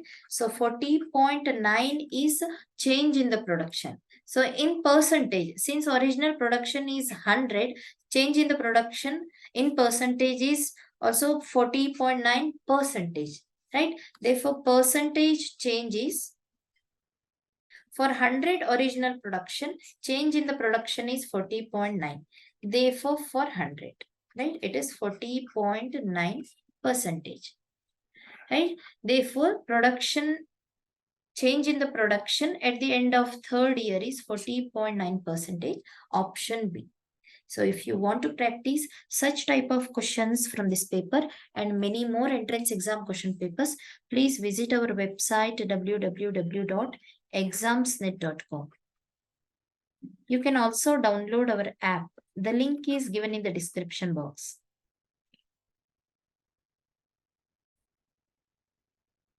Question 117. Study the following table and answer the questions given below. Find the ratio of the number of students who opted biology in school B and school D. So in school B and D, so number of students who opted biology. Here, percentage of enrolled students opted biology is given. Here, 36% students opted biology in school B and 18% students opted biology in school D. So what is number of students here? So number of students who opted biology. So only in school B and D, right? So in school B, so out of 136 students opted biology. Therefore, out of total number of students, here total number of students is 400. So which is, so 36 into 4, which is 144 students opted biology, right? Whereas 18% in school D, so out of 100, 18 students opted biology. Therefore, out of 800, right? So which is also, so two zeros will get cancelled. 18 into 8, again 144. Here the question is, so ratio of number of students opted biology in school B and school D, right? Therefore, the required ratio is, so 144 students in school B and 144 students in school D, right? Therefore, ratio is 1:1, right? Same number of students opted biology in both the schools. Therefore, 1:1, option C is the right answer.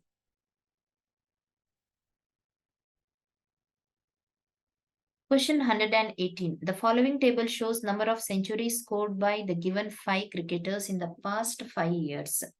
Here the question is, who scored maximum number of centuries? Here among 5 cricketers, A, B, C, D and E, who scored maximum number of centuries? Right? Here A scored 1 century in 2021, in 2020, 0, in 2019, 1, 2018, 0, and 2017, 1.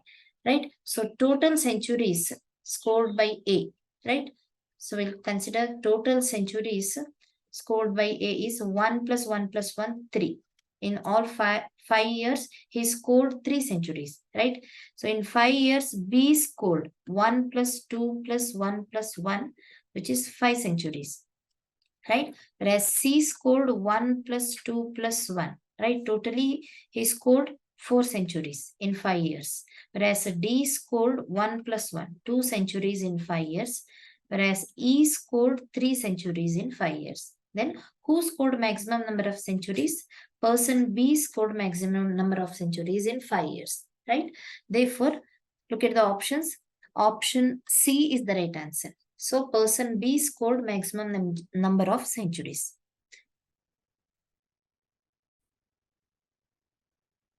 Question 119. The bar graph given here shows the data of production of cars by 3 different companies X, Y, and Z over the years.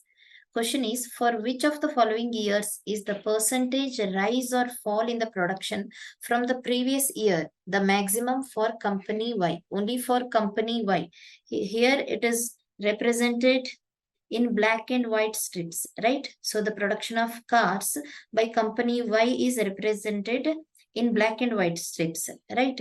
So we need to find, so which of the following years, in which of the following years the percentage rise or fall in the production of cars compared to the previous year is maximum, right? So for only company Y,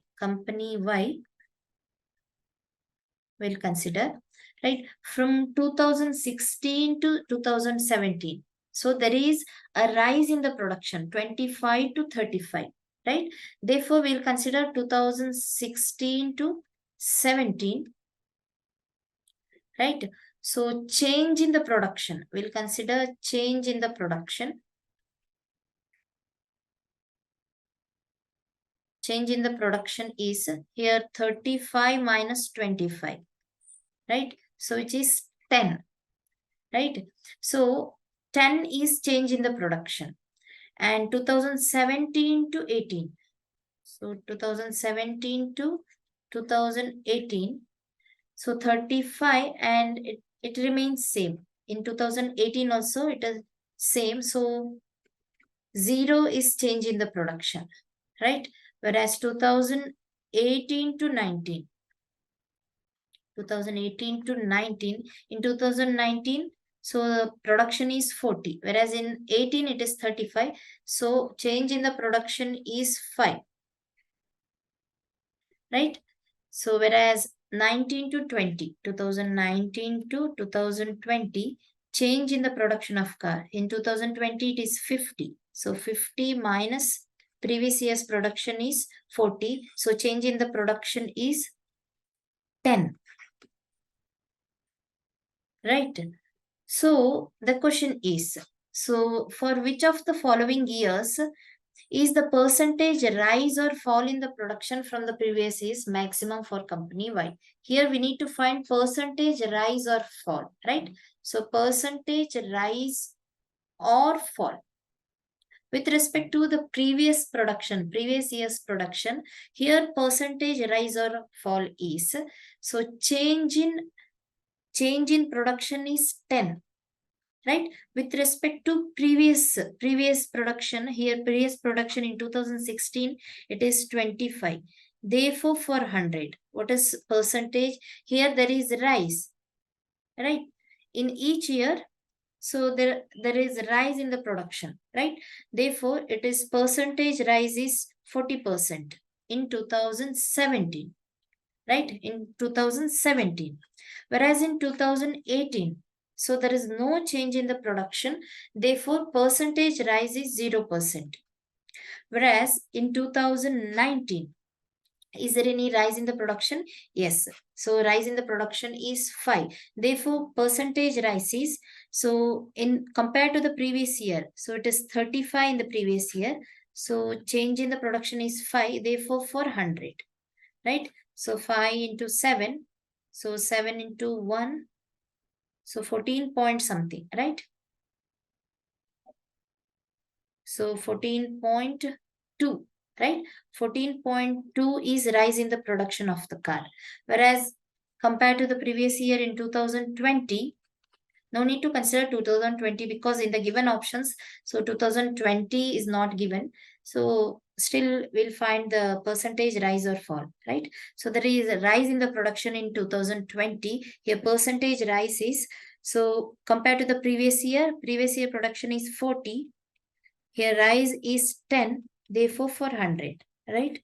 So it is 100 by 4, which is 25% rise in the production. Therefore, so in 2017, so there will be, 40% rise in the production of car, right? Therefore, 2017, option D is the right answer, right? So in 2017, so maximum rise in the production of car compared to the previous year, right? Option D is the right answer. So which is maximum rise in the production of cars, which is 40% rise. Option D is the right answer. Question 120. If the value of cosecant A plus cot A is equal to m, then the value of cosecant A minus cot A is. So consider cosecant A minus cot A. Cosec A minus cot A, right, is equal to. So multiply both numerator and denominator by cosecant A plus cot A, or multiply and divide the given expression by cosecant A plus cot A, right? So cosecant A minus cot A into cosecant A plus cot A plus cot A divided by cosecant A plus cot A. So there will not be any change in the value of the expression, right? Here consider the numerator, right? Cosecant A minus cot A, cosecant A into cot A. So which is in the form of A plus B into A minus B, right? So it is equal to A square minus B square. So now express the numerator. So as cosecant square A minus cot square A divided by, so cosec A plus cot A, right? So from the identities, cosecant square A minus cot square A is always 1, right? So cosec square theta minus cot square theta minus cot square theta is always 1. So 1 by cosec A plus cot A. It is given that the value is m. So 1 by m. Therefore, the value of cosec A minus cot A is 1 by m. Option A is the right answer. If you want to practice such type of questions and many more entrance exam question papers, please visit our website www.examsnet.com.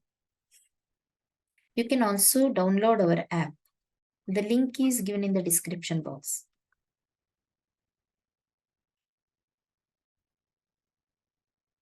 Question 121. There are 3 taps A, B and C in a tank. These can fill the tank in 10 hours, 20 hours and 25 hours respectively. At first, all 3 taps are opened simultaneously. After 2 hours, tap C is closed and tap A and B keep running. After 4 hours, tap B is also closed. The remaining tank is filled by tap A alone. Find the percentage of work done by tap A itself. So let us consider a tank, right? So tank has 3 taps, right? Tap A, tap B and tap C. Where tap A can fill the tank in 10 hours, B can fill it in 20 hours, whereas C can fill the tank in 25 hours, right? So at first, all 3 taps are opened.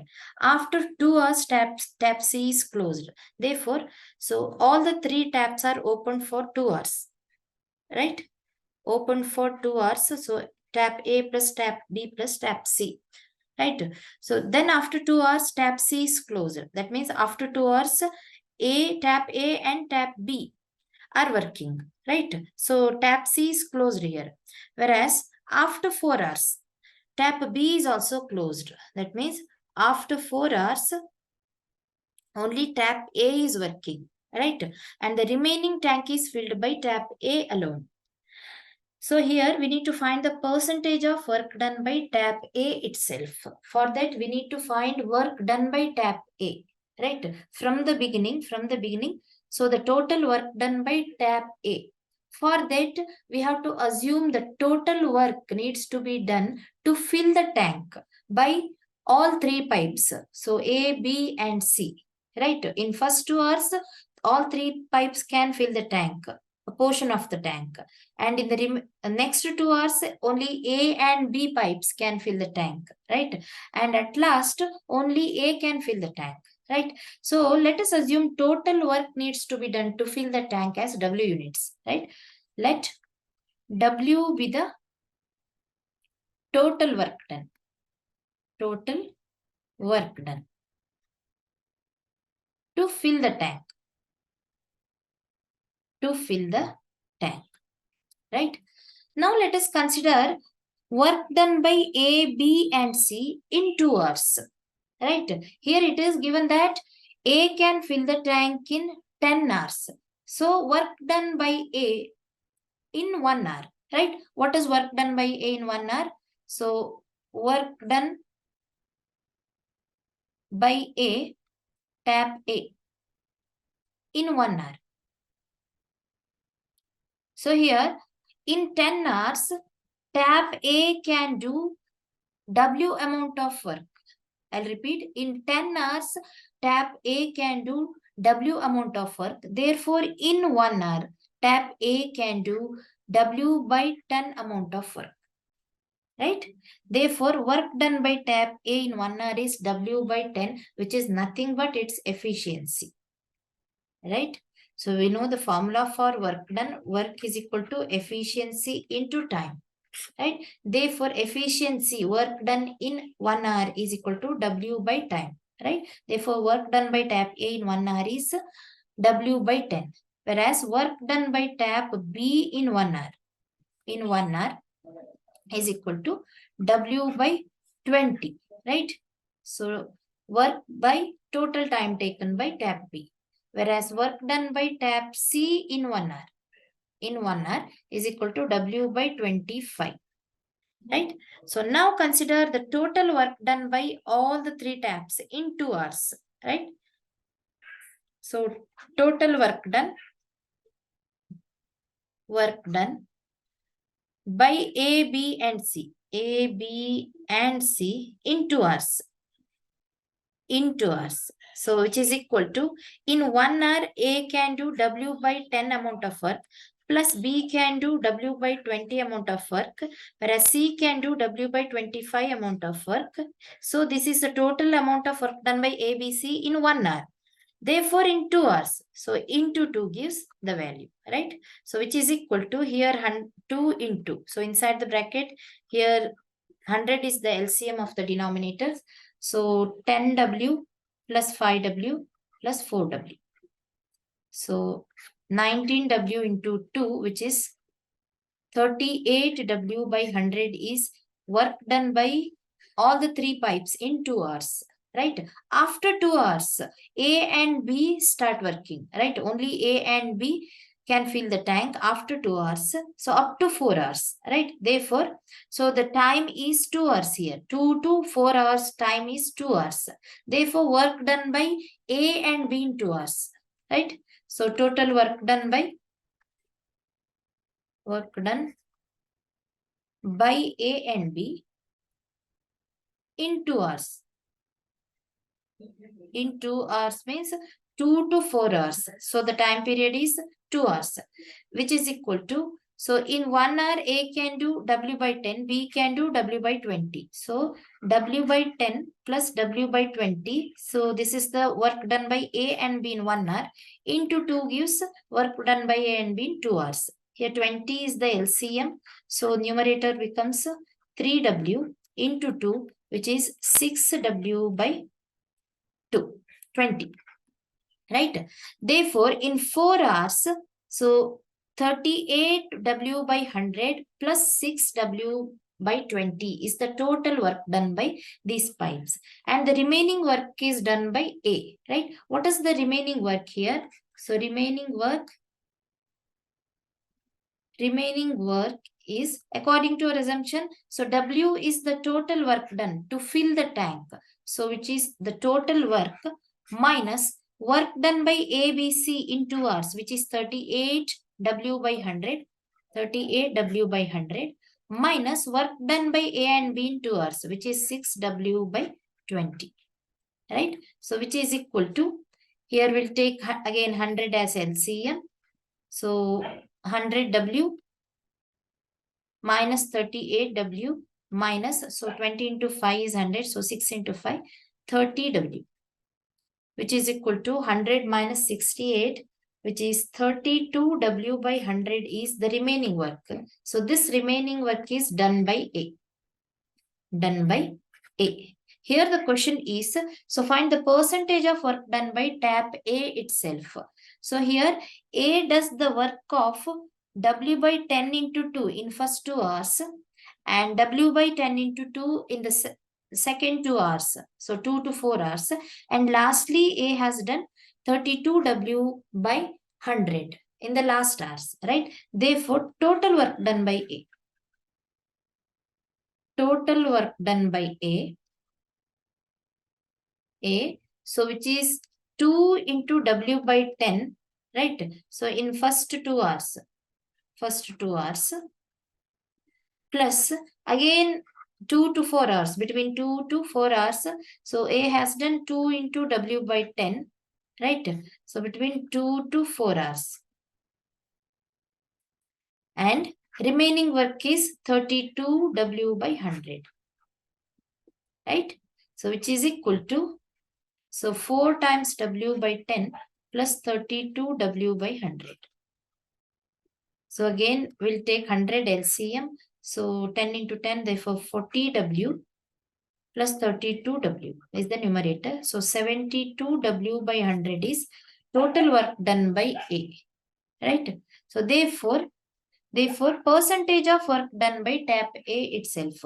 So 72W by 100 is the amount of work done by A in the total work, which is W. Therefore, for 100, right? Therefore, percentage of work done by A. Done by A, right? Here, the total work is W. In that, so amount of work done by A is 72W by 100. Therefore, if 100 is the total work, right? So here we can cancel W and W. Therefore, 72W by 72 by 100 into 100, so which is 72%. Therefore, pipe A has done 72% of work, right? Therefore, option C is the right answer.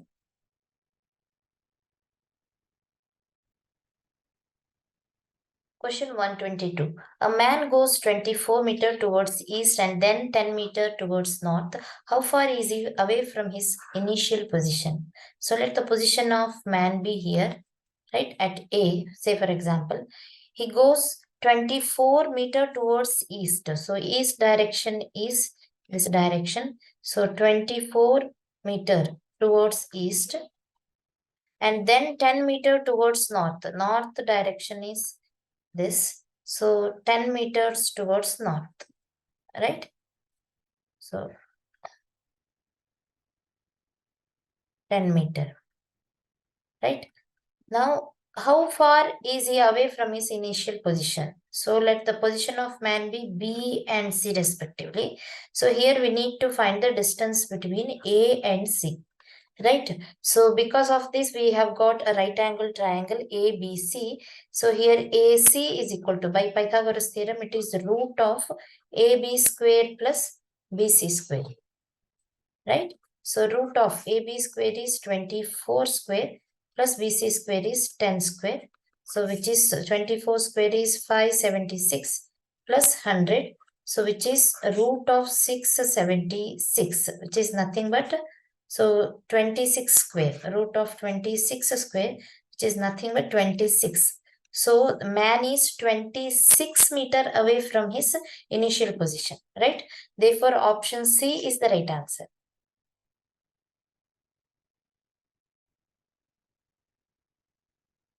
Question 123. If x plus 1 by x is equal to 2, then the value of x raised to 4 plus 1 by x raised to 4 is equal to.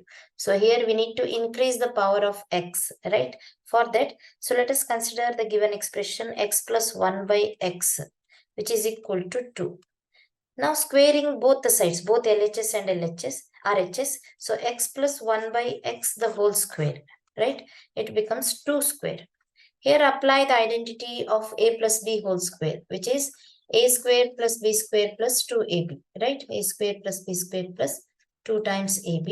Therefore, x plus 1 by x whole square becomes x square plus b square is 1 by x square. 1 square by x square becomes 1 by x square plus 2 times ab. So 2 times x into 1 by x is equal to 2 square is 4. Therefore, x square plus 1 by x square. Here, x and x will get cancelled. It becomes 4 minus 2, which is 2 itself.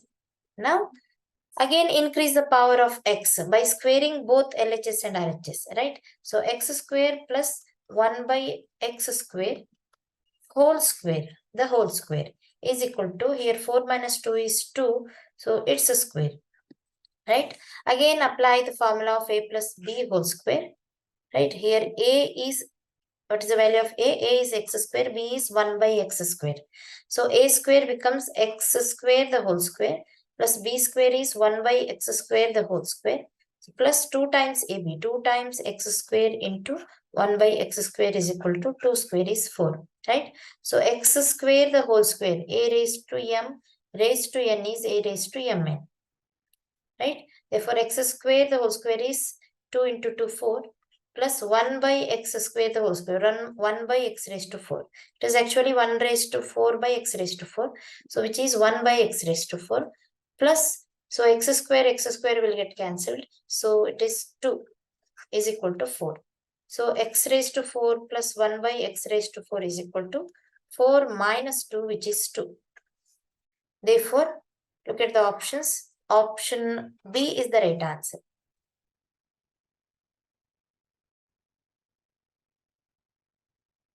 Question 124. A chord of a circle is equal to its radius of length 9 centimeter.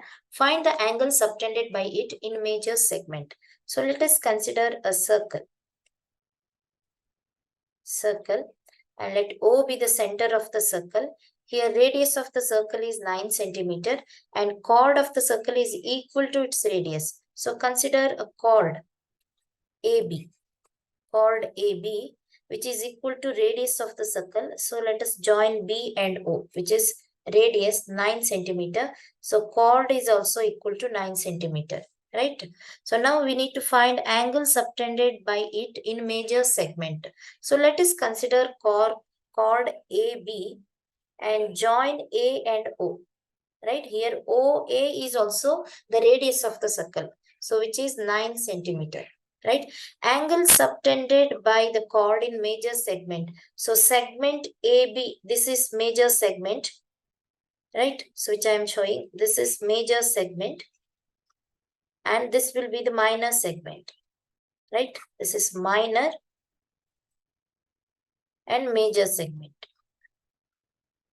Angle subtended by the chord in the major segment. Consider any point on the circumference of the circle. So consider it as a C. So angle subtended by chord at C. So we need to find angle ACB. What is the measure of angle ACB? Right? So for that, let us consider the arc AB. Right? This part is called arc AB. Right? So in any circle, so the angle subtended by an arc at the center is twice the angle subtended by it at the remaining part of the circle. Here, angle subtended by arc at the center is angle AOB. So angle AOB is twice, that means 2 times angle subtended by it at the remaining part of the circle. Remaining part means at any point on the circumference of the circle, right? So if any angle is formed at the center, not a center, circumference of the circle, so AOB is 2 times ACB, right? Therefore, in a circle, the angle subtended by an arc at the center, this angle is twice the angle subtended by it at any point on the circle, right? Therefore, so here we need to find angle ACB. According to the question, angle subtended by it in major segment, which is nothing but ACB. Here angle subtended by arc is same as angle subtended by chord, right? Therefore, first we need to find angle ACB, right? So how to find ACB? For that we need angle AOB, right? Since AOB is an equilateral triangle, so triangle AOB is an equilateral triangle. Equilateral triangle. Because AO and OB are equal, radius, right? So OA is equal to OB, which is radius, and which is also equal to chord AB. Chord AB. Therefore, AOB is an equilateral triangle. Therefore, angle AOB is 60 degree. Right?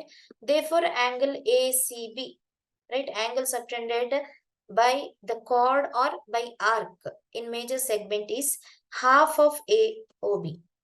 Half of AOB. Right? Therefore, half of AOB is so 30 degree. Therefore, option C is the right answer.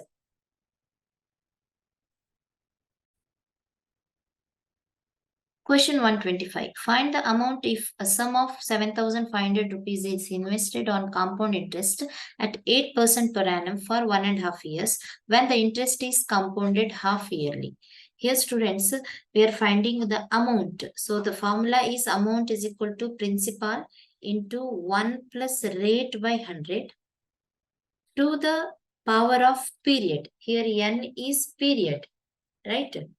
And R is rate of interest, right? Here rate. So here in the given question, rate of interest is 8% per annum, but interest is compounded half yearly, right? Therefore, rate is 8 by 2, right?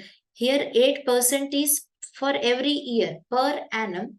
When interest is compounded half yearly for 6 months, rate becomes 8 by 2, which is 4%. Right? Therefore, for 1 year, interest becomes 8%. For half year, it is 4%. Right? And so sum of rupees 7,500, that is principal is 7,500. And what about the period, time period? Here 1.5 years is the total time. Here period is different than time, right? N is different than time. Here time is 1.5 years. Since interest is compounded half yearly, there are 3 periods, right? So half years plus half year plus half year, which becomes 1.5 year, right? Therefore, so period N is equal to, there are 3 different periods. So for each period, we need to find the amount, right? Therefore, for first period, that means first 6 months. So what is the amount, right, received? Therefore, amount is equal to, we will consider amount A1. Amount A1 in first 6 months. First 6 months is equal to, so principal into, so here principal is 7,500 into 1 plus rate is 4%, right, to the power of time period. Here we are calculating for first period, right? Therefore power is 1, right? First period. Therefore 7,500 into, here 100 is LCM, so numerator becomes 104, right? So 75 into 104, so you will get, so amount is 7,800 rupees is amount A1 after 6 months, right? Now amount A2. Amount A2 in the second period, that means amount A2 in 12 months, in 1 year. So which is equal to, again same formula, but here principal is different. So the first amount A1 becomes principal for the second amount, right? Therefore 7,800 into 1 plus same rate, which is 4% by 100 to the power of 1, right? Second period.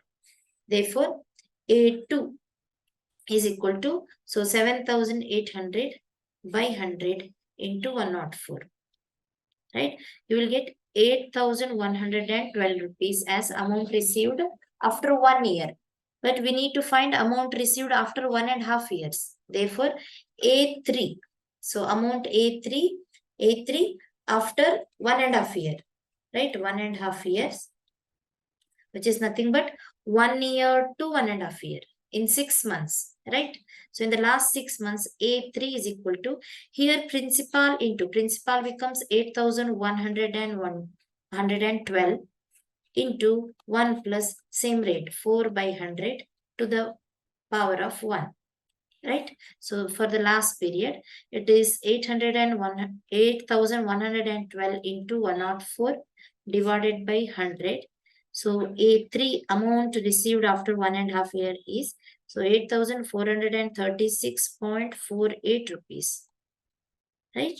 Therefore, the total amount is 8,436.48 rupees. Option A is the right answer.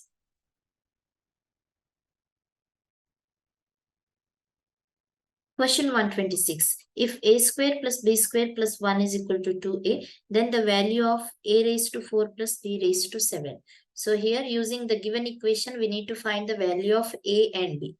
Then we can easily find a raised to 4 plus b raised to 7, right? So let us write the given equation. A square plus b square plus 1 is equal to 2a. We'll take 2a to the LHS part. So a square plus b square plus 1 minus 2a is equal to 0. That means a square minus 2a plus 1 plus b square is equal to 0. Here we have clubbed these three terms, a square minus 2a plus 1, which is in the form of a minus 1 whole square. Right? So a minus 1 whole square is, so a minus b whole square is a square plus b square plus minus 2a. Right? So here a square plus b square is plus 1 minus 2 times a. Right? Is equal to a minus 1 whole square. Therefore, a minus 1 whole square plus b square is equal to 0. Right? Therefore, so a minus 1 whole square, we'll consider a minus 1 whole square is equal to 0. If sum of here these two numbers are squares, right? So square numbers cannot be negative, right? Square numbers can be either positive or 0. Therefore, a minus 1 whole square is 0 and b square is also 0. Right? Sum of the squares is 0. Therefore, those two numbers are also 0. Therefore, a minus 1 is equal to 0 and b is equal to 0. So, if a minus 1 is 0, what's the value of a? A is 1 and b is equal to 0. Now, the value of a raised to 4 plus b raised to 7. So, a is 1, which is 1 raised to 4 plus 0, b is 0 here. Therefore, the value is 1. Option A is the right answer.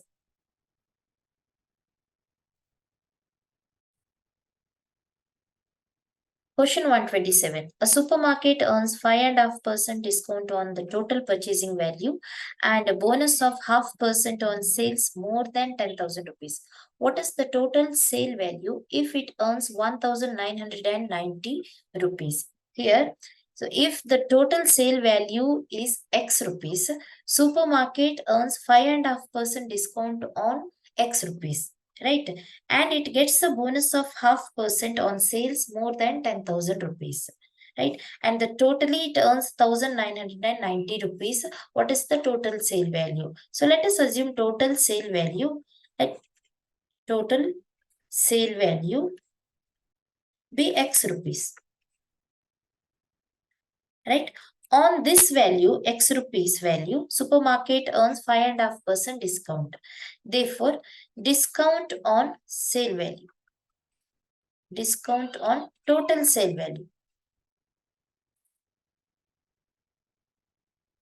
is equal to, so this discount is nothing but, so the amount supermarket earns, right? So in indirect manner, right? Discount on total sale value, which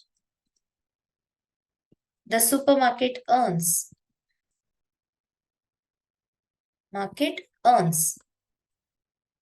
is equal to, so 5.5% on X, which is 5.5% on total sale value, which is 5.5 divided by 100 into X rupees, right? And secondly, it gets a bonus of 0.5% on sales more than 10,000 rupees. Here, the sales value more than 10,000 rupees is nothing but X minus 10,000 rupees, right? Therefore, bonus amount on X minus 10,000 rupees is nothing but 0.5%, which is 0.5% on X minus 10,000 rupees. Right? So totally supermarket gets a 5.5 into X by 100 plus 0.5% on X minus 10,000, which is nothing but 0.5 by 100 into X minus 10,000 rupees. Right? So totally it earns 1,990 rupees. Therefore, so 5.5x by 100. So total earnings is nothing but this much, right? X minus 10,000 is equal to 1,990. Right? Now find the value of X. Here 100 is the LCM. So 5.5x. So 0.5 into X is nothing but 0.5x minus 0.5 into 10,000. Half of 10,000 is 5,000 is equal to 1990. Right? Therefore, 0.5 plus 5.5 is 6x minus 5,000 is equal to, so 1990 and into 100 means 2 more zeros. Therefore, value of 6x is, so it is 1,99,000 plus 5,000. It is 2,04,000, right? 2,04,000. So value of x is 2,04,000 by 6 is 34,000. So what is x here? X is the total sale value, right? Here the question is, what is the total sale value? It is 34,000, right? X is 34,000, option C.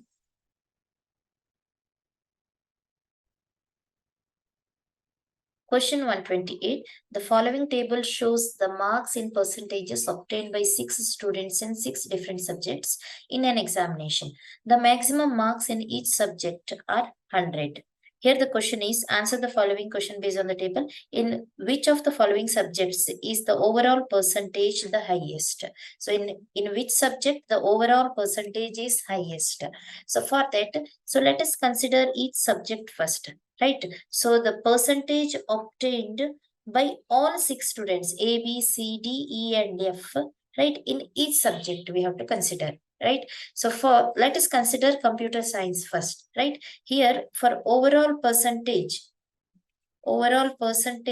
in each subject, right? Overall percentage, say for example, in physics, right, is equal to, so total percentage by 6 students, right?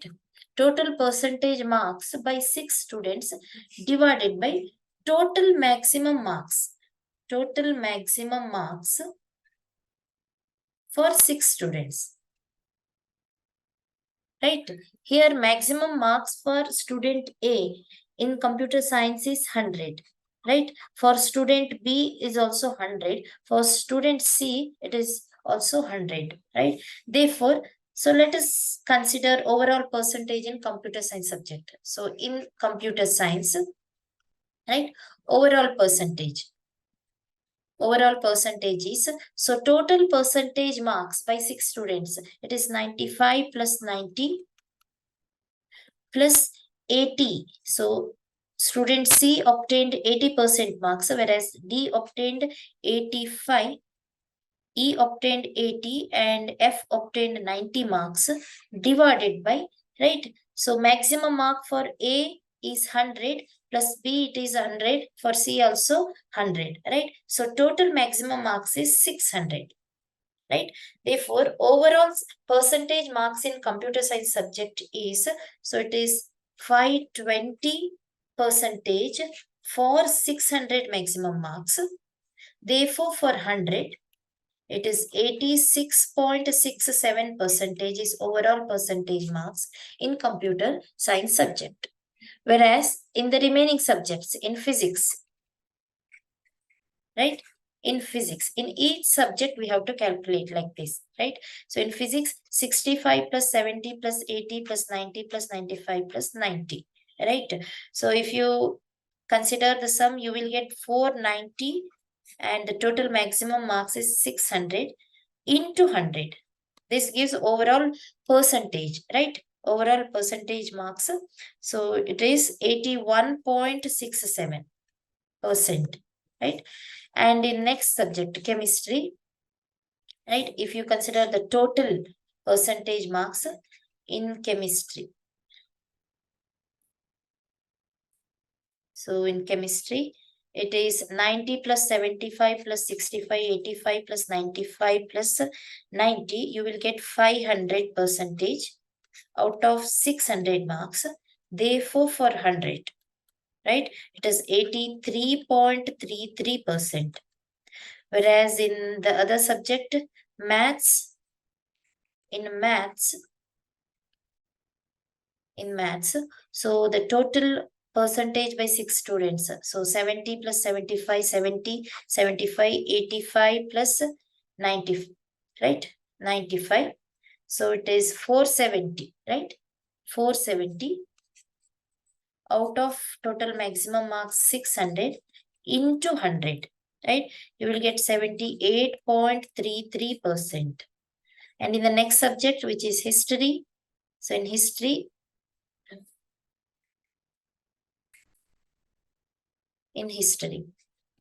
so marks obtained, percentage marks obtained by A is 70 plus B is 85, C 90, D 90, E 90 and F 90. So in history, it is totally 515% out of 600. Therefore, for 100, you will get 85.83%. Whereas in the next subject, geography, so in geography, so it is, so 80 plus 85 plus 95, 95, 95 plus 90. Totally, you will get 540 out of 600. Therefore, for 100, right, you will get 90%. Right? Here the question is, so which of the following subjects is the overall percentage the highest? Right? So in which of the following subjects the overall percentage is highest? So in the computer science it is 86, whereas in physics 81, in chemistry 83, math 78, history 85, and in geography it is 90. So which is highest in geography? Therefore, overall percentage of 6 students is highest in geography subject, right? Therefore, option B is the right answer.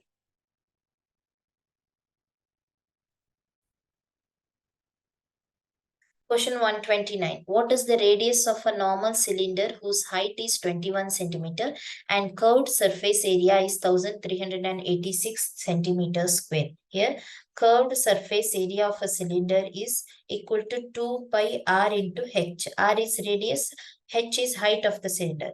Therefore, we need radius of the cylinder, right? R is equal to curved surface area divided by 2 pi into h. Substitute the values. A curved surface area is 1386 divided by 2 into. So pi is 22 by 7 or 2.142. Any value you can consider. And the height is given 21, right? So 7 into 3 is 21. So it is 1386, right? Divided by, so 22 into 2, 44 into 3. So which is 132. Therefore, you will get 10.5 as radius, right? So radius of the cylinder is 10.5 centimeter, option A.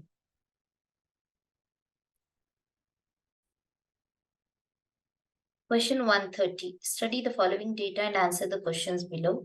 Here in 5 different years, company's percentage profit is given. So in 2016, it is 30%.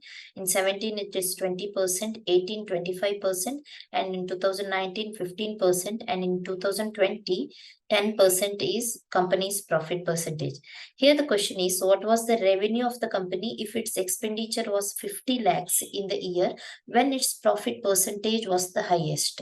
Here in the year 2016, the profit percentage was highest, right? In that year, we need to find the revenue of the company. Here we know that revenue of the company is sum of its expenditure and profit, right? So revenue is equal to, so expenditure plus profit. Expenditure plus profit, right? Here profit percentage is given and the expenditure value is given, right? So based on the percentage, we'll find the profit amount first, right? Here in 2016, so profit is 30%, which is highest, right? So profit is equal to 30%, so which is highest, right? So 30% means, so 30% on the expenditure, right? Profit is equal to 30 by 100 on 50 lakh, right? So which is equal to, so 15 lakh. 15 lakh is the profit of the company in 2016. Therefore, revenue. So revenue is equal to, so expenditure is 50 lakh plus profit is 15 lakh. So together it is 65 lakhs. right? So in 2016, revenue of the company is 65 lakhs. Option C.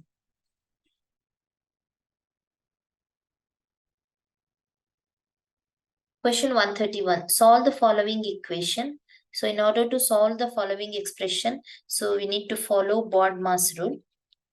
So according to this rule, first remove the bracket, right? So in order to remove the bracket, there are three brackets, right? Parenthesis. So in order to remove the bracket, we need to solve the operations inside the bracket, right? Which is cube of 7 minus cube square of 7 plus 6, like that. So the given equation is equal to, so which is equal to, so you can directly write the values, right? 7 cube as 343 minus 7 square is 49 plus 6, right, into 6 cube. 6 cube is 216 minus 2 cube is 8. 3 square is 9 plus 1 divided by 21 square. It is 441 plus 20 square is 400 minus 41, right? So it is directly, we can operate addition and subtraction. So according to the rule, addition comes first, followed by subtraction. So 343 plus 6, which is 349 minus 49, which is 300. Directly you can write the answer as 300 into. So here again 216 plus 1, 217. So 217 minus 8 minus 9. So which is 200 divided by 441 minus 41. So which is 400, right? 400 plus 400, which is 800. Now we are following BODMAS rule. According to that, so division comes first before multiplication.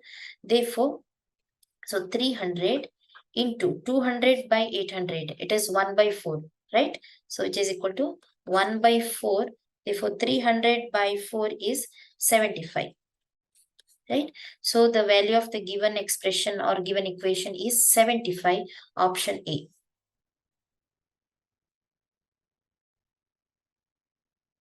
Question 132. What is the greatest positive integer that divides 554, 714 and 213, leaving the remainder 43, 57 and 67 respectively? So we need to find a greatest positive integer. Let it be A, right? Which divides the given three numbers, leaving the remainder 43, 57 and 67 respectively. That means, so then if the number divides these numbers and leaving these remainders, therefore 544 first number minus first remainder, right? So the value will be some number, right?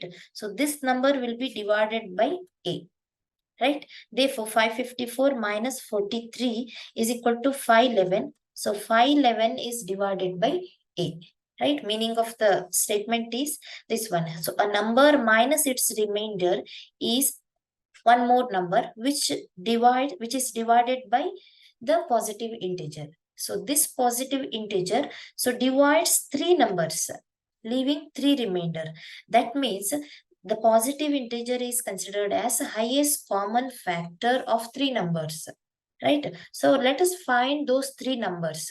Those three numbers are given numbers and respective remainders, right? Therefore we'll write, so greatest positive integer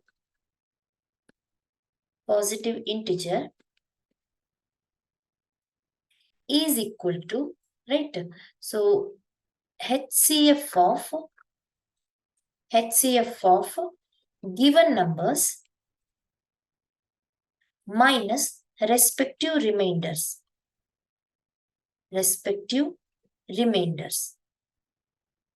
right?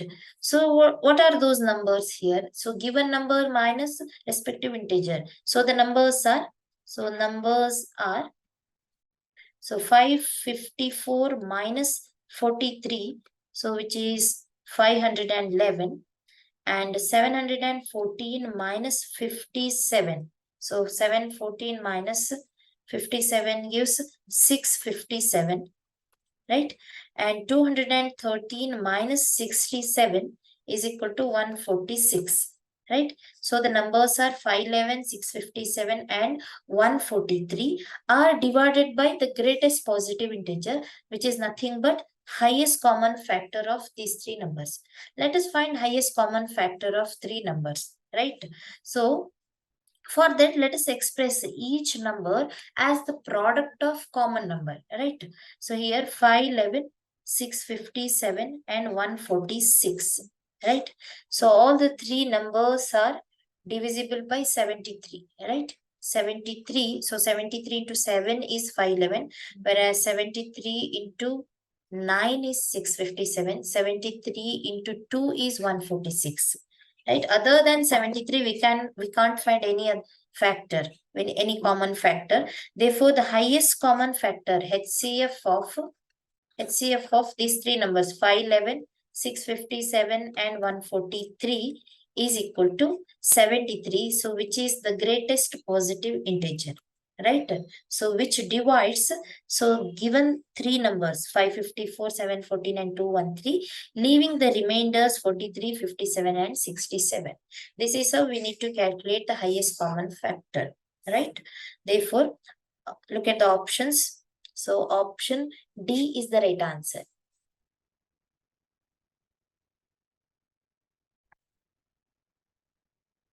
Question 133. Find the lowest common multiplier, LCM of 25, 30, 50 and 75. Here lowest common multiplier means a number which is divided by all the given four numbers, leaves no remainder, right? So here LCM, how to find LCM? So 25, 30, 50 and 75, LCM of the given four numbers. So consider the numbers, so which are divided by all the four numbers. Or you can consider the lowest number, so starting from 2, right? Since 25 is not divisible by 2, so we will consider 30 and 50, right? So 2 into 15 is 32 into 25. Now the four numbers 25, 15, 25 and 75 are divisible by 5, right? Even 15 and 75 are divisible by 3 also. So now consider 3, right? For two numbers 15 and 75. So only thing is you have to start from the lowest number. Otherwise you can consider the common factors also. Directly you can start with 5. Right here, I am considering 3 after 2. So 3 into 5 is 15, 3 into 25 is 75. Now we have three numbers 25, 5 and again 25 and 25. All the numbers are divisible by 5, which is next to 3, right? So 5 into 5 is 25, 5 into 1, 5 into 5 is 25, 5 into 5 is 25. Now again with 5, 5 into 1, 5 into 1, 5 into 1. So you have to divide the given numbers until you get 1 here, right? So therefore, so until you get 1 as the quotient, so you have to continue dividing the given numbers.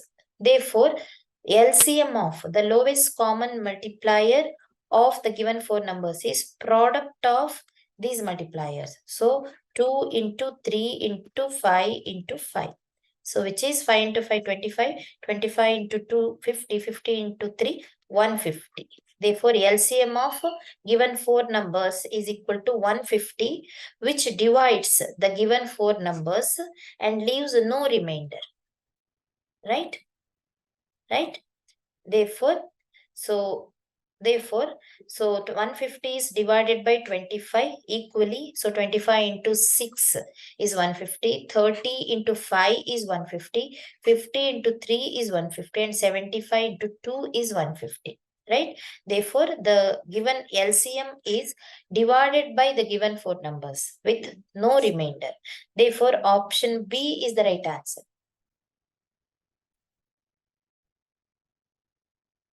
Question 134. If cos theta plus sin theta is equal to root 2 cos theta, find the value of cos theta minus sin theta.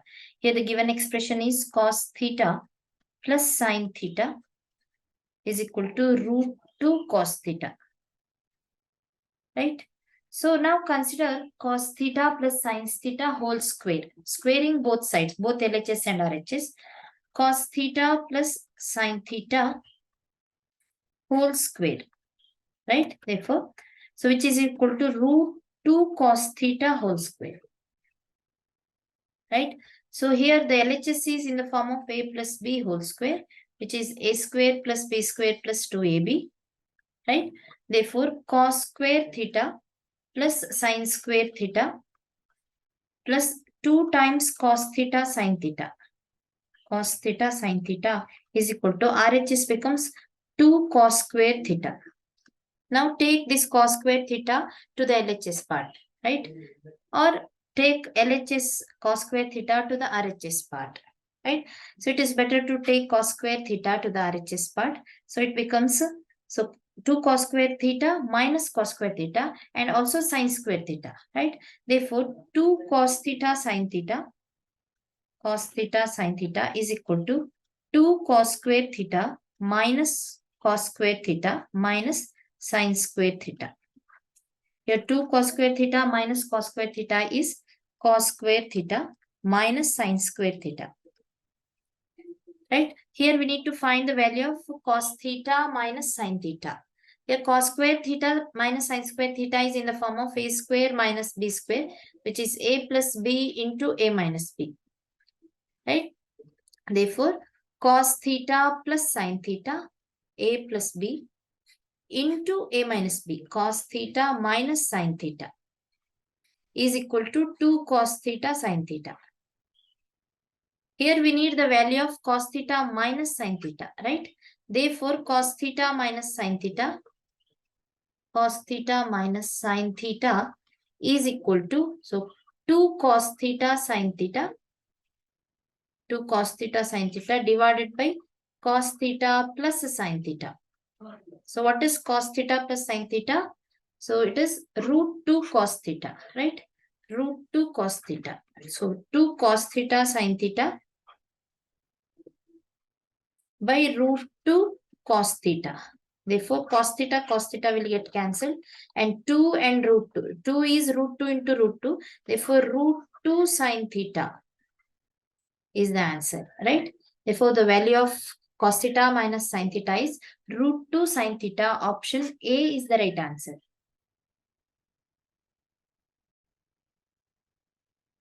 Question 135. 60 men can complete work in 40 days. They start work together, but after every 10 days, 5 men leave the work.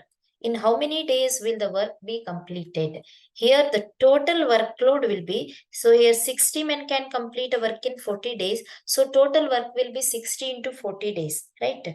Therefore, so we'll write total workload.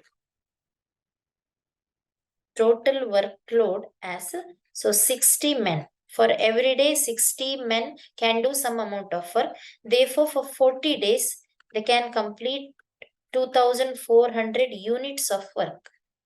Right? So, to complete this much amount of work, 2,400 units of work, if they start working together, if all 60 men start working together, but they continue the work only up to 10 days, after that, 5 men will leave the work. So after 10 days, here for first 10 days, all 60 men will work together. And after 10 days, so in the remaining or in the next 10 days, 55 men will continue the work. And after that 10 days, after 20 days, so 50 men will continue the work. Right? Like that, if it continues, in how many days will the work be completed? Right? Therefore, we have to find the number of taken by them to complete 2,400 units of work. Right? Therefore, let us consider work done by 60 men in first 10 days. Right? So work done in first 10 days. In first 10 days, so 60 men in 10 days, 60 into 10, it is 600 units. Right? 600 units of work has been done in 10 days. Right? In the next 10 days. Right? Therefore, work done in next 10 days, that is 11th to 20 days. Right? 11 to 20 days. So here from 11th day onwards, only 55 men will continue the work. Therefore, it is 55 into 10. So 550 units. right? And also work done in 21 to 30 days, right? So here 50 men will continue the work. 50 into 10, right? 5 less than the previous number, so it is 500 units.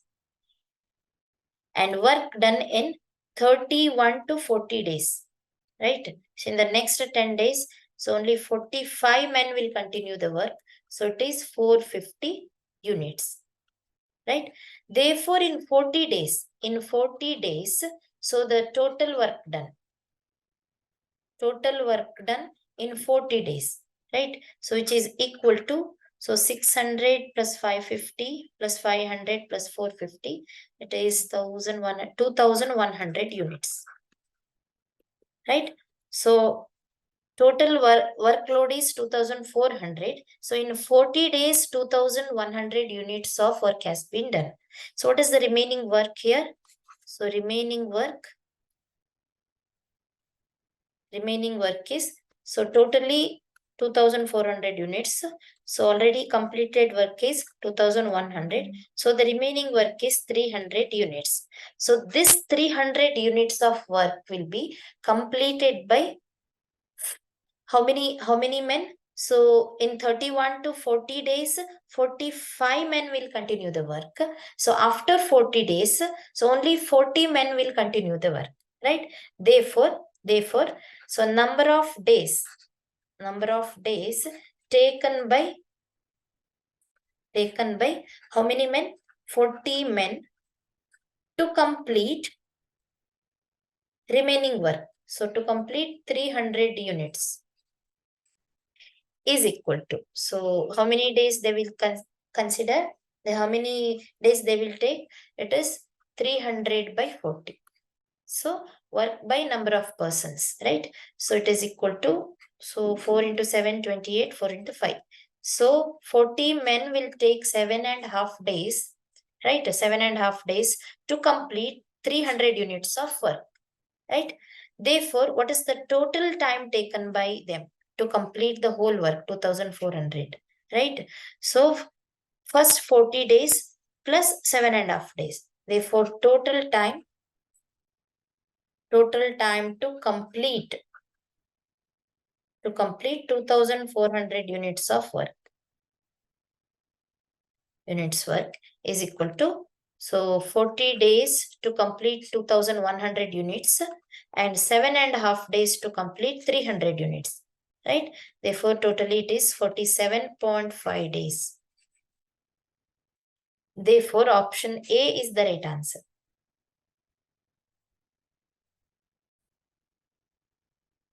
Question 136. If the number 8764xy is divisible by 9, then find the least possible value of x, where x is a two-digit number. Right? Here the divisibility rule of 9 says, so the sum of the digits of the given number, when it is equal to 9 or multiples of 9, then the number is divisible by 9. So let us consider sum of the digits of the given number. Right? Sum of the digits is equal to, so 8 plus 7 plus 6 plus 4 plus 5 plus x, right? So which is equal to 6 plus 4 10, 10 plus 5 15 plus 7 22 plus 8 30, 30 plus x, right? Here the number is divisible by 9, therefore the value of x should be, right? So the multiple of 9, which is after 30, right, which is greater than 30 is, so nearest number is 36, which is divisible by 9. But here it is given that x is a two-digit number. So we have to consider next multiple of 9, which is greater than 30. So after 36, 45 is the multiple of 9, right? Therefore here 30 plus a number is 45. Therefore 30 plus 15 is 45, right? Since 45 is a multiple of 9, right? So 30 plus 15 is equal to 45. Therefore, x is equal to 15. So a two-digit number. Here least possible value of x is 15, right? If x is a single digit number, then the value of x will be 6, right? 30 plus 6 becomes 36, which is divisible by 9, right? Therefore, value of x is 15, right? X is equal to 15. So the number becomes 8764. So in place of x, we'll write 15, 5. So that the sum of the digits will be, right, 45, right? 45. So which is divisible by 9. Therefore, the whole number is divisible by 9, right? Therefore, x is equal to 15, option A.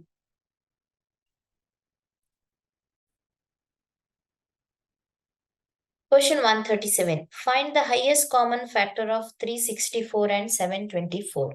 So consider two numbers, 364 and 724, right? So consider the factors of each number, right? So we'll start from 2. Since both the numbers are even numbers divisible by 2, right? So 2 into 1, 2 into 8, 2 into 2. And 2 into 3, 2 into 6, 2 into 2. Right? Again, the numbers are divisible by 2, right? So we have to consider the common factors, right? So 2 into 9, 2 into 1, whereas 2 into 181, right? Here the numbers 91 and 181 are odd numbers, so not divisible by 2. Even not divisible by 3, right? Because sum of the digits is not divisible by 3, right? So 9 plus 1 is 10. So 181. So the sum of the digits will be 10, which is not divisible by 3, right? So you can check the other numbers. So it is not divisible by 5 nor by 7, right? Since 91 can be divisible by 7, not 181, right? Therefore, so the common factors are 2 into 2, right? Therefore, the highest common factor is 4, right? HCF of given two numbers. So 364 and 724 is equal to 2 into 2, which is 4. Consider only the common factors, right? So the other method is directly considering the factors of the numbers. 364 can be written as, so 4 into a number, right? 4 into 91 can be written as 364, whereas 724 also can be written as 4 into a number, so which is 4 into 181, right? Since 181 and 91, so they do not have any common factor, so we cannot split the numbers 91 and 181 as product of two common numbers, right? Therefore, 4 is the highest common factor of 364 and 724. Therefore, option A is the right answer.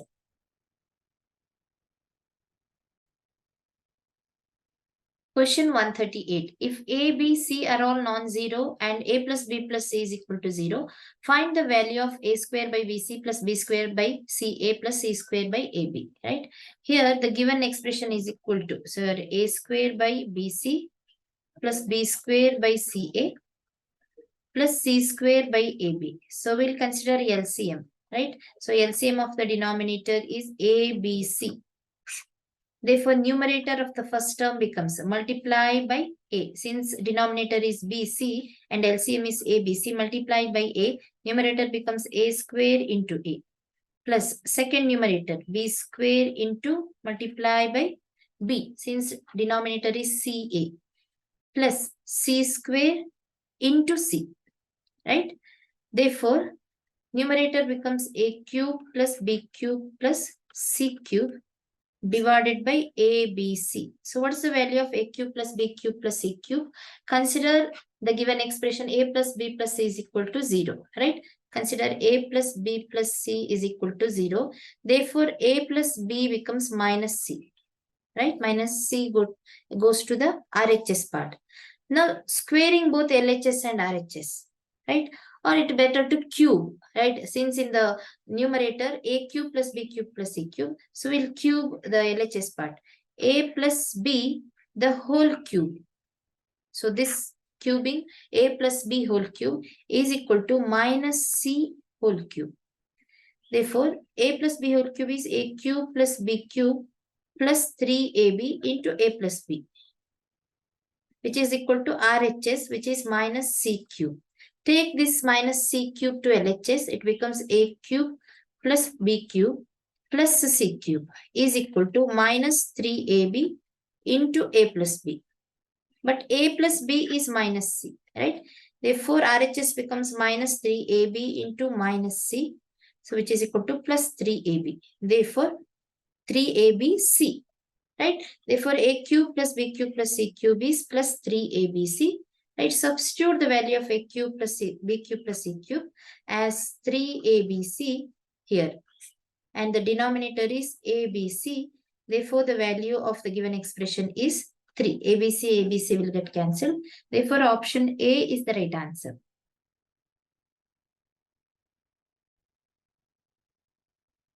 Question 139.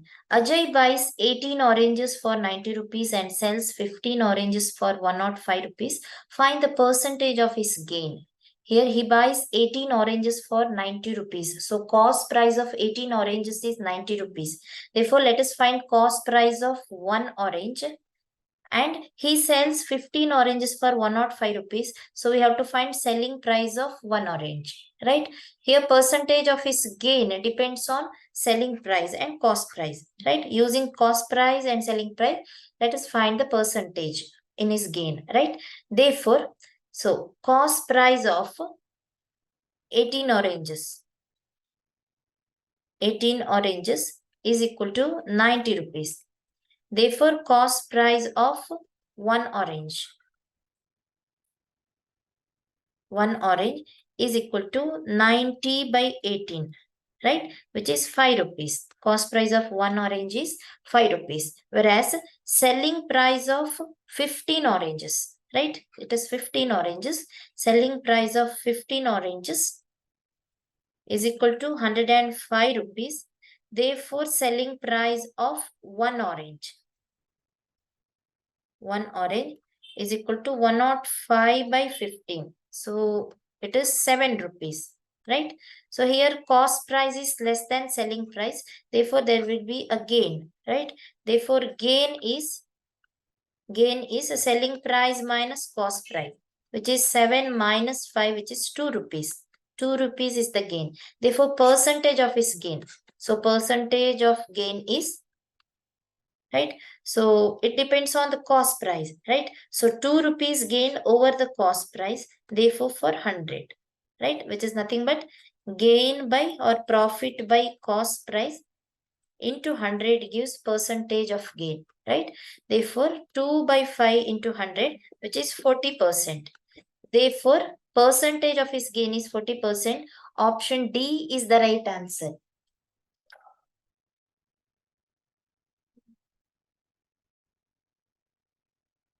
Question 140. The monthly incomes of Ravi and Shiv are in the ratio 1:2 and their monthly expenditures are in the ratio 1:3. If each saves 4,000 rupees per month, then find the monthly income of Shiv. Here, monthly income of Ravi and Shiv, we'll consider, are in the ratio 1:2. So if you consider income as X rupees for Ravi, right? X rupees for Ravi, income of Shiv will be 2X, right? So Shiv's income will be 2X rupees. And their monthly expenditures ratio is 1:2. What is expenditure? Here expenditure is equal to income minus savings, right? Expenditure is equal to income minus savings. Right? Here, if each saves 4,000 rupees per month, right? So expenditure of Ravi will be his income minus his savings, which is 4,000 rupees. Therefore, expenditure of Ravi is equal to his income X rupees minus his savings is 4,000 rupees, right? And expenditure of Shiv is equal to is equal to his income is 2X minus savings is 4,000 rupees. And the ratio of their expenditures is given, right? Therefore, so ratio of expenditure is X minus 4,000 divided by 2X minus 4,000, right? Its income minus savings is equal to, ratio is 1:3, which is 1/3. Now find the value of x. Here the question is find the monthly income of Shiv, which is 2x. First find the value of x, right? So by cross multiplication, it becomes 3x minus 12,000 is equal to 2x minus 4,000. Right? So 3x minus 2x is x. X is equal to minus 4,000 plus 12,000, which is equal to 8,000 rupees. So 8,000 rupees is the income of Ravi, right? Therefore, income of Shiv is 2x. So 8,000 into 2, which is 16,000, right? Therefore, option A is the right answer.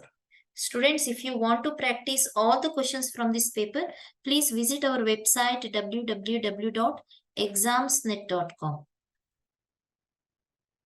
You can also download our app. The link is given in the description box.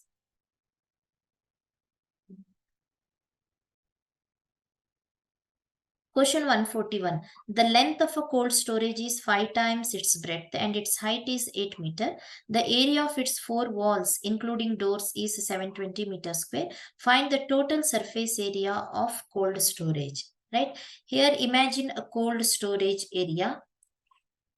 Right? Here, length is 5 times its breadth. So, consider a cold storage like this. Let L be the length of the cold storage, B be the breadth, and H be the height of the storage. Here height of the storage is 8 meter and length is 5 times its breadth. Therefore, L is equal to 5 times B.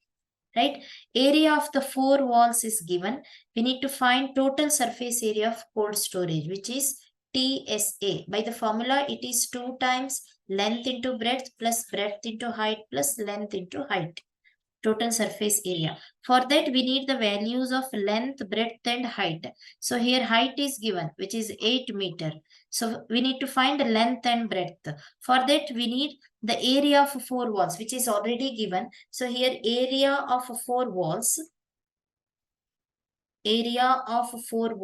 is equal to, imagine a 3-dimensional area of 4 walls here, like this. Imagine 3-dimensional area. Right? So while finding area of 4 walls, so here we need to consider 2 lengths. 4 walls meaning in the sense it has 2 lengths and 2 breadths B and B on either side and 4 heights H, H, H and H. Right? 4 heights. Therefore, area of 4 walls becomes 2 times length into height plus 2 times breadth into height. Right? So 2 times length into height plus 2 times breadth into height. Here length is 5 times breadth. Right? Therefore length is equal to 5b into height is 8 meter plus 2 times breadth into height is 8 meter. Therefore area of 4 walls is equal to, so which is already given, 720. 720 is equal to, so 8 into 540 plus 2, 40 into 2. So it is 80b plus 16b, which is 96b, is equal to 720. Therefore, value of b is equal to 720 by 96, which is 720 by 96 is 7.5 meter. So, breadth of the cold storage is 7.5 meter. Right? Therefore, length is equal to 5 times b, which is already given. 5 into 7.5, which is 37.5 meter is length, right? So 37.5 meter, right? Now find the total surface area. So TSA is equal to, by the formula, it is 2 times length into breadth. Length is 37.5 into 7.5, right? Plus breadth into height. Breadth is 7.5, height is 8. Plus length into height, 37.5 into 8. Height is 8. Right? So 2 times. So you will get 641.25. Right? 2 times 641.25 as 1282.5. Right? So meter square. Therefore, Total surface area of the cold storage is 1282.5 meters square. So option D.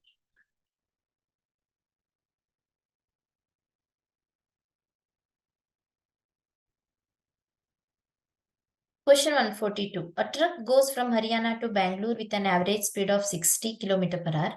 The journey takes 30 hours. It returns from Bangalore to Haryana on the same road with an average speed of 40 km per hour. What was the average speed of the truck during the road trip? Here, so truck goes from Haryana to Bangalore, right? Haryana to Bangalore,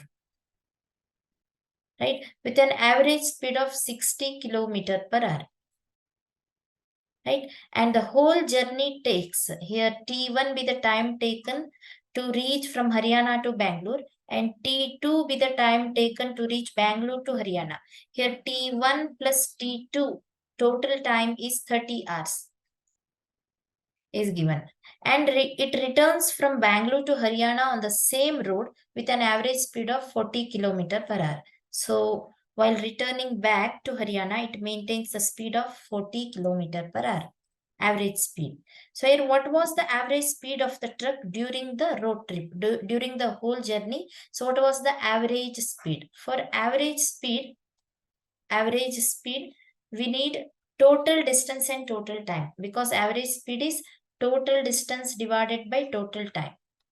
Total distance divided by total time. Total time. Right? Here first we need to find the total distance and the total time. Right? Here total time is 30 hours. While considering the total distance, we need individual time also. Right, since speed is inversely proportional to time, because speed is equal to distance by time, right? Distance by time, speed is inversely proportional to time.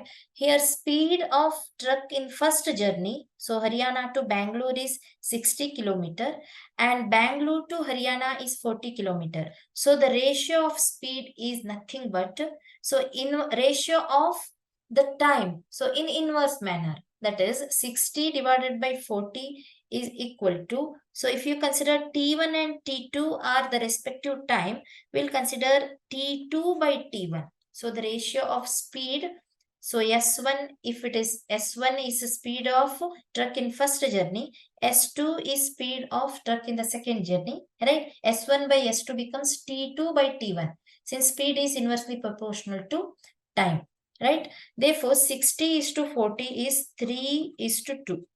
Right? 3 by 2 is T2 by T1. Therefore, T1 by T2 is 2 is to 3. Ratio of the time is 2 is to 3. So, T1 is to T2 is equal to 2 is to 3. Right? The whole time is 30 hours. Right? So, what is T1? What is T2? Right? Therefore, here T1 plus T2 is equal to 30 hours. Since the ratio of time is 2 is to 3, therefore T1 is equal to, so can we write 12 hours and T2 as 18 hours? Right? Here 6 into 2 is 12, 6 into 3 is 18. Therefore, T1 is to T2 is 2 is to 3. And the total time is 30 hours. 12 plus 18 is 30 hours. Right? Therefore, considering the values of T1 and T2 in the journey, in the first journey, so here in the first journey, right? So T1 is 12 hours and the speed is S1 is 60 km per hour. So what is D1 here? Distance between Haryana and Bangalore. See here distance is same, right? D1 or D you can consider. Speed is distance by time. So distance is equal to speed into time, right? S1 into T1. Therefore 60 into 12. So 720 km is the distance between Bangalore to Haryana or Haryana to Bangalore.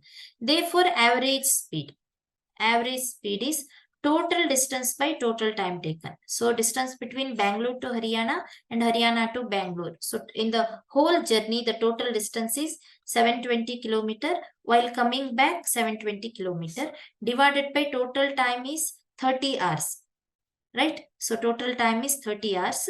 Therefore, so 720 plus 720, it is 1440 by 30 is equal to, you can cancel two zeros, 3 into 4, 12, 3 into 8, 24. So average speed is 48 kilometer per hour is average speed of the truck in the whole journey. Therefore, option D is the right answer. Question 143. In a journey of 3 unequal laps, a car covers a distance of 200 km in 4 hours in the first lap, while another 162 km at a speed of 15 meter per second in the second lap. It covered the remaining distance of the final lap in 4 hours such that the average speed of the car for the entire journey was 50 km per hour.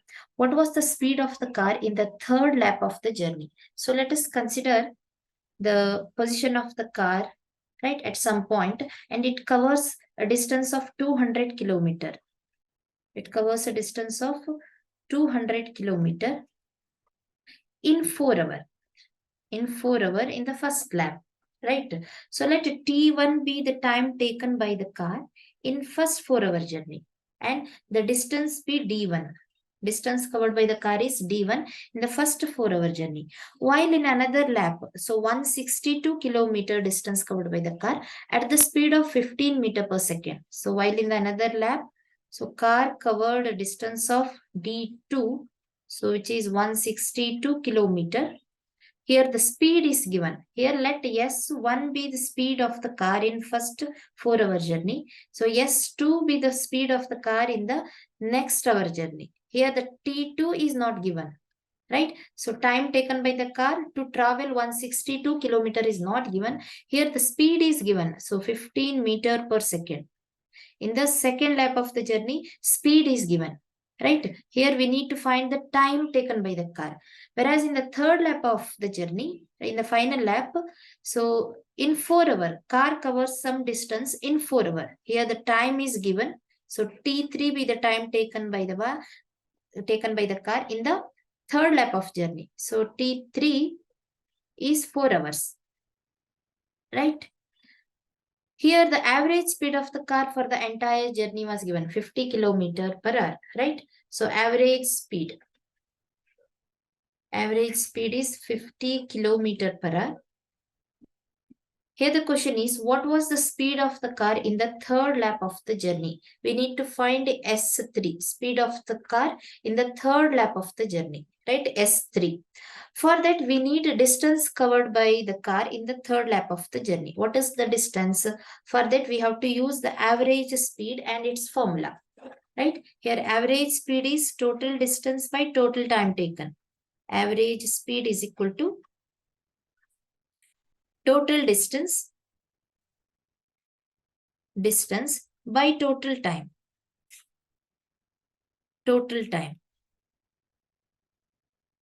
Right? Since average speed is given, so in the total distance, we have two distances. Third distance we have to calculate. But in the total time, we have only two times, right? T1 and T3. Therefore, we need to find T2. What is T2 here?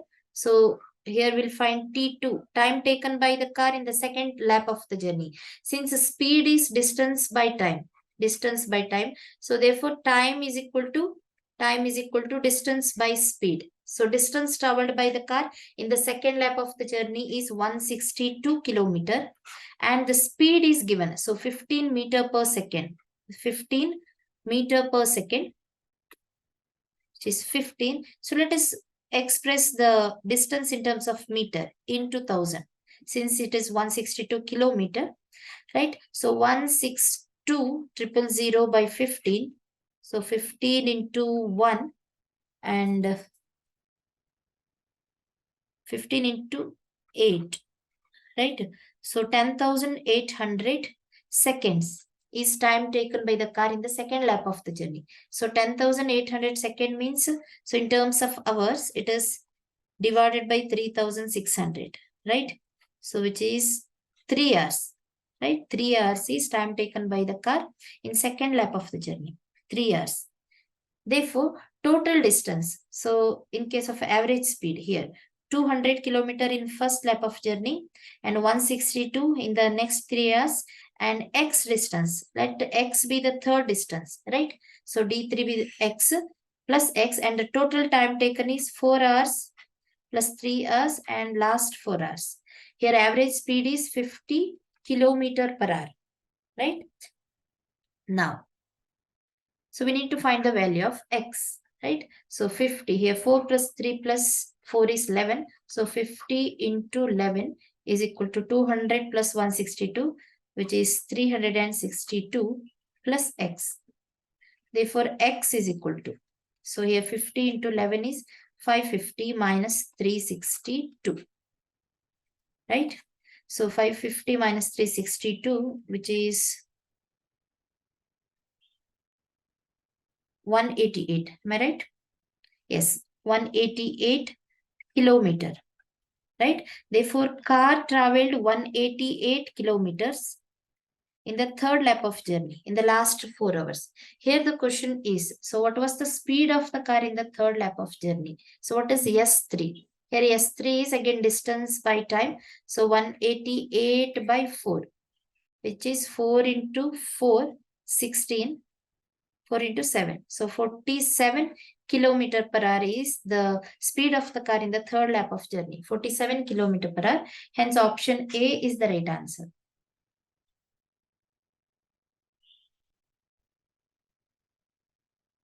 Question 144. 3 persons P, Q, R run along a circular track at speeds of 3 km per hour, 4 km per hour and 6 km per hour respectively. If the length of the track is 36 km, then after how much time will they meet again at the starting point? So consider 3 persons running along a circular path, right? P, Q and R. P, Q and R are moving at the speed of 3 km, 4 km per hour and 6 km per hour respectively. With different speeds they are running. And if the length of the whole track is 36 km, right? So after how much time will they meet again at the starting point? If this is the starting point, after how much time will they meet again? Right? For that, we need time taken by each person to complete the whole track. Right? So the time depends on, so time taken by each person to complete the whole track. Right? So let us find the time taken by each person. So time taken by P. Taken by P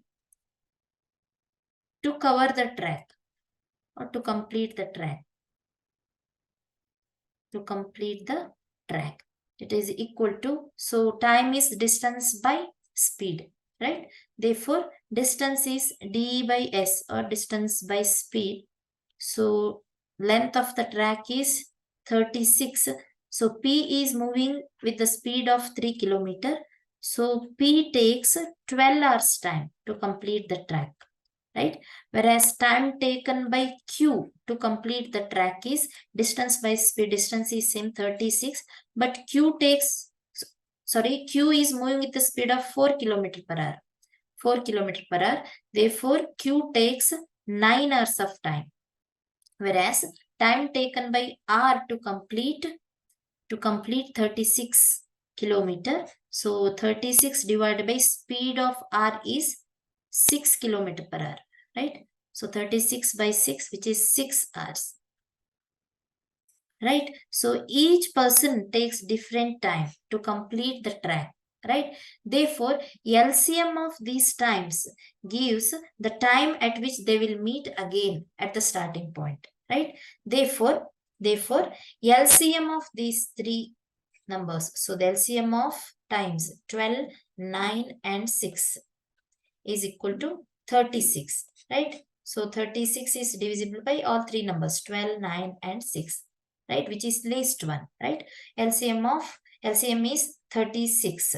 Therefore, so all the three persons meet again at the starting point after 36 hours, right? So after 36 hours, so all the three persons meet again.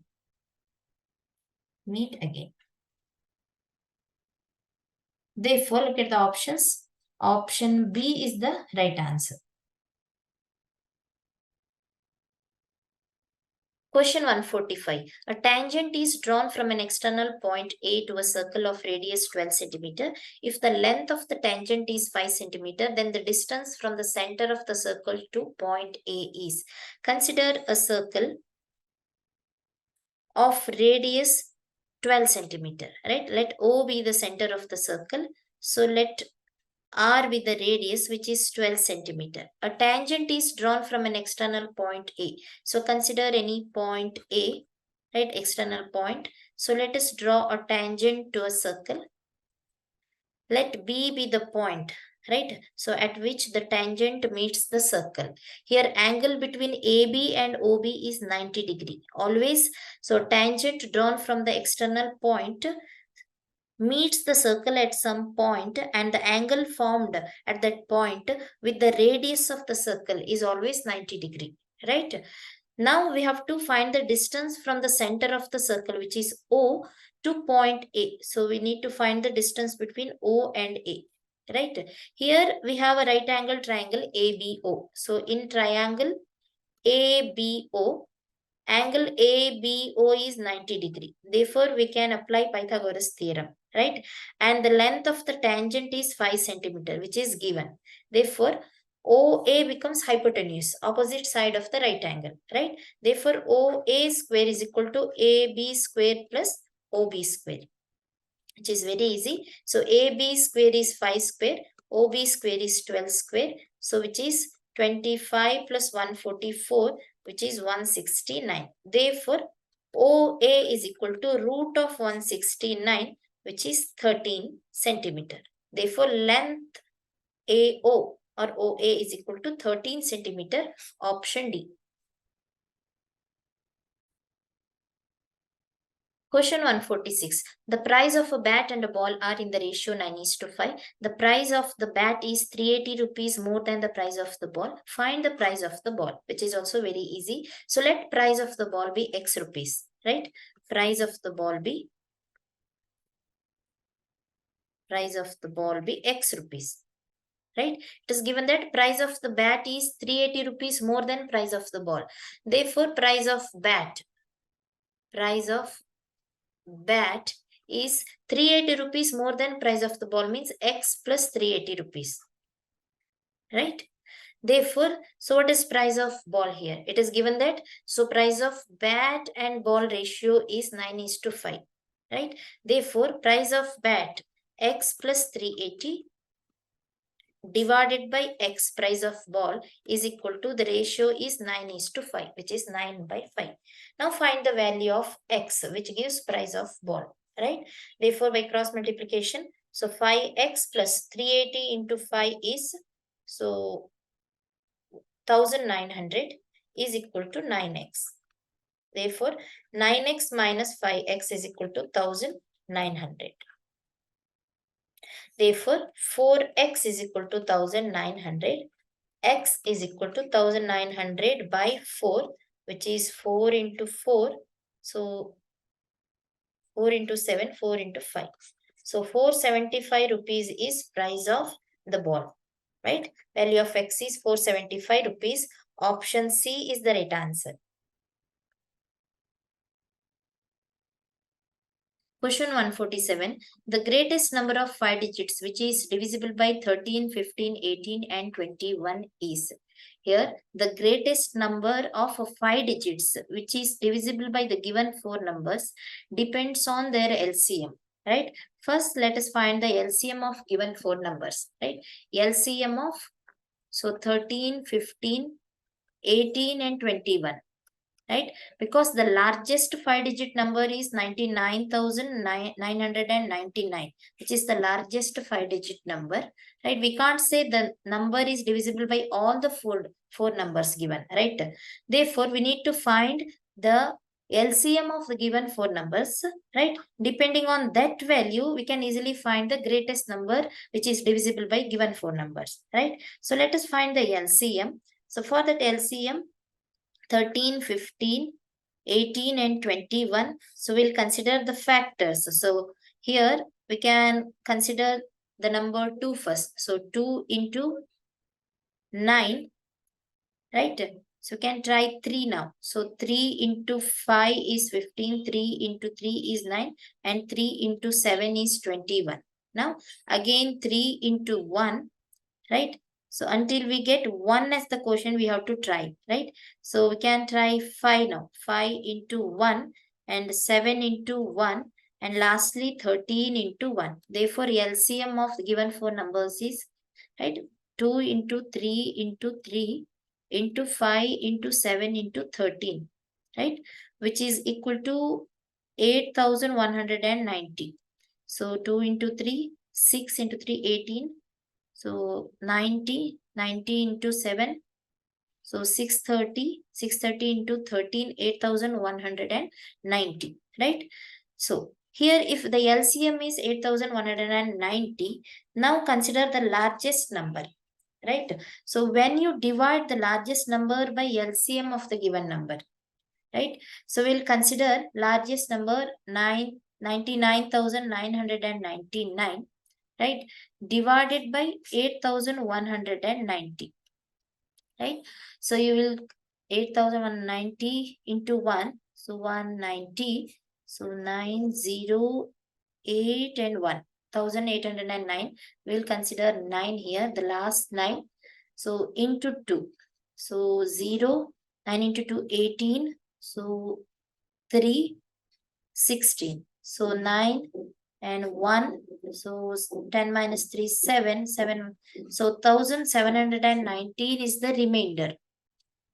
Right? If you subtract this remainder from the greatest number, which is the largest number, 99,999. So you will get a number, right, which is divisible by all the four numbers given, right? Therefore, 99,999 minus the remainder, 1,719. So gives 98,280. Right? This number 98,280 is divisible by given four numbers. Right? So this is the greatest or the largest number, 5-digit number. Right? 98280, 5 digits are there. Therefore, the greatest number of 5 digits which is divisible by 13, 15, 18 and 21 is 98,280, option B. Question 148. Solve the following equation. Right? To solve the following equation, we have to follow the BODMAS rule. According to BODMAS, first remove the bracket. Right? So here there is one bracket part. Right? This bracket part is so the divisor of the previous number. Right?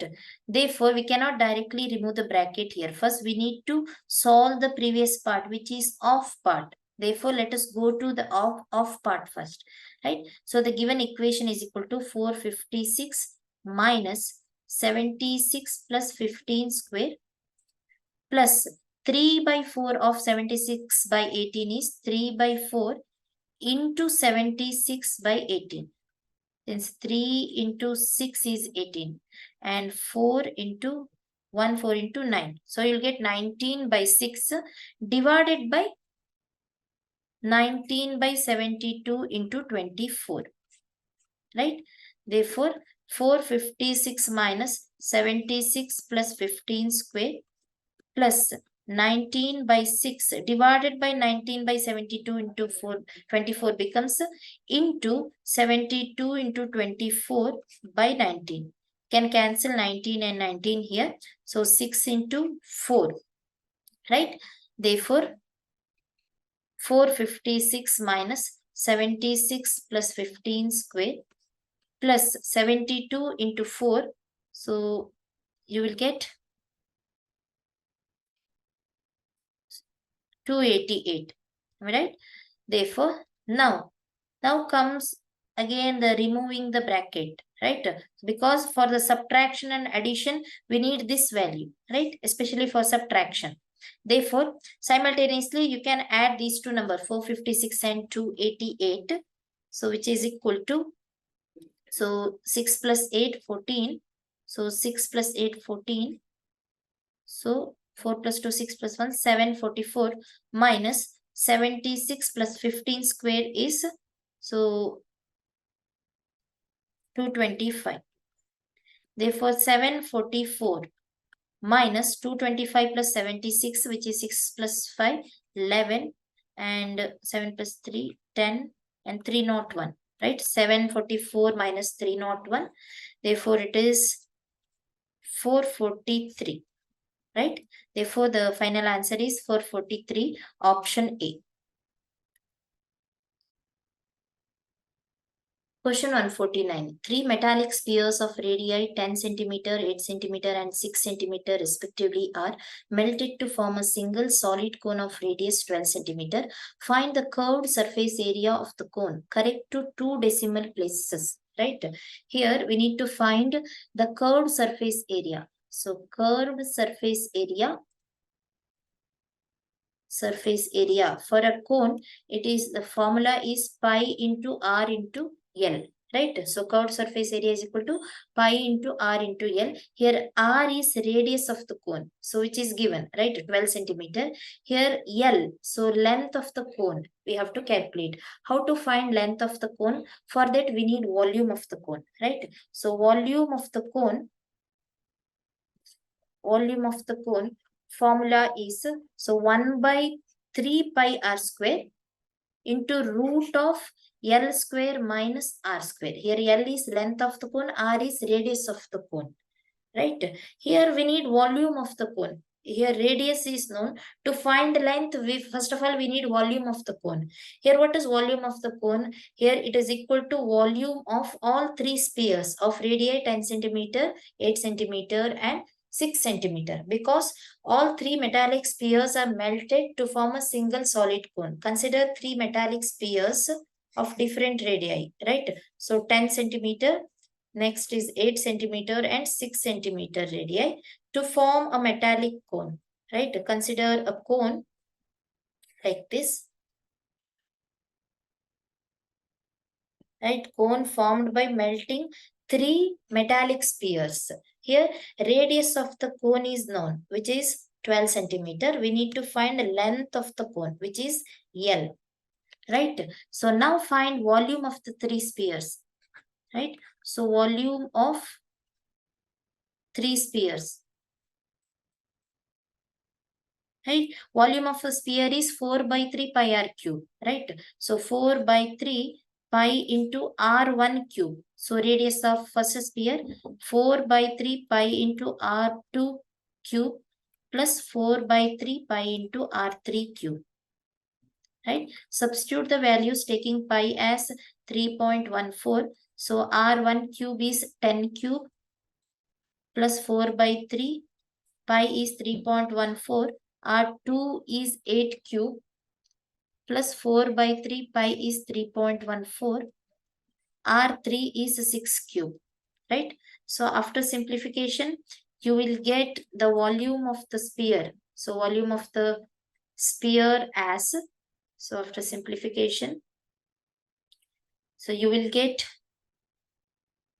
so 1728 by 36, right? So volume of the sphere, which is equal to volume of the cone.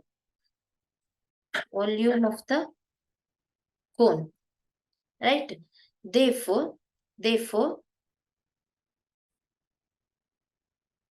question 150. The following bar graph shows the sales in thousand numbers of scooters from 6 different companies in 2011 and 2012. Here in the bar graph along x-axis, so different companies are given A to F, whereas along y-axis, so sales of scooters in thousand numbers are given. So in 2011, so 2011 sales are indicated with, so white shades, whereas in 2012 sales are indicated with black and white strips, right? Here the question is, the average sales of companies A and E in 2011 is what percentage of the average sales of companies B and D in 2012? Now consider the sales of companies A and E. So A and E in the year 2011. So these two numbers, 2011 right? So 11,000 and 18,000. Therefore, so average sales of